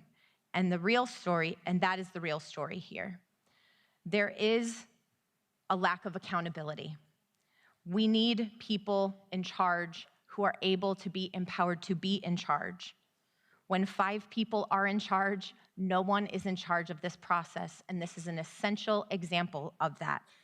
We must do better, and we will do better. I want to thank again everyone who is here, who has participated in conversations with one another in the community, who has reached out to my office to share your concerns and your desires, your upset, your frustration, which I share with you. It is important that we work together. And I want to thank again everyone who comes to the table in this conversation to help us move this process forward, upholding the will of Los Angeles County voters. We need your engagement here. We need your engagement at the Governance Reform Task Force. Their next meeting is Wednesday, July 23rd at 5 p.m. And we need your engagement in the work of Los Angeles County. Thank you. President Hahn? Thank you. Yes, I want to make it clear, I'm committed to upholding Measure J, and we will do whatever we can to reaffirm the will of the voters. This is a unique situation we find ourselves in. Both Measure J and Measure G were passed by the voters of LA County, and they are both the law of the land. However, because of a huge oversight, Measure J was never written into our county charter after it passed. We cannot and we won't let this mistake invalidate the will of the voters. When voters passed Measure J in 2020, they made it clear they wanted to see more county dollars going to community investments and alternatives to incarceration. And this board listened to the will of the voters and fully supported the implementation of Measure J, even when, briefly, a judge declared it unconstitutional. In the face of that ruling, this board committed to implementing Measure J anyway by codifying it into the Care First community investment policy. We did not let a judge's ruling that ended up being overturned later stop us then, and we're not going to let this bureaucratic error stop us now. Measure J is the law of the land, and it must continue to be when Measure G goes into effect in 2028. So this motion today will look at all the different ways that we can ensure that this happens. And more importantly, to guarantee that this type of mistake can never happen again. An important part of this motion will direct County Council to draft a policy to make sure this type of error never happens again. When the people approve a charter amendment, the charter needs to be immediately updated. It's also important to do what we can right now to ensure the continuity of Measure J, which is why this motion will also direct County Council to draft an ordinance to codify Measure J. But the reason the voters wanted Measure J to be a charter amendment in the first place so that it could not be changed or removed by a future Board of Supervisors. So we need to find a way to reinsert Measure J into the county charter itself. which is why this motion looks at other options like another ballot measure in 2026, pursuing state law changes, or finding a different legal way to clarify the will of the voters for Measure J to remain in effect past 2028.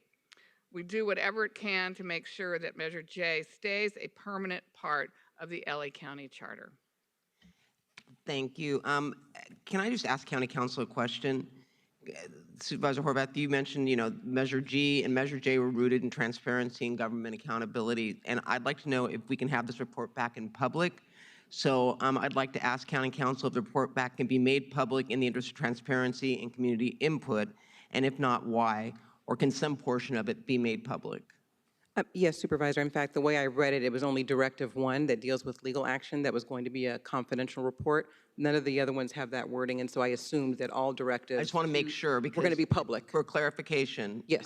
Interpretation, yes. I think it's important for us to make sure for the public. Yes, my understanding is Directives 2, 3, 4, and 5 are all going to be publicly reported back. Okay, thank you. Supervisor Mitchell. Much, Madam Chair. First of all, I just hope the public takes note about all the declarative statements being made about commitment to Measure G. I will echo that, and you all should certainly make note of that. Secondly, I take my job in this role very seriously and take full responsibility when I fall short.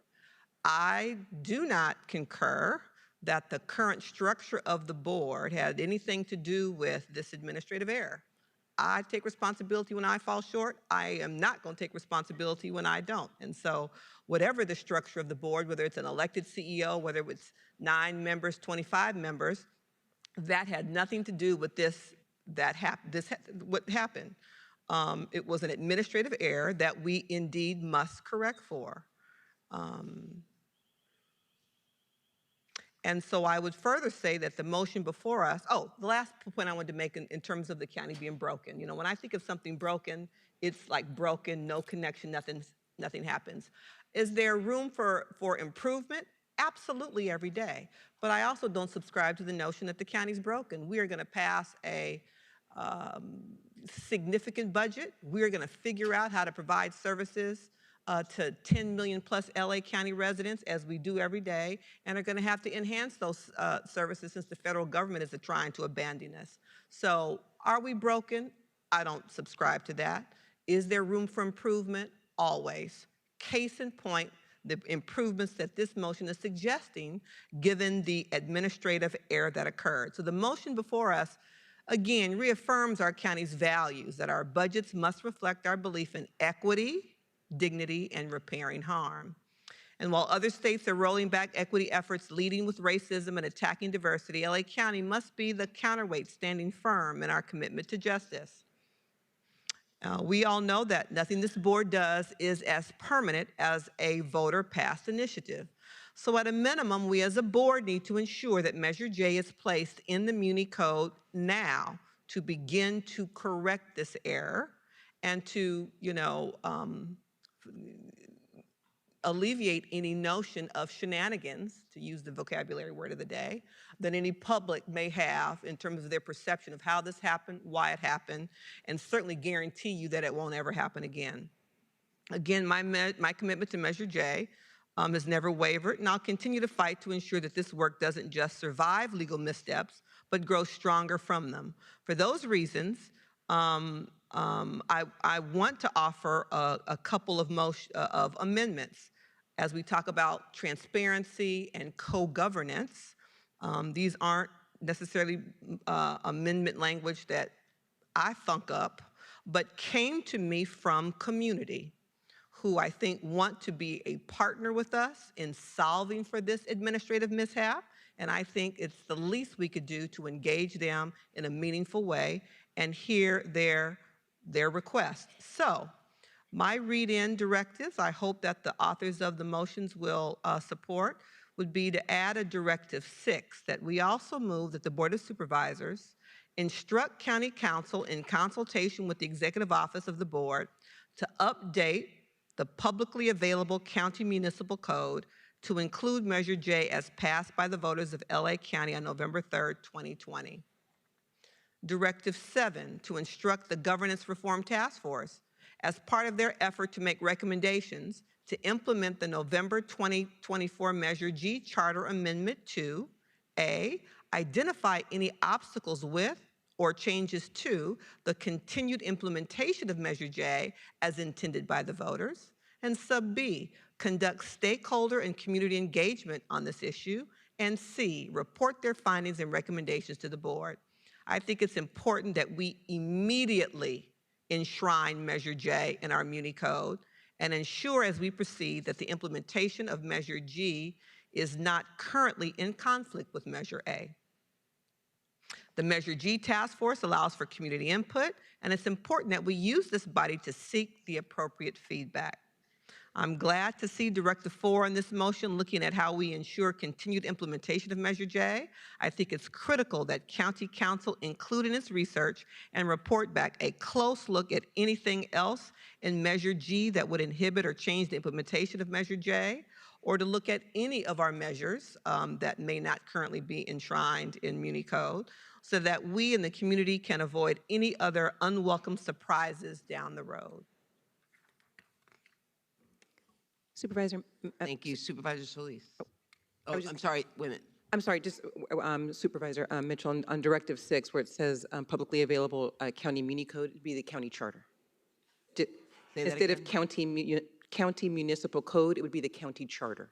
It'd be available county charter code? Publicly available county charter. So instruct County Council in consultation with the Executive Officer of the Board to update the publicly available county charter? Correct. To include Measure J as passed by the voters of LA County on November 3rd, 2020. Can you tell me why it's that versus the Muni Code? Well, the Muni Code is just the name of the format, but it's the charter that you want updated. Is the actual document. That's the actual document. Thank you. It's our charter that needs to be updated. Thank you. So do we have to have the authors?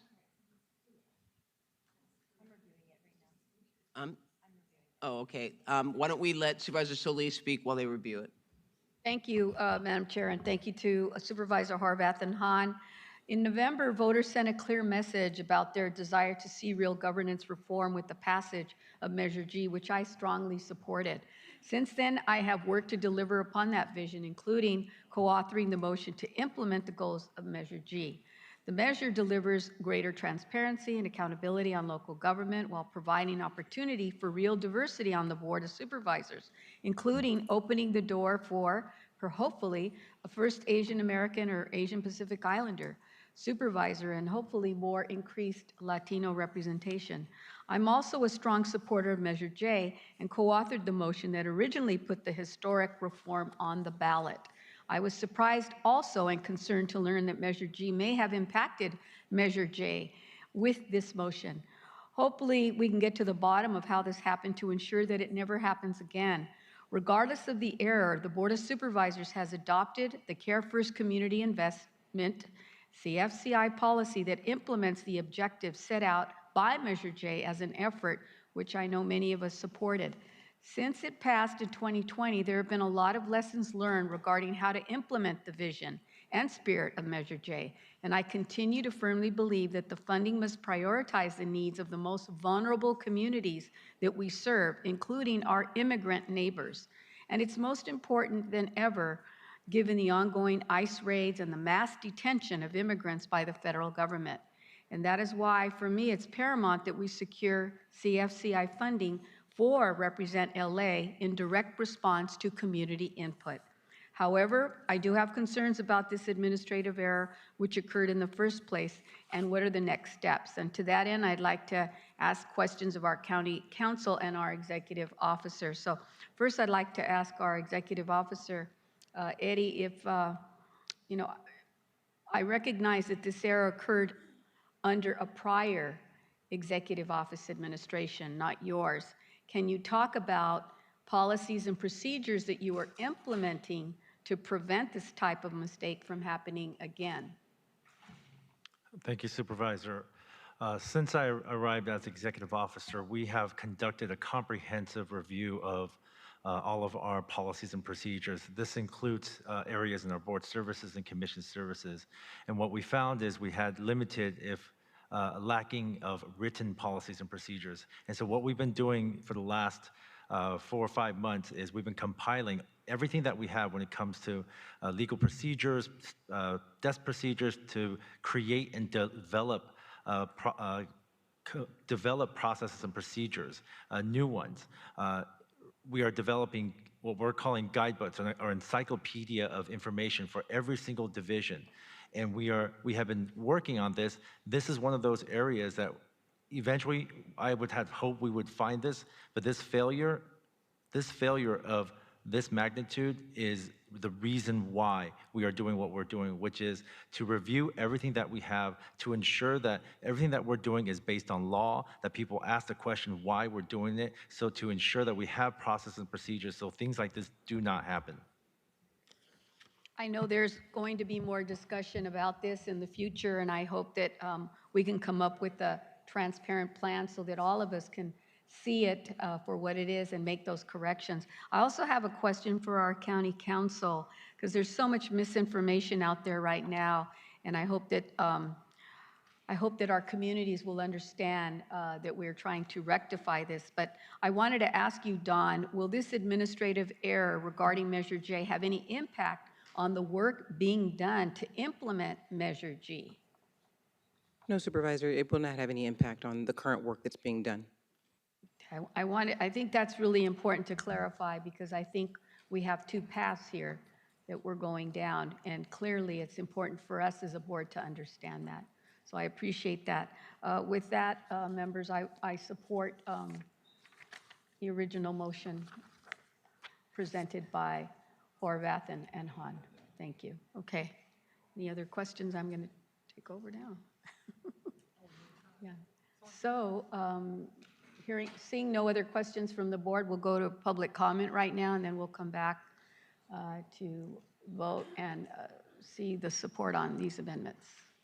Will the following individuals please come forward and staff will assist you?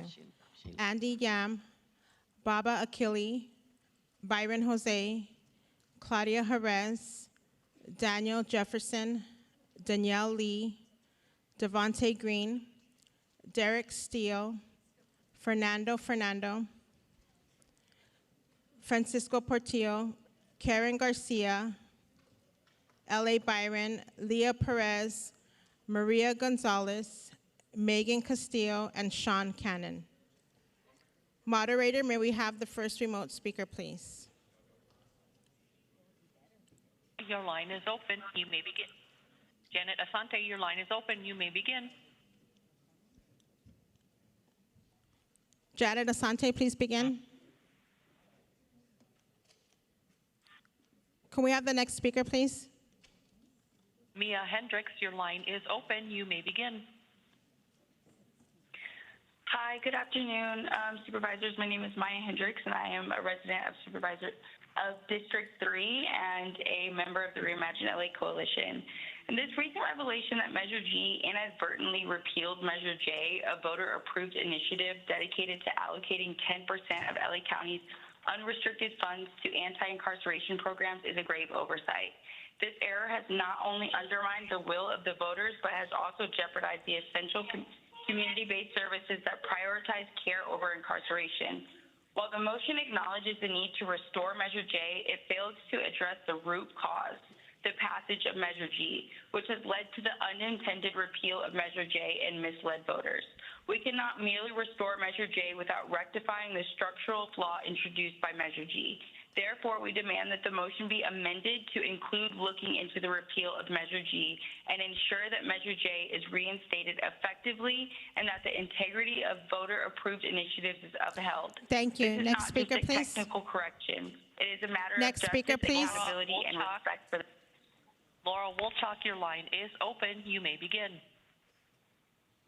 Hi, my name is Lauren Wolchok. I'm a resident in Supervisorial District 1 of Hilda Solis. And also just find it horrifying that Measure J was inadvertently, as you say, repealed by Measure G. We've got to fix this, and we've got to come up with, actually implement Measure J. That's it. Thank you. Thank you. Next speaker. Anthony Arenas, your line is open. You may begin. Hi, my name is Anthony Arenas from District 3 and the Justice LA Coalition, speaking alongside the over 120 people who wrote to your offices in favor of item 43A. The county is moving at lightning speed for what it seems like to follow the will of the voters who passed Measure G, but where is that same urgency for Measure J 5 years later? 2 million Los Angeles voters overwhelmingly voted for Measure J in November of 2020 because we are tired of seeing the same status quo budget passed year after year. CEO Asia Davenport has distributed a mere fraction of what the voters approved since 2020. Why are you repealing Measure J before it has had a chance to be fully realized and for the residents to feel the fruit of their vote? Measure G, with its clerical error, is taking away voter power and has left the public uninformed about the devastation Measure G would have on the community. Measure G no longer deserves a place in our Care First County. Thank you. Thank you. Next speaker. Grace Sosa, your line is open. You may begin. Hi, my name is Grace. I'm a resident of District 2 and a member of the Justice LA Coalition. I'm calling in favor of item 43A. I'm very disappointed to hear about the repeal of Measure J and feeling so disillusioned with the actions of the board right now. This is a huge destruction of trust in this board for voters. Whether the repeal of Measure J was a clerical error or not, voters were deceived and power has been taken away from us. Measure J was overwhelmingly passed by voters to correct the horrors caused by a jail system that harms communities more than protects us. It's been years since this board has voted to close MCJ, and y'all are very good at verbally stating your support for the jail closure, but we're not really seeing much when it comes down to actually making changes that would allow the jail to close. And this is just another example of this problem. We know y'all are good at telling us about that you care about justice and jail closure. Now I hope to God that you're going to be able to show it by fixing this massive and shameful mistake and keeping the conditions of Measure J intact exactly as they were passed by voters in 2020. Thank you. Thank you. Next speaker. Rob Kwan, your line is open. You may begin. Hi, Rob Kwan with Unregulated. I live in District 1, and I do agree there's all kinds of reason to be outraged, but we do need to be clear, the sky is not falling, and even if you think the sky is falling, it won't fall until December 2028. We've got multiple opportunities to fix this with Measure J, but talk of repealing or scratching Measure G is just disrespectful to all of the voters who approved this thing by a clear margin. I think it's interesting to hear Supervisor Mitchell say she doesn't deserve any blame, or this isn't related to the county executive. Well, aren't you one of the 5 queens? Who else am I supposed to blame around here? That is the beauty of having an elected executive. We all have clarity on who's in charge, but also who to blame when they fall short with the administrative state. So I think it is really important to have a sober approach to this. I appreciate all of the work done on both measures, and I hope we can sort this out. Thank you. Thank you. Next speaker. Jose Rivera, your line is open. You may begin. Good afternoon. This is Jose Rivera, the Executive Director of Justice for Youth in Pomona, and we're here to share support for item 43A, the motions by Supervisor Horvath and Hahn, ensuring the county's commitment to Measure J and move forward with implementing Measure G. Both measures were passed by the voters as part of a shared vision for accountability and justice in the county, and Measure J is about investing in care, not punishment. Measure G is about investing in our government and more accountable and being representative. We urge the full board to move swiftly to adopt this motion to protect both measures and carry out the vision the community fought for by Supervisor Solis and the others. Thank you. Thank you. Next speaker. Eric Previn, your line is open. You may begin. Yeah, this is very unfortunate. It is an administrative error, but the impact has to be taken at face value, and you can see my article in the Daily News today about it. We have to put before voters the stuff we want. Measure J passed with a big margin, and Measure G squeaked by because there wasn't really a public process. So it can't stand, and we have to get back to what the people want, which is Measure J. So what we have to do, unfortunately, is, as Quan or whoever said, work quickly but diligently. That means means have public meetings with the public in attendance, not off at, Bob Hope Patriotic Hall at 8:45 p.m. at an appropriate time in front of the board or at County Hall, in a public, visible meeting. Let's move forward. Thank you. Next speaker. Jose Ruiz, your line is open. You may begin. Jose, please begin. Yes, good afternoon, Supervisors. My name is Jose Miguel Ruiz. I'm the Executive Director for Cultiva LA, and I'm here in support of item 43A. Again, as an alternate for CSCI, I have faith that we are going to make the administrative corrections and then also make sure that we keep the honor of what really the community voted for initially with Measure J. Thank you. Thank you. Next speaker. Roy Humphreys, your line is open. You may begin. Okay, thank you. And, it's really troubling. What do we have?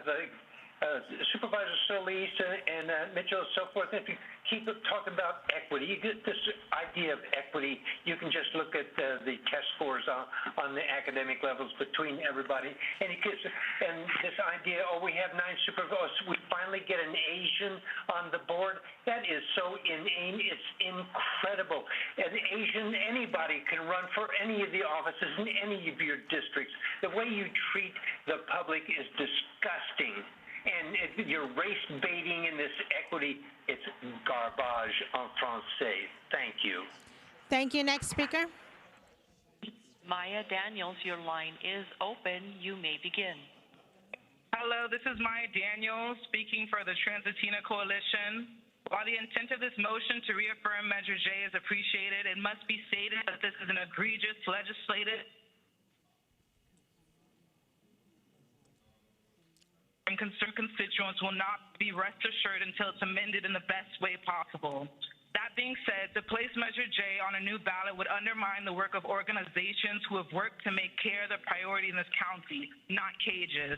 Up against paid advertisement and rhetoric from those who profit off of the industrial prison complex, and putting voters who showed up in the midst of COVID lockdown and the 2020 protests to make their voices heard in extreme turnout. Do not put the brunt of this mistake on the voters. It is imperative that we not only hold the line in keeping this measure, but also further improve and accelerate implementation methods as heard by the consistent support and work on this measure since its conception. Thank you. Thank you. We will now go to in-person speakers. Please begin.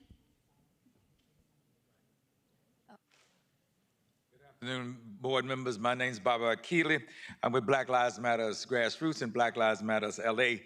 And we worked tirelessly in 2020, like many people in this room and across the county, to first get Measure J on the ballot in the first place. And you know how hard that is in the county. Then to get it passed. And when we heard about this, we felt we had a sense of betrayal. What is happening here? And we felt it needed to be remedied right away. As a matter of fact, what we are calling on you to do is remedy this immediately. Some of the measures that you put forward now could begin to do that. And we think it needs to happen right away. The voters passed Measure J, and we are calling on you to, one, to do the right thing, and it sounds like you're on the road to doing that, but two, to do it with the utmost urgency and abide by the will of the people. We worked hard to get here. We are working hard to stay here. Thank you. Next speaker, please. Hi, my name is Danielle Lee. I'm also here on behalf of Black Lives Matter Los Angeles. And I agree that we worked very hard to get Measure J passed. It is a shame that you guys have neglected to implement Measure J, and furthermore have this discourse that, oh, Measure G repeals Measure J. That's insane to me, and it's insane to a lot of the voters that you guys serve, and you guys need to go ahead and fix it and fix whatever issues that cause this vast oversight. We all agree as a people that we need funding for education, for employment, for youth services, for mental health services, for all of the things that Measure J is funding. We do not need prisons. We do not need men's central jail. We do not need the abuse of power, and we do not need all this bureaucratic stuff that is going on right now. So vote to protect Measure J and vote to protect the citizens that you serve. Thank you. Thank you. Next speaker. Good afternoon. My name is Derek Steele, Chair of the CFCI Advisory Committee and the GRTF member.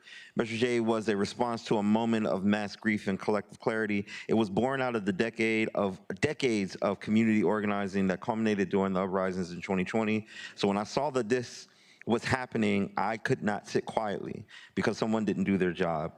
Over $700 million out of the door directly to 400 plus organizations, businesses, and service providers serving hundreds of thousands of Angelenos. And we need to make sure that we move forward, not just with this motion, but also with the amendments. Codify Measure J into the charter right now. We don't need a new vote for that. But we also need to instruct the Governance Reform Task Force to fix Measure J. And that looks like putting input from independent and legal counsel and also from the community to prepare a charter update that we can bring to the people that actually resolves the conflict between J and G. And honestly, it has a lot to do with the selected CEO position that we have to deal with when we look at the data. So there's a lot of work to do, a lot of conversation to have. Thank you. Next speaker. Good afternoon, Board of Supervisors. My name is Andy. I'm a resident of Supervisor District 1. Just here to share my strong support for the motion by Supervisors Horvath and Hahn to ensure that the county's commitment to Measure J and to move forward with implementing Measure G. Measure G and J were both passed by the voters and part of a shared vision of accountability and reform and justice here in LA County. Measure J is about investing in care and punishment. I think that is definitely a sentiment that's echoed by many who are here. While Measure G is also about here making our government more accountable and representative. And I see it as they go hand in hand. They're both ways to help improve the government that serves the people of this great county. And the voters had said yes to both. I support Horvath and Hahn for leading the way with a motion that upholds both our values and offers a timely and meaningful solution to, I think, this egregious error that I think we all definitely agree on as well. We urge the full board to move swiftly to adopt this motion and protect both measures and carry out the vision that our communities had fought for. Thank you so much. Thank you. Next speaker. Hi, my name is Karen Garcia, a member of La Defensa and the Reimagine Los Angeles Coalition and a lifelong member of SD2 or resident of SD2. It's completely unacceptable that we are wasting time, energy, and resources to fix an administrative error that repeals Measure J. And while I appreciate this motion that seeks to reaffirm Measure J, it's important to acknowledge that this situation is a serious legislative and procedural failure. Measure J was a hard-earned win that only begins to address the historical underfunding and criminalization of Black and Brown communities in LA County.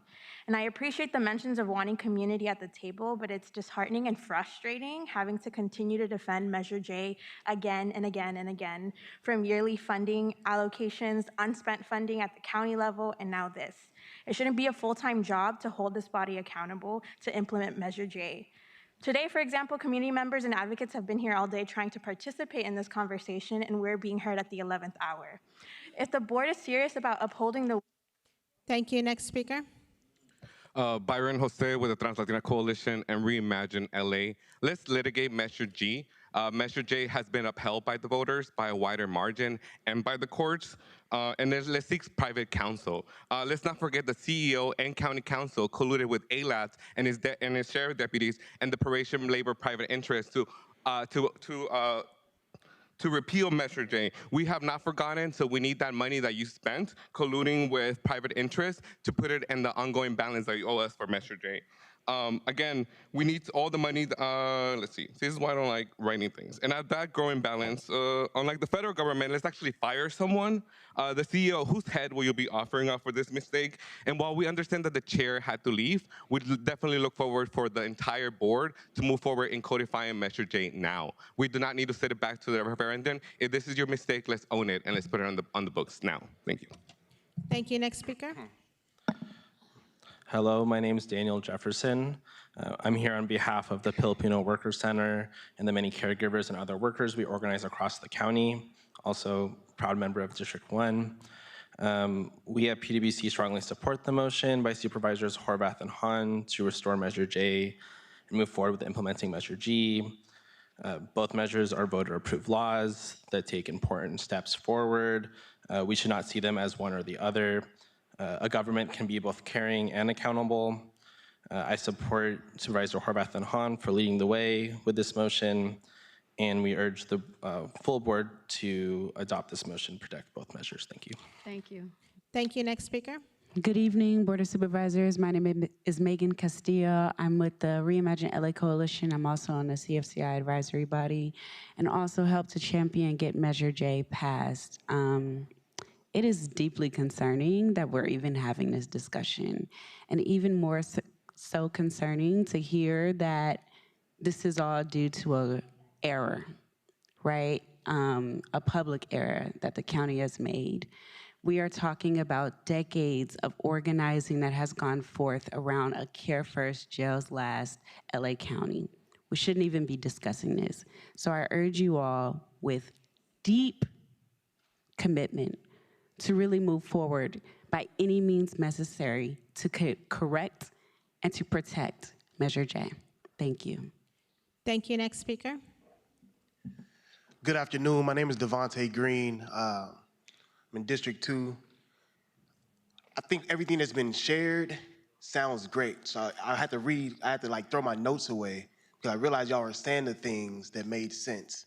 The issue with me is that trust is greatly eroded in our communities right now. More bureaucracy will not support or help that. I am also a juvenile delinquent. I was in Los Padrinos that's now I know closing all these different things. I like to hear that people, after the work that they've done, they are also in charge of moving that money. They have say, Black, brown, indigenous folks have say-so in how we are investing in our communities, and not that we're gonna replace that with something that seems necessary, but not a replacement at all in terms of a bureaucratic system that will not be led by the people. The people need trust at this time, especially when our city's under attack, and we wanna be able to fill that, not some of the way with our Board of Supervisors, but all of the way. So I hope that what is being shared today is actually reflected in what's being codified and actually Thank you. Next speaker. Hi, Leah Perez from Reimagine LA Coalition and La Defensa. I really don't want to be here today. I'm sure y'all don't want to be here today either, but I have the privilege of being a citizen of this country and being not one of the 13,000 people incarcerated in our jail system, and I have shit to say today. I am just, I can't even believe that you had this big clerical failure as you're referring it to about. This has been a 5-year battle. I don't know why we're even talking about Measure G. Measure G is so much newer than Measure J. Y'all know that the sheriffs are gonna come back tenfold and push back against this. So if you wanna protect us and protect our care and protect us against the federal government that's on some bullshit, then you need to protect this. And I see you, thank you, Ms. Holly Mitchell, for nodding, because y'all know whose office this was a failure of. And I'm not gonna say it, because y'all already know. And we talked to them last week, and they told us with great confidence that that was not even a possibility. So whatever. Thanks for the invite to the table, I guess. Thank you. Next speaker. Yes, good afternoon. My name is Fernando. I'm here on behalf of Filipino Worker Center and many other care workers and other workers we organize across LA County. We at PwC strongly support the motion by Supervisor Harbert and Han to restore Measure J and more forward the Measure G. People in LA voted the Measure G and Measure J. Both are important steps and to more just LA County. We should not see them as one or others. The government can be both caring and accountable. I thank the supervisor for this motion that say yes to both Measure J and Measure G. Thank you. Next speaker, please. Buenas tardes. My name is Maria Gonzalez. I reside in District 1. I'm a legal support coordinator at Youth Justice Coalition, chair of the Reentry Health Advisory Collaborative RAC, founder of Pride and Truth, and a member of Reimagine LA Coalition. I am a proud Angelino walking in solidarity with our communities in LA County. At Youth Justice Coalition, we have achieved the following. 10 out of 25 youth at risk were supposed to be incarcerated. Were able to walk across the street and receive their high school diploma versus sitting in a jail cell or youth camp. On a monthly basis, we feed over 1,000 people in the community that are having financial hardships. In 2024-2025, we have over 100 members filed for criminal record expungements and now can walk away and walk on a pathway with greater career opportunities. In order to do this heavy lift of work, we need to build capacity, and Measure J has given us all of those opportunities. We were able to hire a paralegal and a youth development coordinator to support with alternatives to incarceration and diversion support programs. 2.2 million Angelinos have voted for this support. Next speaker, please. Thank you. Thank you. Good evening. My name is Francisco Portillo, and I'm with Wesley Health Centers. I would like to speak in support of items 43A. Measure G and Measure J were passed by voters and part of a shared vision for accountability and justice in LA County. Measure J is about investing in care, not punishment. Measure G is about making our government more accountable and representative. They go hand in hand, and voters said yes to both. We support Supervisors Horvath and Hahn for leading the way with a motion that upholds our values and offers a timely, meaningful solution. We urge the board to move swiftly to adopt this motion, protect both measures, and carry out the vision our communities fought for. Thank you. Thank you. Next speaker. Good evening, Honorable Supervisors. My name is Sean Cannon II. I'm an Eastside Union School District Trustee for Area 2, as well as a Deputy Mayor in the City of Lancaster. And I'm here as a passionate advocate for both Measure G and Measure J, knowing that what they both mean for our underserved constituents at the northern border of LA County. I enthusiastically campaign for Measure G because it embodies the values that Supervisor Horvath championed: transparency, accountability, and good governance. But good governance isn't about being flawless. It's about owning our missteps and correcting them, and that's exactly what this motion does. Measure G modernizes our county government. Measure J invests in community care. They were meant to work in tandem. This motion restores that partnership. The motion charts clear options and concrete steps. Fixing this administrative oversight isn't a setback, it's leadership. This discussion and subsequent action is proof that we are committed to keeping the promises we made to our voters, not just at the ballot box, but in our day-to-day governments. I applaud the board's. Thank you. Next speaker. Thank you. Thank you, Board. My name is Nicole Brown. I'm the Director of Policy and Research at the Urban Peace Institute. I also wanted to speak in support of this motion, but more importantly, to implore you to take all of these actions in this motion and any other action you need to take in order to restore Measure J. If that means putting Measure G back on the ballot, I encourage you to look into that. And again, Measure J, as I'm sure so many people have shared, have made so many important investments in our community, in reentry, youth development, housing, diversion, et cetera. And the Urban Peace Institute supports this because we know these types of investments are what make lasting safety in our communities, and therefore, and they address root causes. So yes, I stand in solidarity with the Reimagine LA Coalition and ask you to do everything in your power to make sure Measure J goes forward. Thank you. Thank you. Next speaker. Good afternoon. Claudia Jerez, DPSS, DWC. Okay, I support Measure J. Two questions. What led to the error, and what should have happened? Measure J was an intervention. Okay, so the 17-member committee and its commitment to tackle a problem that we did not know it was so severe. Measure G is actually the response, okay? So that you got a response. It's absolutely a needed response to such an overreach of power. Make it work. Resources are available, and you can make it work. Thank you. Thank you. We will now return to remote speakers. Moderator, may we have the next caller, please? Yesenia Cux, your line is open. You may begin. Yesenia. Mexican Federation.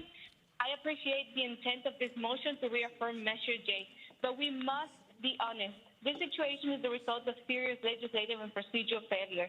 The voters of LA County were clear in 2020 when they demanded a Care First vision through Measure J. The fact that these measures now conflict due to an administrative oversight is unacceptable. We need amendments to this motion that fix the structural oversight by ensuring future chartered amendments undergo a comprehensive legal compatibility review before being brought to voters. Acknowledge the economic fallout because this error risks the long-term stability of community investments. Well, we'd like to hope this is just a technical fix.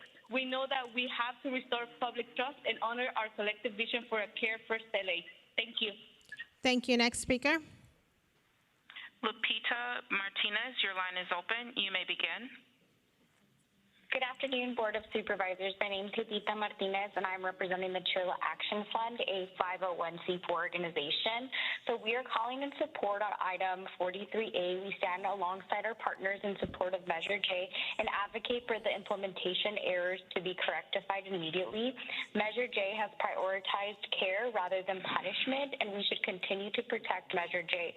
Trilla Action Fund can also see how Measure J and Measure G go hand in hand, and voters express their support for both. We urge for both measures to be responsibly implemented. Thank you. Thank you. Next speaker. Sir Bailey, your line is open. You may begin. Thank you. Someone said at the 11th hour. But we're not tired yet, and we appreciate that you aren't either. We are calling in support of the motion, but like our sister Maya said, with amendment. There has to be amendment. This Measure J went before the judicial branch. Measure J, is in a line like this. Even if it means that Measure G needs to be repealed, Measure J needs to be upheld. We need to know that it is the priority. Measure J, we're calling in support with an amendment. Measure J doesn't need to go back on a ballot. No ballot. Do what needs to be done that is codified into the charter immediately. Thank you. And we're calling from District 5. Thank you. Next speaker.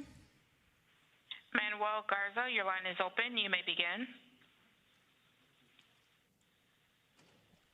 Manuel, please begin. Good afternoon, Los Angeles Board of Supervisors. My name is Manuel Garza. I'm Field Director and Senior Advisor with Southwest Voter Registration Project. I'm calling in support of item 43A, reaffirming the county's commitment to Measure J, and the motion by Supervisors Horvath and Han to ensure the county's commitment to Measure J and move forward on implementing Measure G. Measure J and J were passed by voters and clear that they are part of a shared vision of accountability and justice in LA County. The Latino community voted in support of Measure G in 2024 November elections. Some are using this moment to divide us and undo the hard work reforms. We cannot let that happen, and we must defend the will of the people. Measure J is about investing in care, not punishment. Measure G is about making our government more accountable and representative. They go hand in hand, and voters voted yes on both. I support Supervisors Horvath and Han for leading the way, and we urge the board to move swiftly to adopt this motion. Thank you. Next speaker, please. Protect both measures. Jess Ferris, your line is open. You may begin. Good evening. This is Jess Ferris. I'm with the ACLU Southern California and the Reimagine LA Coalition and a District 4 resident. And I thank you for this motion to reaffirm Measure J and hope you maintain commitment to finally fully funding it someday. And we strongly support the board investigating every way to protect Measure J and the will of the voters. And one essential way to do that would be to amend this motion to look into unequivocally restoring Measure J via a repeal to G's discrete conflicting provision. This kind of cleanup, we think, of the repealing language in Measure G could preserve the original intent of the voters without requiring any additional sacrifice or effort from the organizations and communities who work for literal decades to lead this whole county to see the importance of Measure J in the face of very fierce law enforcement pushback. So please amend this motion to look into every way to fix this error in whatever way most protects Measure J. Thank you. Thank you. Next speaker. Andrew Gardner, your line is open. You may begin.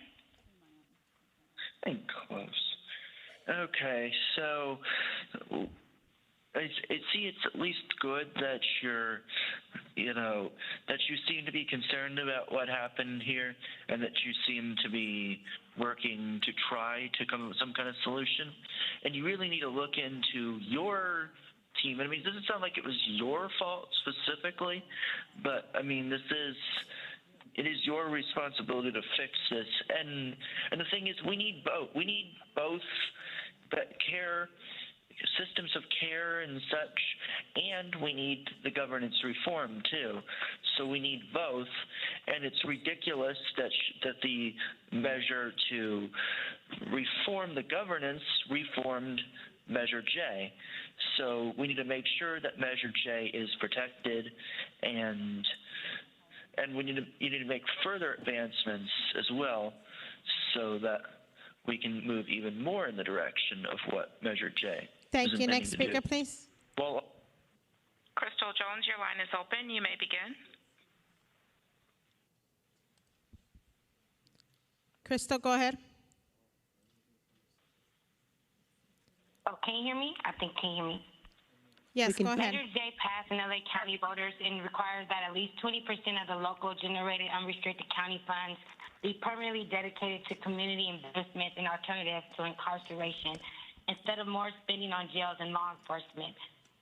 We need these reinvestments in communities to reduce the over-incarceration and community accountability and equity to repair the justice system, and not only justice system, but investments in community organizations like mine. But no other provider or community organization member will become homeless while they're fighting and standing with their county and leaders for justice and funding to improve what matters most to the underserved population and those at risk to lose everything. Thank you. Thank you. Next speaker. Janet Asante, your line is open. You may begin. Hi, my name is Janet Asante with Dignity and Power Net on the Justice for LA Coalition. I just wanted to point out to the supervisors that about 500,000 people voted for Measure J, then voted for Measure G. And I think if we're prioritizing the will of the people, that needs to be considered. And any sacrifices that are made to Measure G need to be dealt with, honestly, in the face of all of the sacrifices that the community has made to get Measure J passed.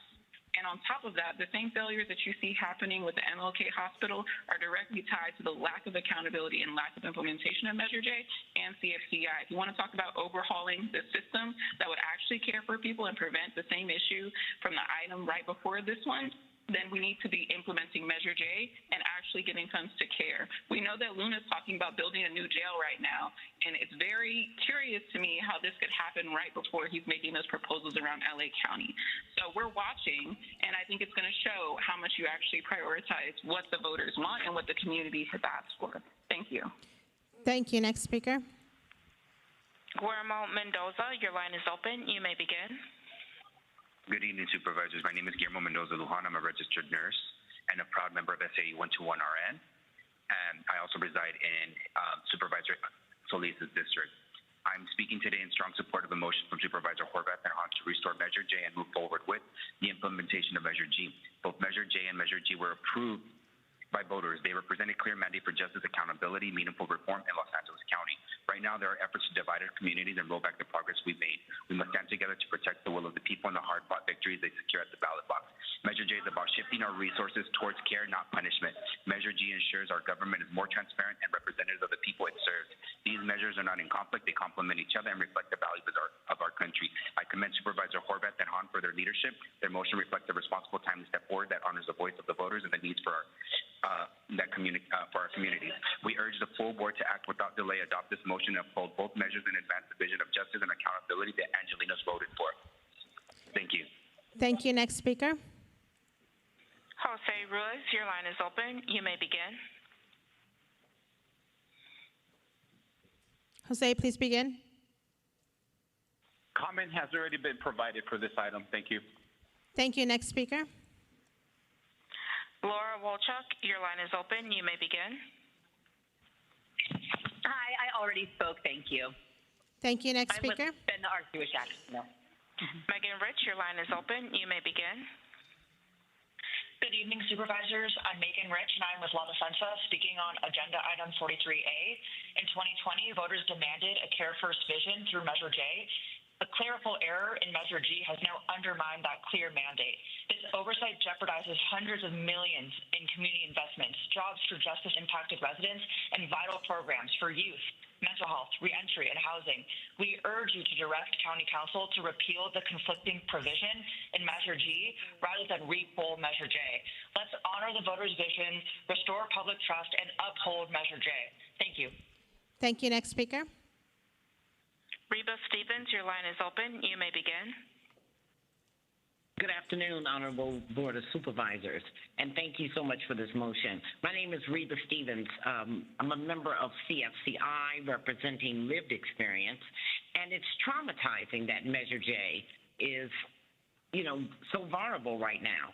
I ask that you not only support this motion, but support Supervisor Mitchell's amendment to the original motion. We must do better to restore public trust. It is critically important because I know firsthand, and I see it every day, what Measure J is doing for people in our communities is amazing. We must do better. I only ask that you ensure that all county language is consistent and accurate about Measure J status, avoiding any and all confusion. Public trust is critically important. And remember, as a person with lived experience, this is re-traumatizing. Thank you. Thank you. Next speaker. Chang Sim Lim, your line is open. You may begin. Hi, my name is Chang Sim Lim. I'm a resident in Supervisor Solis's district and a member of API for Healthcare and Healthcare for Us. Here to speak on 43A, I'm appalled that a bureaucratic failure could imperil Measure J. The supervisors must fully restore the will of LA County voters expressed in Measure J to invest our public dollars in justice, care, and the well-being of our communities now. Put Measure G back on the ballot if you have to, but Measure J came first and should stay. Thank you. Thank you. Next speaker. Adam Greenwald, your line is open. You may begin. Good afternoon. My name is Adam M. Greenwald, and I'm the Director of Development and Communications at Proyecto Pastoral, a nonprofit that has served Boyle Heights for nearly 40 years. I'm speaking on agenda item 43A in strong support of a Horvath-Hahn motion to reaffirm Measure J. Measure J prioritizes funding for community-based care over punitive responses, and that's what voters asked for. We also continue to support Measure G. Both measures reflect our community's vision for justice, equity, and accountability. Thank you to the entire Board of Supervisors for passing this motion and honoring the voice of our communities. Thank you. Next speaker. Christian Green, your line is open. You may begin. Hey, greetings, everyone. My name is Christian Green. I am a resident of Lancaster, Palmdale. I'm currently asking that you would support with strong support with urgent amendments to item 43. The voters passed Measure J. California Supreme Court upheld it, and yet the county continues to delay what is both a legal requirement and a moral obligation. Codify Measure J into the county charter. Let's be absolutely clear that the timeline between Measure G and Measure J means nothing. What matters is that the people pass both. So you all have a duty now to harmonize them, not by deferring, but by directing the governance task force to prepare a charter modernization measure for 2026. Measure J was created because Black and brown communities have long borne the weight of systems rooted in incarceration, punishment, and neglect. It was the people's demand to divest from those failed systems and invest in housing, mental health, healing, and support for youth, especially Black, brown, LGBTQ+, and foster youth. Proverbs 31:8 says, "Speak up for those who cannot speak for themselves. Next speaker, ensure please. justice for those who are being crushed." Sahara White, your line is open. You may begin. Hi, can you hear me? Yes, go ahead. Hi, my name is Sahara White. I'm an organizer with Dignity and Power Now, and I stay in District 2.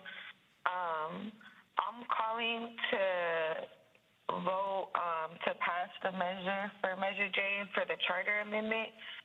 You both said earlier that Measure J and Measure G are both the laws of the land, but I feel like you need to fully respect and implement Measure J before you can even say that Measure G would repeal Measure J. The community should not have to vote again on this measure. 10% needs to stay the bare minimum percentage for the funds to be allocated, and to also make sure that LASD cannot touch any of the CSCI funds. And not to remind you only, but this board has the authority to fund the direct community investments and alternatives to incarceration without the mandate of Measure J. Measure J was just meant to set a baseline for investments, and the board maintains. Tadora Next Reyes, speaker, your line please. is open. You may begin. My name is Tadora Reyes, and I'm here to share strong support for motion item 43A as an individual. Due to the oversight, there was an error, but we know clearly that it's a fact that both Measure G and Measure J were both passed by voters and a part of a shared vision for accountability, equity, and a just environment in LA County. We both know that these measures are a direct reflection of people's priorities of a county that has investments towards accountability, better governance, mental health care, youth programs, and juvenile justice. I urge the full board to move swiftly to adopt this motion, protect both measures, and carry out the vision our communities fought for. Thank you. Thank you. Madam Chair and members of the board, that concludes public comment on this item. Item 43A is before you. Yes, I'll recognize Supervisor Horvath. Thank you, Madam Chair. And I want to thank everyone who commented and called in to participate in this conversation. First, I want to acknowledge comments that were made. There was an allusion to a meeting with staff. I'm clear it was about my office. I just want to address that I understand there were community leaders who met with staff members in my office who raised the possibility of this issue. And when they had that conversation, my staff had no idea that this was even possible. In fact, that's why they expressed in such strong terms that such a thing was unfathomable. I'm very clear that for many people, that caused further distrust because they couldn't believe that staff in our office would not know that this was going on, but this was not a publicly shared piece of information. It was shared in a confidential manner and not with staff. And so I would say I just want to acknowledge that I recognize that conversation caused distrust for some members of the community, but it wasn't because my staff was hiding anything. It's because they didn't know. And I understand that causes frustration, but I want to acknowledge that here because I recognize that it does erode trust. I also want to acknowledge what has been said, that J is the law of the county, and it needs to be codified into the charter. G is the law of the county, and it needs to be codified in the charter. J has not been repealed by G. It currently is in the charter, and it will only be removed from the charter if we don't take action before 2028. But even if G had never been introduced, J still wasn't included in the charter. And that puts the will of the voters at risk of a future board who isn't committed to the work. And that is incredibly dangerous, and why we are all in agreement that it is not enough to simply implement J. It has to be codified in the charter as was intended by the voters. I would say that Measure G is actually what revealed this issue. And I don't say that with the intention of changing anyone's opinion about G. There are people who supported it. There are people who didn't. The point is that we not relitigate what the will of the voters has been. The point is, how do we fix what was codified by each of these charter amendments? And so that is the work that I am committed to, and I appreciate everyone who is very committed to that work and committed to the community conversation that we will have. As it relates to the proposed amendments, in item 6, I had a question for County Council. It was my understanding that the contract for updating the code exists with the executive officer of the board. So does it matter if it reads instruct county council or if it reads instruct executive officer of the board? Oh, we did. Oh, okay, great. Okay, great. So I'm good with that one, but I'd like to bifurcate item 7 so we can vote on them separately. So I'm happy to take 6 into the motion, and then we'll vote on 7 separately. Madam Chair. If that works. Thank you. Let me read. We got that directly from County Council, so we flipped the order. So let me read it just so it's clear. The Directive 6 says, instruct the executive officer of the board in consultation with County Council to update the publicly available county charter to include Measure J as passed by the voters of Los Angeles County on November 3rd, 2020. Correct. And there's no time frame there, but I hope that the point would be understood that it's urgency. We're working on it. We're working on it now. Thank you very much. To your point about bifurcating, that suggests to me, Supervisor Horvath, that you don't support Directive 7. So I would say this. I wonder if it doesn't need to be an amendment, but if we could encourage the executive office to consider community and stakeholder engagement on this issue, and that the executive office could report their findings and recommendations back to the board? Absolutely, and I believe they have an open contract doing exactly that right now, so I would be incredibly comfortable with it. So I will not offer Directive 7. We don't have to bifurcate. Thank you. Because I don't know that I've understood that the executive office planned to do stakeholder engagement meetings, but based on what we're hearing from the public, I think that might be helpful. There is a need. As we attempt to clarify and really quell unrest on our part as well as the general public. So if the executive office needs a motion to do that, I'll be more than happy to bring that back, but hopefully they can just take the directive as stated. Can we ask County Council on that Exec item? office. Well, I mean, I want to make sure that we're doing everything. I mean, I think if the executive office is hearing the directive and the desire of the board office, no motion would be necessary, and he can move forward with that community engagement. Yeah, correct. It's with for our contract, or what we're doing with GRTF, we do have funding to provide and create stakeholder meetings, and that's what we're doing right now. We have currently, we're doing the GRTF, and then later on we will be engaging in community outreach and meetings throughout the county. And people can go ahead, Matt. Can you state again what you just said? Because I thought I thought what I just heard in our exchange was the contract that exists that's doing the governance reform community engagement, that would be the place in which exec office would be doing that work. Was that what you intended, or is that just what I heard? That's fine. I was just asking that. And is that if it's under that contract, that I don't care. So I guess there are two. There's one that we have a current one with the governance motion, and currently we have a contractor who is engaging with the community as well as departments are doing research on that. And I think it should happen there. Okay, that's the contract we will use. Oh, that's the initial contract from the initial motion to. That's fine. Okay, so there's no objection to accepting the amendment by Supervisor Mitchell, okay, with the notion that it's just going to include item 6, as was read. Okay, EO? So then we will be taking Supervisor Horvath and Hahn's motion. We will amend.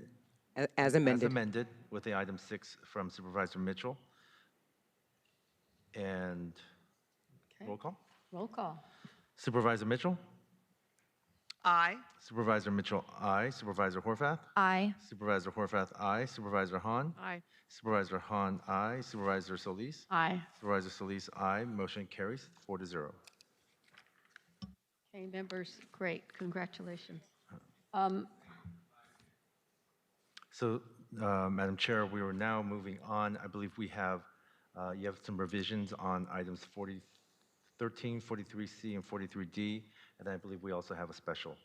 Right, and members and the public, I just want to say that because it's so late in the evening, I'm going to forego presentations. We had a panel, and we're going to move ahead, and I'm just going to read in some of the corrected items for these two motions at least. So I just want to say that I'm releasing the hold on item 13, 43C, and 43D. And I do have revisions on items 13 and 43D, so let me go into that. There are new developments, as we all know, from the Trump administration seemingly every week, and I want to continue to ensure that the county remains prepared and flexible enough to respond. And that's why I would like to read in additional directives in item 13 as follows, and they are: we further move that the Board of Supervisors authorize the Executive Officer of the Board of Supervisors in consultation with the County Council to amend A6 item as follows: discussion and consideration of necessary actions on the status of federal and/or state budgets, federal and/or state legislative matters and executive orders, including but not limited to those issued by the Trump administration and their impact on Los Angeles County, as requested by Supervisors Solis and Horvath on July 15th of 2025. Also, after filing of item 43D, I learned of an impact on immigration raids and the impact on pets. And due to the deportations, more animals are now being surrendered to our county shelters. However, our animal care centers are already at capacity. We need to find a way to address and care for the increasing number of animals received. With that, I would like to read in the following revisions to item 43D.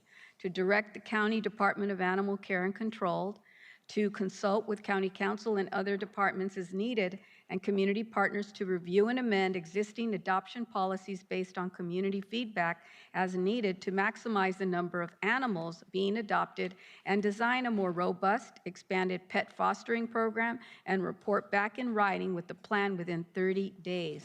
And implement a community-informed recommended plan within 60 days, and work with DCBA and OIA to include diverse languages, culturally competent information, and information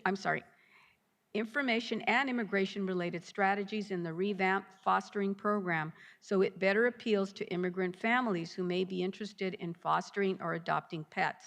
To collaborate with DCBA and OIA and community partners to promote supportive county and community resources for pet owners, and once established, promote the revamped fostering program, making sure this is done in a way that accounts for the language needs, cultural backgrounds, and immigration experiences of immigrant families interested in fostering or adopting pets. And also collaborate with DEO and report back in writing within 30 days with the plan and costs that would include an expansion of youth at work and preparing Los Angeles for county employment known as the PLACE program across all DACC locations and other opportunities to increase volunteer and transitional workforce.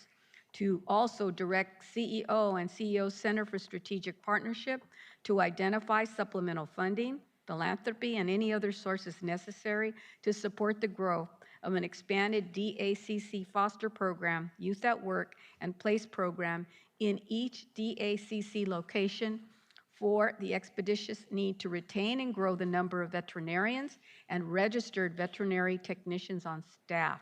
So with that, I'll ask my colleagues for an aye vote.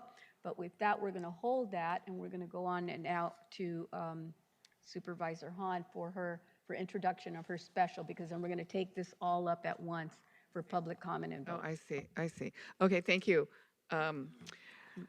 Colleagues, I'm going to read in a motion that, if passed, will be placed on the next board meeting, July 29th. So this is to create a county ordinance prohibiting law enforcement officers from concealing their identities in Los Angeles County unincorporated areas.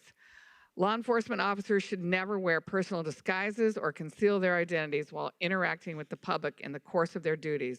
But since the Immigration and Customs Enforcement ICE raids began in Los Angeles County on June 6th, that is exactly what has been happening. Residents have witnessed countless incidents of men in plain clothes or wearing tactical gear with their faces covered by masks and sunglasses while they raid communities and detain residents. And they have refused to reveal their identities or even a badge when asked, leading to fear of impersonators. When law enforcement officers conceal their identities, they create confusion, incite fear, and undermine public trust. In response to these incidents, there have been efforts within California and across the country to prohibit local, state, and federal law enforcement officers from wearing face coverings in the course of their duties and require that they identify themselves.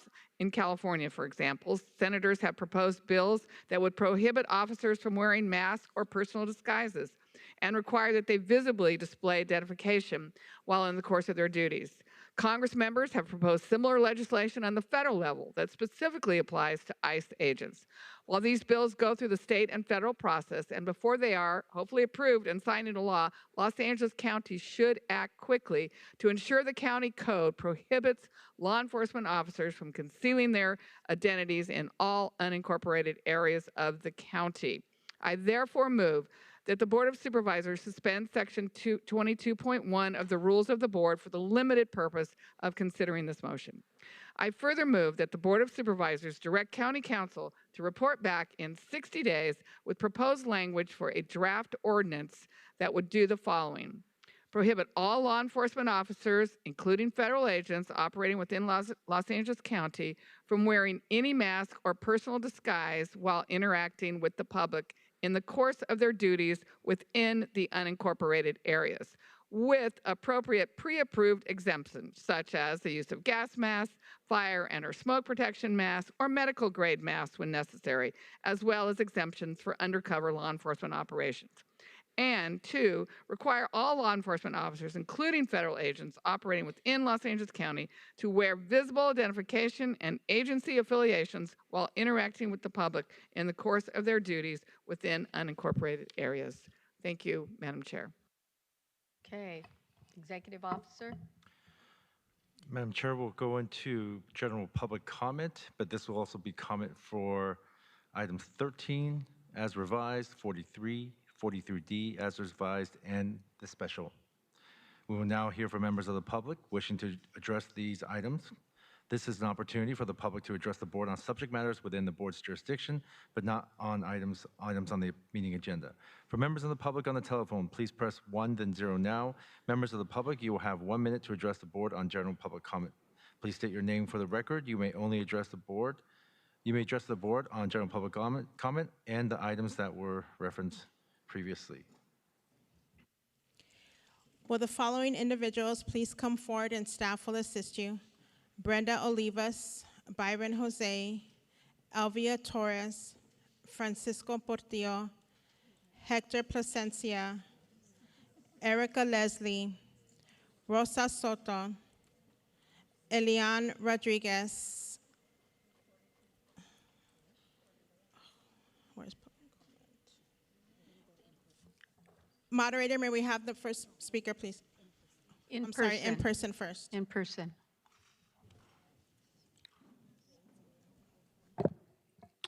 Good evening, Board of Supervisors. My name is Megan Castillo. I'm with the Reimagine LA Coalition, and I am strongly urging you all to do, again, any and everything that is in your power to support our migrant community and our comrades who are living in deep, deep fear. This is something that is incredibly concerning. And so again, I'm just urging you all to do everything that you can to support our migrant communities in this moment. I'm also urging you all to do everything that you can to support our Black comrades. As we've seen in the state of Black LA, there is a lot that our Black residents are experiencing, most of whom are living in particular circumstances. Those who are unhoused, those are falling deeper into poverty. And so again, I'm urging you all to make sure that you're doing everything that you can in your power to support our constituents. Thank you. Thank you. Next speaker. Good afternoon. 43C, 13, 43D, and general public comment. So I get 3 minutes, 4 minutes. No. Byron Jose with the Trans-Latina Coalition and Reimagine LA. Again, as someone who worked with your offices, I really appreciate when after the agenda gets posted on Wednesday, different offices reach out to us to engage and be part of stakeholders in the conversation. That's always greatly appreciated, specifically Supervisor Hahn and Supervisor Mitchell's team. And we're always more than happy to work with Supervisor Mitchell and Supervisor Horvath on last-minute motions, emergency things that had to override cluster. For 43C and 13, I know Immigrants to LA was asked to be here. For July, I have been trying to take a step back and comment only one item a meeting. But at least on my birthday, I'm glad I get to spend it with all my favorite people. So next year, I'll just move the party here so that everyone just knows to plan ahead. So anyways, so we always more than happy to partner with all of you, but we definitely appreciate. In addition to having to put up with the sheriff's homophobia, racial bias, and policing as if we were under their custody trying to access this public meeting, it is very telling that the executive office could run clerical errors based on how his team runs public comment here with the public. So I just want to make sure that whether it is figuring out whether closed session is going at the top or at the bottom, whether it's items not held, or whether it's general public comment, the public is genuinely invited to participate without having to be re-traumatized trying to be here and literally spend all day trying to track this meeting. Lastly, I would say that on item 20, again, going back, because I spent 2 hours on the phone trying to speak, making sure that dividing everything evenly is not necessarily equity-based. So we can definitely split things by 5, like the vacant positions, the $1 million sitting in the sheriff and integration departments, and also making sure that we are actively working on improving this county. Thank you. I've been all over the place because it's been hard to keep track of this meeting and knowing when the public can work or not work. And I will be following up with Supervisor Horvath's team, specifically with Measure G Task Force. That item, because it was outlined, it was in the bylaws documentation and the motion itself. So this conversation could have been had at the task force meeting, but through a procedural vote, it was pretty much shut down without any public comment. So again, as we invite people to be engaged in different processes, let's make sure that we are able to actively engage them and support them. Thank you. Thank you. Next speaker. I just want to say that, you know, unfortunately, sometimes we get late notice that we're going to have closed session at the top of the meeting. And while I personally don't like that, that's the prerogative of the chair and the discussion that goes on with EO and county council. And it varies. It doesn't happen often, and I hope when I become chair that we can help rectify that, because I think it is unfortunate that people sit through most of the day here and they didn't realize that we were going to spend 3 hours or whatever it was back in closed session. So I personally want to apologize for that, but I know that that's something that the board will have to work with all of us working together on that. So apologize. Next speaker. Gracias, Supervisor Solis. Hector Trinidad Plasencia, pronouns they, them, we, us, in favor of motion 1343C and 43D. Gracias for the consideration and hindsight of these motions. The labor, regarding 43D, the labor that immigrants offer is sacred and is often at the expense of our bodies, physical and emotional health, livelihood, and longevity. It is what we give the most of and what sustained this country in many ways, cheap labor of our immigrant communities. This motion protects that, what we have already given. It allows us to protect what we work so hard for and are in deep need of. As people are abducted, their families are scrambling to pay for rent, food. Many families lost their main providers and are fighting to live. This motion allows us, again, to keep the very little that we have. Regarding 43C, we support filing a public comment litigation and assessing the impact of the loss of care. Plasencia Consulting has been advocating for the past 13 to 15 years for Health for All here in California, so that all Californians, regardless of immigration status, are able to qualify for Medi-Cal. As we challenge the loss in care, we're grateful that LA County is also taking initiative to ensure that there is care. Here in California, we have the California Protecting Immigrant Families Coalition, which ensures that immigrant communities receive the information around their care as it is available. Gracias again for all of your support and hindsight of immigrant communities, as it will continue to grow as budgets are expanding and we continue to lose family members. Gracias. Thank you. Next speaker. Good evening, Supervisors. Rosa Soto with the Wellness Center and LA General Medical Center Foundation. I'm here in support of 43D. Thank you to Supervisor Solis for introducing this important motion. ICE raids and immigration sweeps have targeted our hardworking residents, individuals who play a vital role in our county's economy. It is imperative that we support them in a very, very difficult time. As we prepare, we need to prepare for long-term strategies by offering a cash aid fund that will remain as new families are impacted. The county has always stood up for our immigrant communities, and I'm glad that the county is taking a stand to support our businesses, our workers, and our families. I also thank you for addressing the real issue that most people don't know how to get their last paycheck when they're deported, how to maybe reconcile with their equipment, or or anything that relates to the life that they held here. So it's imperative that we have the support that they need, their food trucks, their livelihood. We urge your vote on 14D. Thank you. Next speaker. Hi, my name is Alvia Torres. I'm the CEO for Spirit Family Services. Our holistic approach integrates therapy, parent education, advocacy, and essential resources to foster healing, resiliency, and long-term well-being. We don't just offer services, we create safe places where people feel seen, heard, and empowered to reclaim their lives. We are currently witnessing deep trauma to our children, to our families, and to our communities. We would like to speak in support of items number 13 and 43C, and thank Supervisors Solis and Horvat for their motions to assess the impact of recent federal actions that hurt the county's most vulnerable communities, as well as for their advocacy to preserve essential programs for our low-income immigrant communities, such as Medicaid, food assistance, Head Starts, and access to community health centers for all are critical. These programs allow our community. Thank you. Next speaker, please. Good afternoon, Supervisors. My name is Elaine Rodriguez, Executive Director for the Los Angeles Economic Equity Accelerator and Fellowship. I'm here to support 43D. I think week by week we're finding out the different impacts that all of these ICE raids are having on our community, including now seeing, pictures and videos of equipment left behind, who gets to go pick up, those valuables and maybe return families to work. Now we're hearing about all the, pets that are being left behind and, who gets to take care of those, furry babies. I think it's important to, really revisit and make sure that those items are taken care of.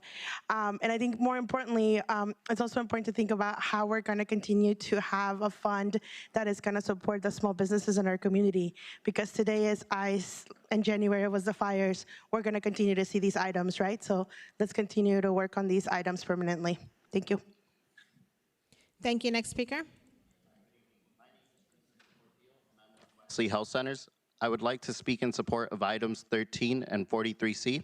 I want to thank Supervisor Solis and Horvath for their motions to assess the impact of recent federal actions that hurt the county's most vulnerable communities. Programs such as Medicaid, food assistance, Head Start, and access to community health centers for all are critical. These programs allow our communities to access essential resources and services that enable us to thrive. I request the board to support this important motion. Thank you. Thank you. Next speaker. Hi, good evening. My name is Brenda Olivas, and I'm also with Spirit Family Services. We are a trauma-informed, community-rooted agency dedicated to walking alongside individuals and families through life's most difficult moments, including now, where they're being persecuted. I would like to speak in support of items number 13 and 43C, and thank Supervisors Solis and Horvath for their motions to assess the impact of recent federal actions that hurt the county's most vulnerable communities, as well as for their advocacy to preserve essential programs for our low-income immigrant communities, such as Medicaid, food, Head Start, and access to community health care for all are critical. These programs allow our communities to access essential resources and services that enable us to thrive. I request the board to support this important motion, and thank you very much for hearing me today. Thank you. Next speaker. My name is Christina Long, addressing item 45 on today's agenda, public comment. I'm here to speak for my brother Elijah Long, whose life was cut short on September 27, 2024, when he became a victim of a hit-and-run homicide in Linwood, which till this day remains unsolved. I'm also here to speak up for other victims' loved ones that may not have been able to make it down here today. And I'm making a sincere plea to the board today to approve the increase in the reward offered for tips leading to the apprehension of those parties responsible for my brother's senseless and horrific death. We're praying for our Lord Yeshua to soften all of the board members' hearts to approve this increase for not only my brother's case, but for the other hurting families who are out there trying to navigate life with the void left behind by losing a loved one. Right now, the reward through Crime Stoppers generosity is set at only $1,000. Although we know an increase will not bring back my brother Eli, it may help to influence someone out there with information to do the right thing and come forward to those responsible can be held accountable. We thank you in advance for allowing us the opportunity to present this plea and pray you will choose to make the right decision in this matter. Thank you. Next speaker. Thank you. Next speaker, please. Good afternoon, honorable board members. Speak in, please, to the mic, sir. Can't hear you. Pardon? Speak in louder. We couldn't hear you. I'm Terry Newman. I'm here to draw attention to what appears to be a minor bureaucratic oversight. If I walk out the door here, as I'm going to in a few minutes, and go down the street to the Fort Moore Memorial Monument, which is a couple blocks from here, there's a waterfall and there's a flagpole, and there's some bas-relief honoring our forebears and the raising of the first flag over the city of Los Angeles, the first United States flag. There's a flagpole there that has not had a flag on it for several years. And there's, the county spent upwards of $1 million to refurbish the monument. There is a security guard that parks out in front of the monument every day from morning till 6 p.m. And that person could raise the flag over the monument. There is no flag. I encourage you to resolve that oversight. Thank you. Thank you. Next speaker. Thank you, sir. We'll have a staff person go talk with you right now regarding that. Thank you. Next speaker. I'm speaking on behalf of 43D and general public comment. So I get my 3? That's fine. I appreciate that. Thank you very much. I want to say thank you to Supervisor Solis for centering dignity, safety, and economic resilience for immigrant workers, their families, and anyone who has been impacted by the federal government's implementation of whatever ICE is doing. I want to say clearly I support the urgency behind the motion. The people who are being targeted and detained by federal immigration enforcement are human beings, and our neighbors, our colleagues, our family members. Their safety and their survival matter to us, and I appreciate any attempt. I appreciate any attempt to ensure that people are not further harmed after being unjustly ripped from their communities. I think it's also important to note 2 months ago, the board voted unanimously to affirm community-led processes for Measure J and the Care First Community Investment Fund. That process is rooted in equity, transparency, and trust. And yet, today, buried in important emotions is language, and this happened last week, and I think the week before that too, that would allow CFCI funds to be used without recommendation from the CFCI Advisory Committee, a process that is this very board committed to back in May. And I have to say it plainly, you can't reaffirm your commitment to Measure J on one hand and then undermine this process with the other. And I know people will say, well, are we doing people over process? It's actually process for people. Now, I mentioned earlier in how Measure J and CFCI is doing as far as the work we're doing, but this work is happening in partnership with county departments and the Amity Foundation. You know, and every time I walk into the Measure J CFCI committees, I see people doing the work of the county differently. I see my comrades in community, some who have given up on the idea that LA could do something different, now showing up with purpose and rigor and hope.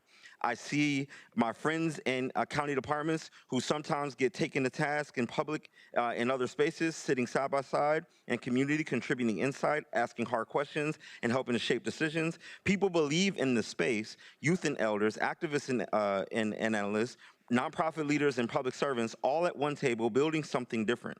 People are bought in, and to me, this kind of move, whether well-intended or not, deflates the momentum. So I say to my colleagues on the board, I know you're trying to respond to people in crisis. We see the need. We live it too. We honor it too. But please give us the time, the space, and the trust to carry out the very work in a way that does not break the trust that we're trying to restore. We are not saying no to help, because right now what's breaking down isn't just policy, it's actually communication. I'm about saying this. Oh, actually, I'm not going to be able to say that. I'll just about say, I still believe that we can make it happen. Today is a moment that we can step into belief together, not just by passing a motion, but also realigning our leadership with each other. Thank you. Thank you. We will now go to remote speakers. Moderator, may we have the first speaker, please? Marvin, your line is open. You may begin. Jesus, how frickin' annoying that I have to write to the, district attorney to get you to pick up my line. But thank you. Thank you for your interest in county government. I mean, that last speaker was very articulate, and I've been worn down because it is after 7, and I may have lost my capacity to know which item we're talking on, but I will say this. We have to do better than, even Solis admitted it. We all heard it. We can't degrade Byron Jose down to he is a diligent public watchdog of sorts. And, even he admitted that he's become delirious. We're all delirious. So let me just say, we're going to have to redo some measures. Let's just do it with our dignity and transparency. Let's not pretend we don't have to because the will of the people. Let's just do it quietly and diligently. And Harrison, it's not your fault, although we're holding you accountable. And Mr. Yen, thank you. Who Next was it speaker, before please. You? Glory Glasgow? Vanessa Melendrez, your line is open. You may begin. Good afternoon, board. My name is Vanessa Melendrez, and I'm with the Filipino Worker Center. I'd like to speak in support of items 13 and 43C. Thank you, Supervisor Solis and Horvath, for these motions to assess the impact of recent federal actions that hurt the county's most vulnerable communities. Thank you for your advocacy to preserve essential programs for low-income immigrant communities. Programs such as Medicaid, food assistance, Head Start, and access to community health centers for all are critical. These programs allow our communities to access essential resources and services that enable us to thrive. So I request the board to support this important motion. Thank you so much, especially at this late hour, for all being here and hearing us out. Thank you. Thank you. Next speaker. Yesenia Cox, your line is open. You may begin. Hi, good afternoon. I'm Yesenia Cox with COFEM, the Council of Mexican Federations, speaking on behalf of the Immigrants RLA, calling to support agenda item number 13 and 43C. In the motion 13, this legislation hands the wealthiest households roughly $12,000 in annual tax base, while cutting the very programs we depend on, like Medicaid, SNAP, and Medi-Cal.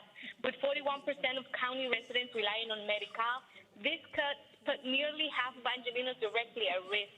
And regarding to agenda item 43C, last week the Trump administration continued its attack on immigrant communities by immediately resigning access to life-saving services like Head Start, community health centers, mental health treatment, and reproductive care. These are essential services that keep our communities healthy and safe. Denying children access to early education or forcing families to choose between care or deportation will only increase suffering in our Thank county. you. Next speaker, please. The board to take a Roy Humphreys, your line is open. You may begin. Thank you. You do the illegal migrant game for house political gain. What do you tell the kids? What are they supposed to think about you and the word honesty? 2,000 National Guard troops will be leaving Los Angeles as AP 3 hours ago. You fail to have solutions to work with the feds instead of involving with the Biden border invasion. Feds found 14 children out of the 300,000 Biden border children out at your place there. I believe that was up in Fargo's area there. China will refuses to accept the ICE detainees. You poke the ICE bear in the eye, and you get what you deserve. Proposition G, startup costs. Where are you going to get the money? And that's fraught with all kinds of problems. Thank you. Thank you. Next speaker. Anna Lee, your line is open. You may begin. Supervisors, if an emergency alert is sent, some of your vulnerable constituents are going to die. Due to vandalism, some AT&T landline customers have no service. What is disturbing is that AT&T is in no hurry to rectify the matter. AT&T has submitted a request to CPUC to be removed as carrier of last resort. I believe this is elder abuse, and you should too. Many paying AT&T landline customers are cut off from medical, financial, and social contact. When AT&T was asked to forward these landlines to family members to relay the messages, this telecommunication giant responded no. but the option to purchase a cell phone plan and transfer the phone number. Why would a customer purchase a product from a company when what they are paying for is not being made available? Again, supervisors, some of your vulnerable constituents are going to die. Thank you. Thank you. Next speaker. Akib Rahman, your line is open. You may begin. Yeah, my name is Akib Rahman, and I'm speaking today as a representative from Arts for LA. I'm speaking on item 11. So we applaud the board's bold leadership in advancing policies that streamline permitting and reducing unnecessary fees, which is a critical step to ensure Los Angeles County remains a global hub for film and television production. Arts for LA strongly supports the board's efforts to bolster the film and television industry. We urge the county to recognize that nonprofit arts organizations are essential partners in this ecosystem. Many serve as an on-ramp to the entertainment industry, offering training, mentorship to underrepresented communities, including systems impacted by youth. Just as you are working to cut the rate cap for film and TV production, we urge you to also remove bureaucracy barriers for nonprofits, particularly small budget nonprofits, by streamlining grant applications, simplifying contracts, and expanding access to Thank you. Next county speaker, funding. please. Thank you so much. Christina Cardenas, your line is open. You may begin.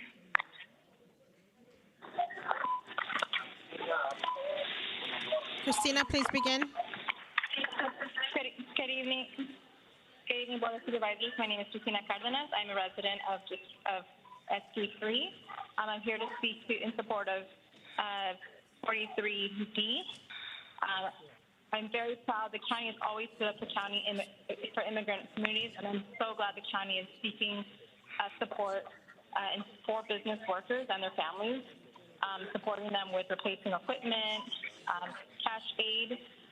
We do know that nonprofits are doing their best at this time to provide support with mobile food delivery. However, the capacity in many nonprofits is not there, and so this opportunity to create delivery and create an advisory board to talk to community and to figure out community needs, some being food, some being sanitation supplies, some being assistance with rental assistance, is very, very critically needed at this point. So I urge you and applaud you for this. Thank you. Next step in speaker, our please. direction. John Schwada, your line is open. You may begin. John, go ahead. Is that John Swada? Next speaker, please. Jennifer Mataki, your line is open. You may begin. Good evening, Supervisors. I'm Jennifer Naitaki, Senior Advisor with the Michelson Center for Public Policy, an advocacy organization working to advance equity and opportunity across California. We strongly support item 43D and sincerely thank Supervisor Solis and her team for their leadership and compassion in bringing it forward. This motion takes a thoughtful, comprehensive approach to an incredibly complex moment, recognizing the far-reaching impacts of ongoing enforcement actions. It also acknowledges a heartbreaking consequence, the surge in shelter intake. We're grateful for the directive to expand DACC's capacity, ensuring the human-animal bond is protected, especially in moments of crisis. The Michelson Center for Public Policy stands in full support and urges the board to vote yes on item 43D. Thank you. Thank you. Next speaker. Arrogant Hollywood, your line is open. You may begin. Privilege service of personal service of privilege case 25 STRO 03574 still improper. County of Los Angeles served Arrogant Hollywood first 90 pages, then second time approximately 100 pages. Superior Court of California confirmed on July 15, 2025, the case files over 500 pages. The board has been served numerous times exculpatory video audio recording evidence that proves by clear convincing evidence that no crime occurred on February 21st, 2023. The board is being warned to investigate as to why racist criminal case GA 114055 has not been dismissed on DA's own motion. Board of Supervisors been served numerous times video recording evidence that proves Arrogant Hollywood never emailed lying racist Brian Mark Rosenberg. Yet County of Los Angeles keeps claiming Arrogant Hollywood's good name will continue continuous filing and litigation of frivolous workplace violence petition. Defendants County Los Angeles and Sheriff Luna should immediately restore possession of 2308 Felicia Avenue, Rolling Heights, California, 91748. Horvath, I'm going to serve you as soon as I get the summons. I'm going to serve you at the. Vivian English, your line is open. You may begin. Hi, good evening. My name is Viviana English, and I'm speaking on behalf of the Wellness Center. I appreciate each supervisor's reflection. Thank you for approving item 20. It's an honor to stand with Sweet Alice, a true community legend. I'm a Chicana raised in LA and a proud daughter of immigrants.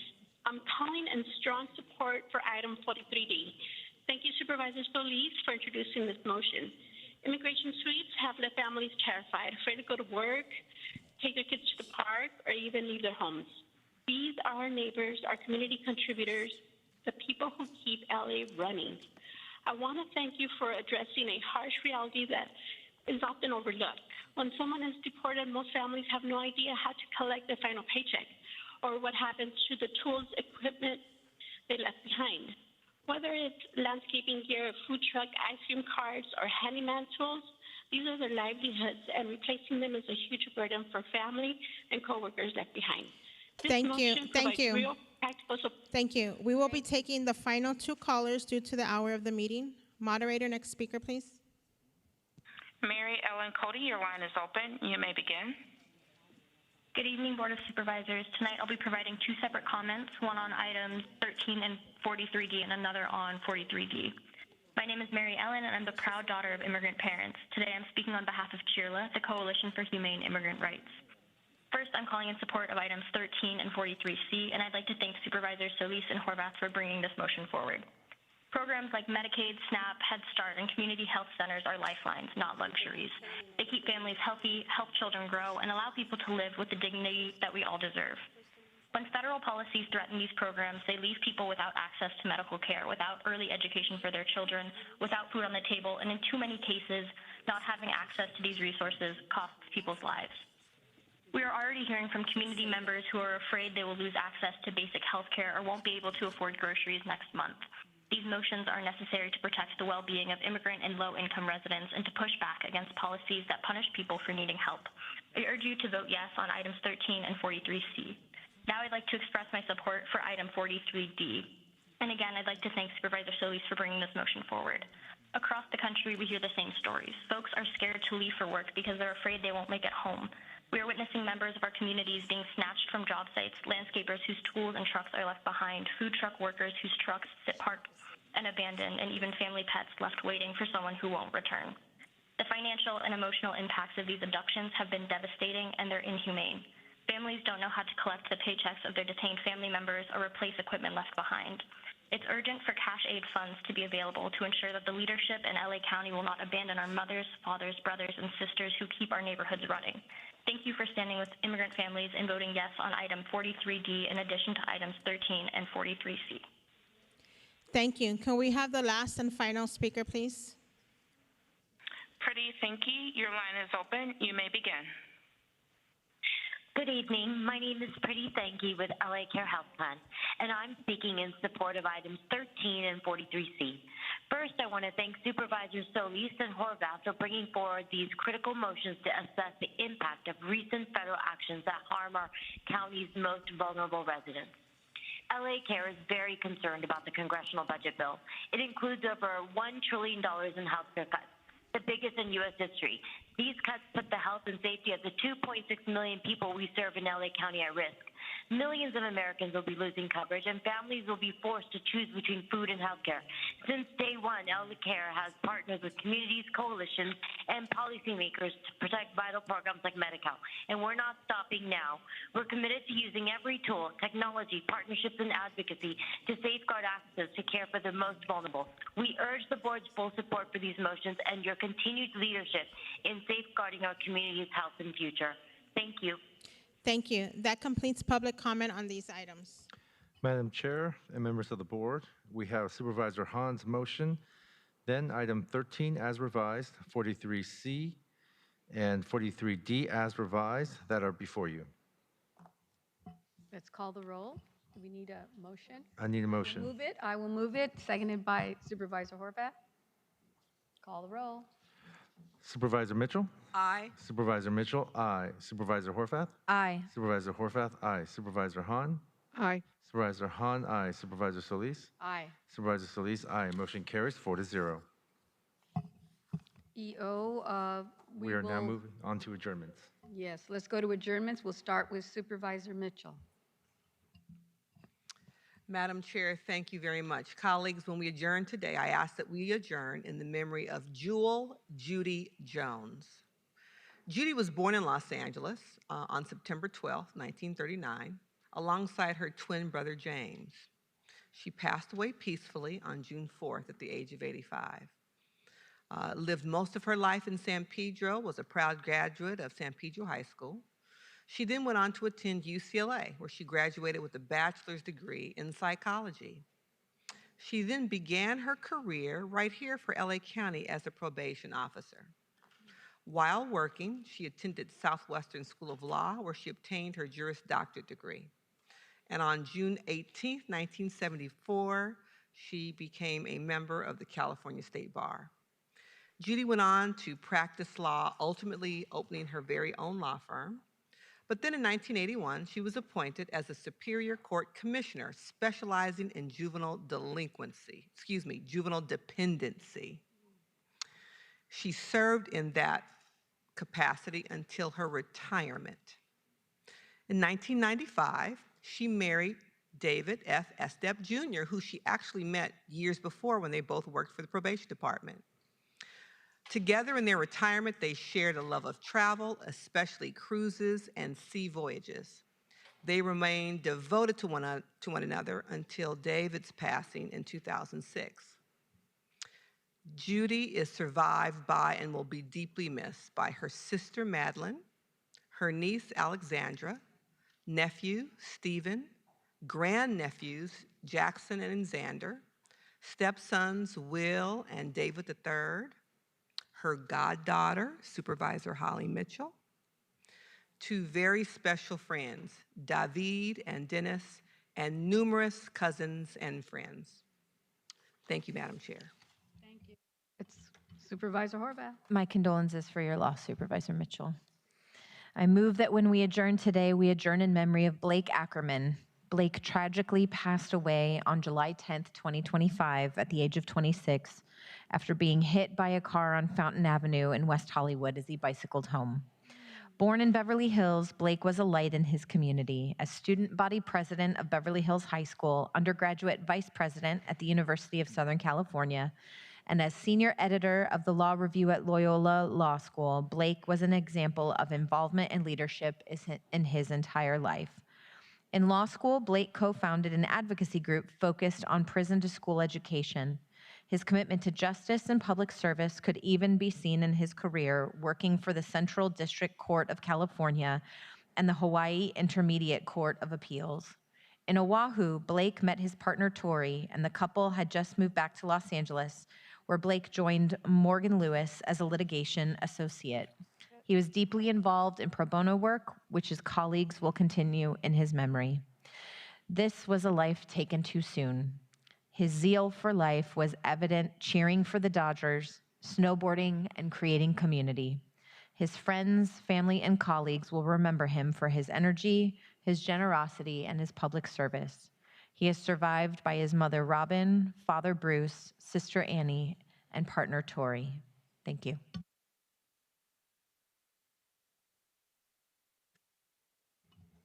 Okay, thank you very much. I think that concludes all our adjournments. If there's, Madam Chair, you're taking all those motions as seconded? yes, without objection? It's a Okay. unanimous vote. Okay, unanimous vote. Thank you. That concludes today's meeting, thank God. The next meeting of the board will be a public hearing meeting to be held Tuesday, July 22nd, 2025 at 9:30 a.m. And we will notify the public if anything changes beforehand. Gracias. Thank you. Good night.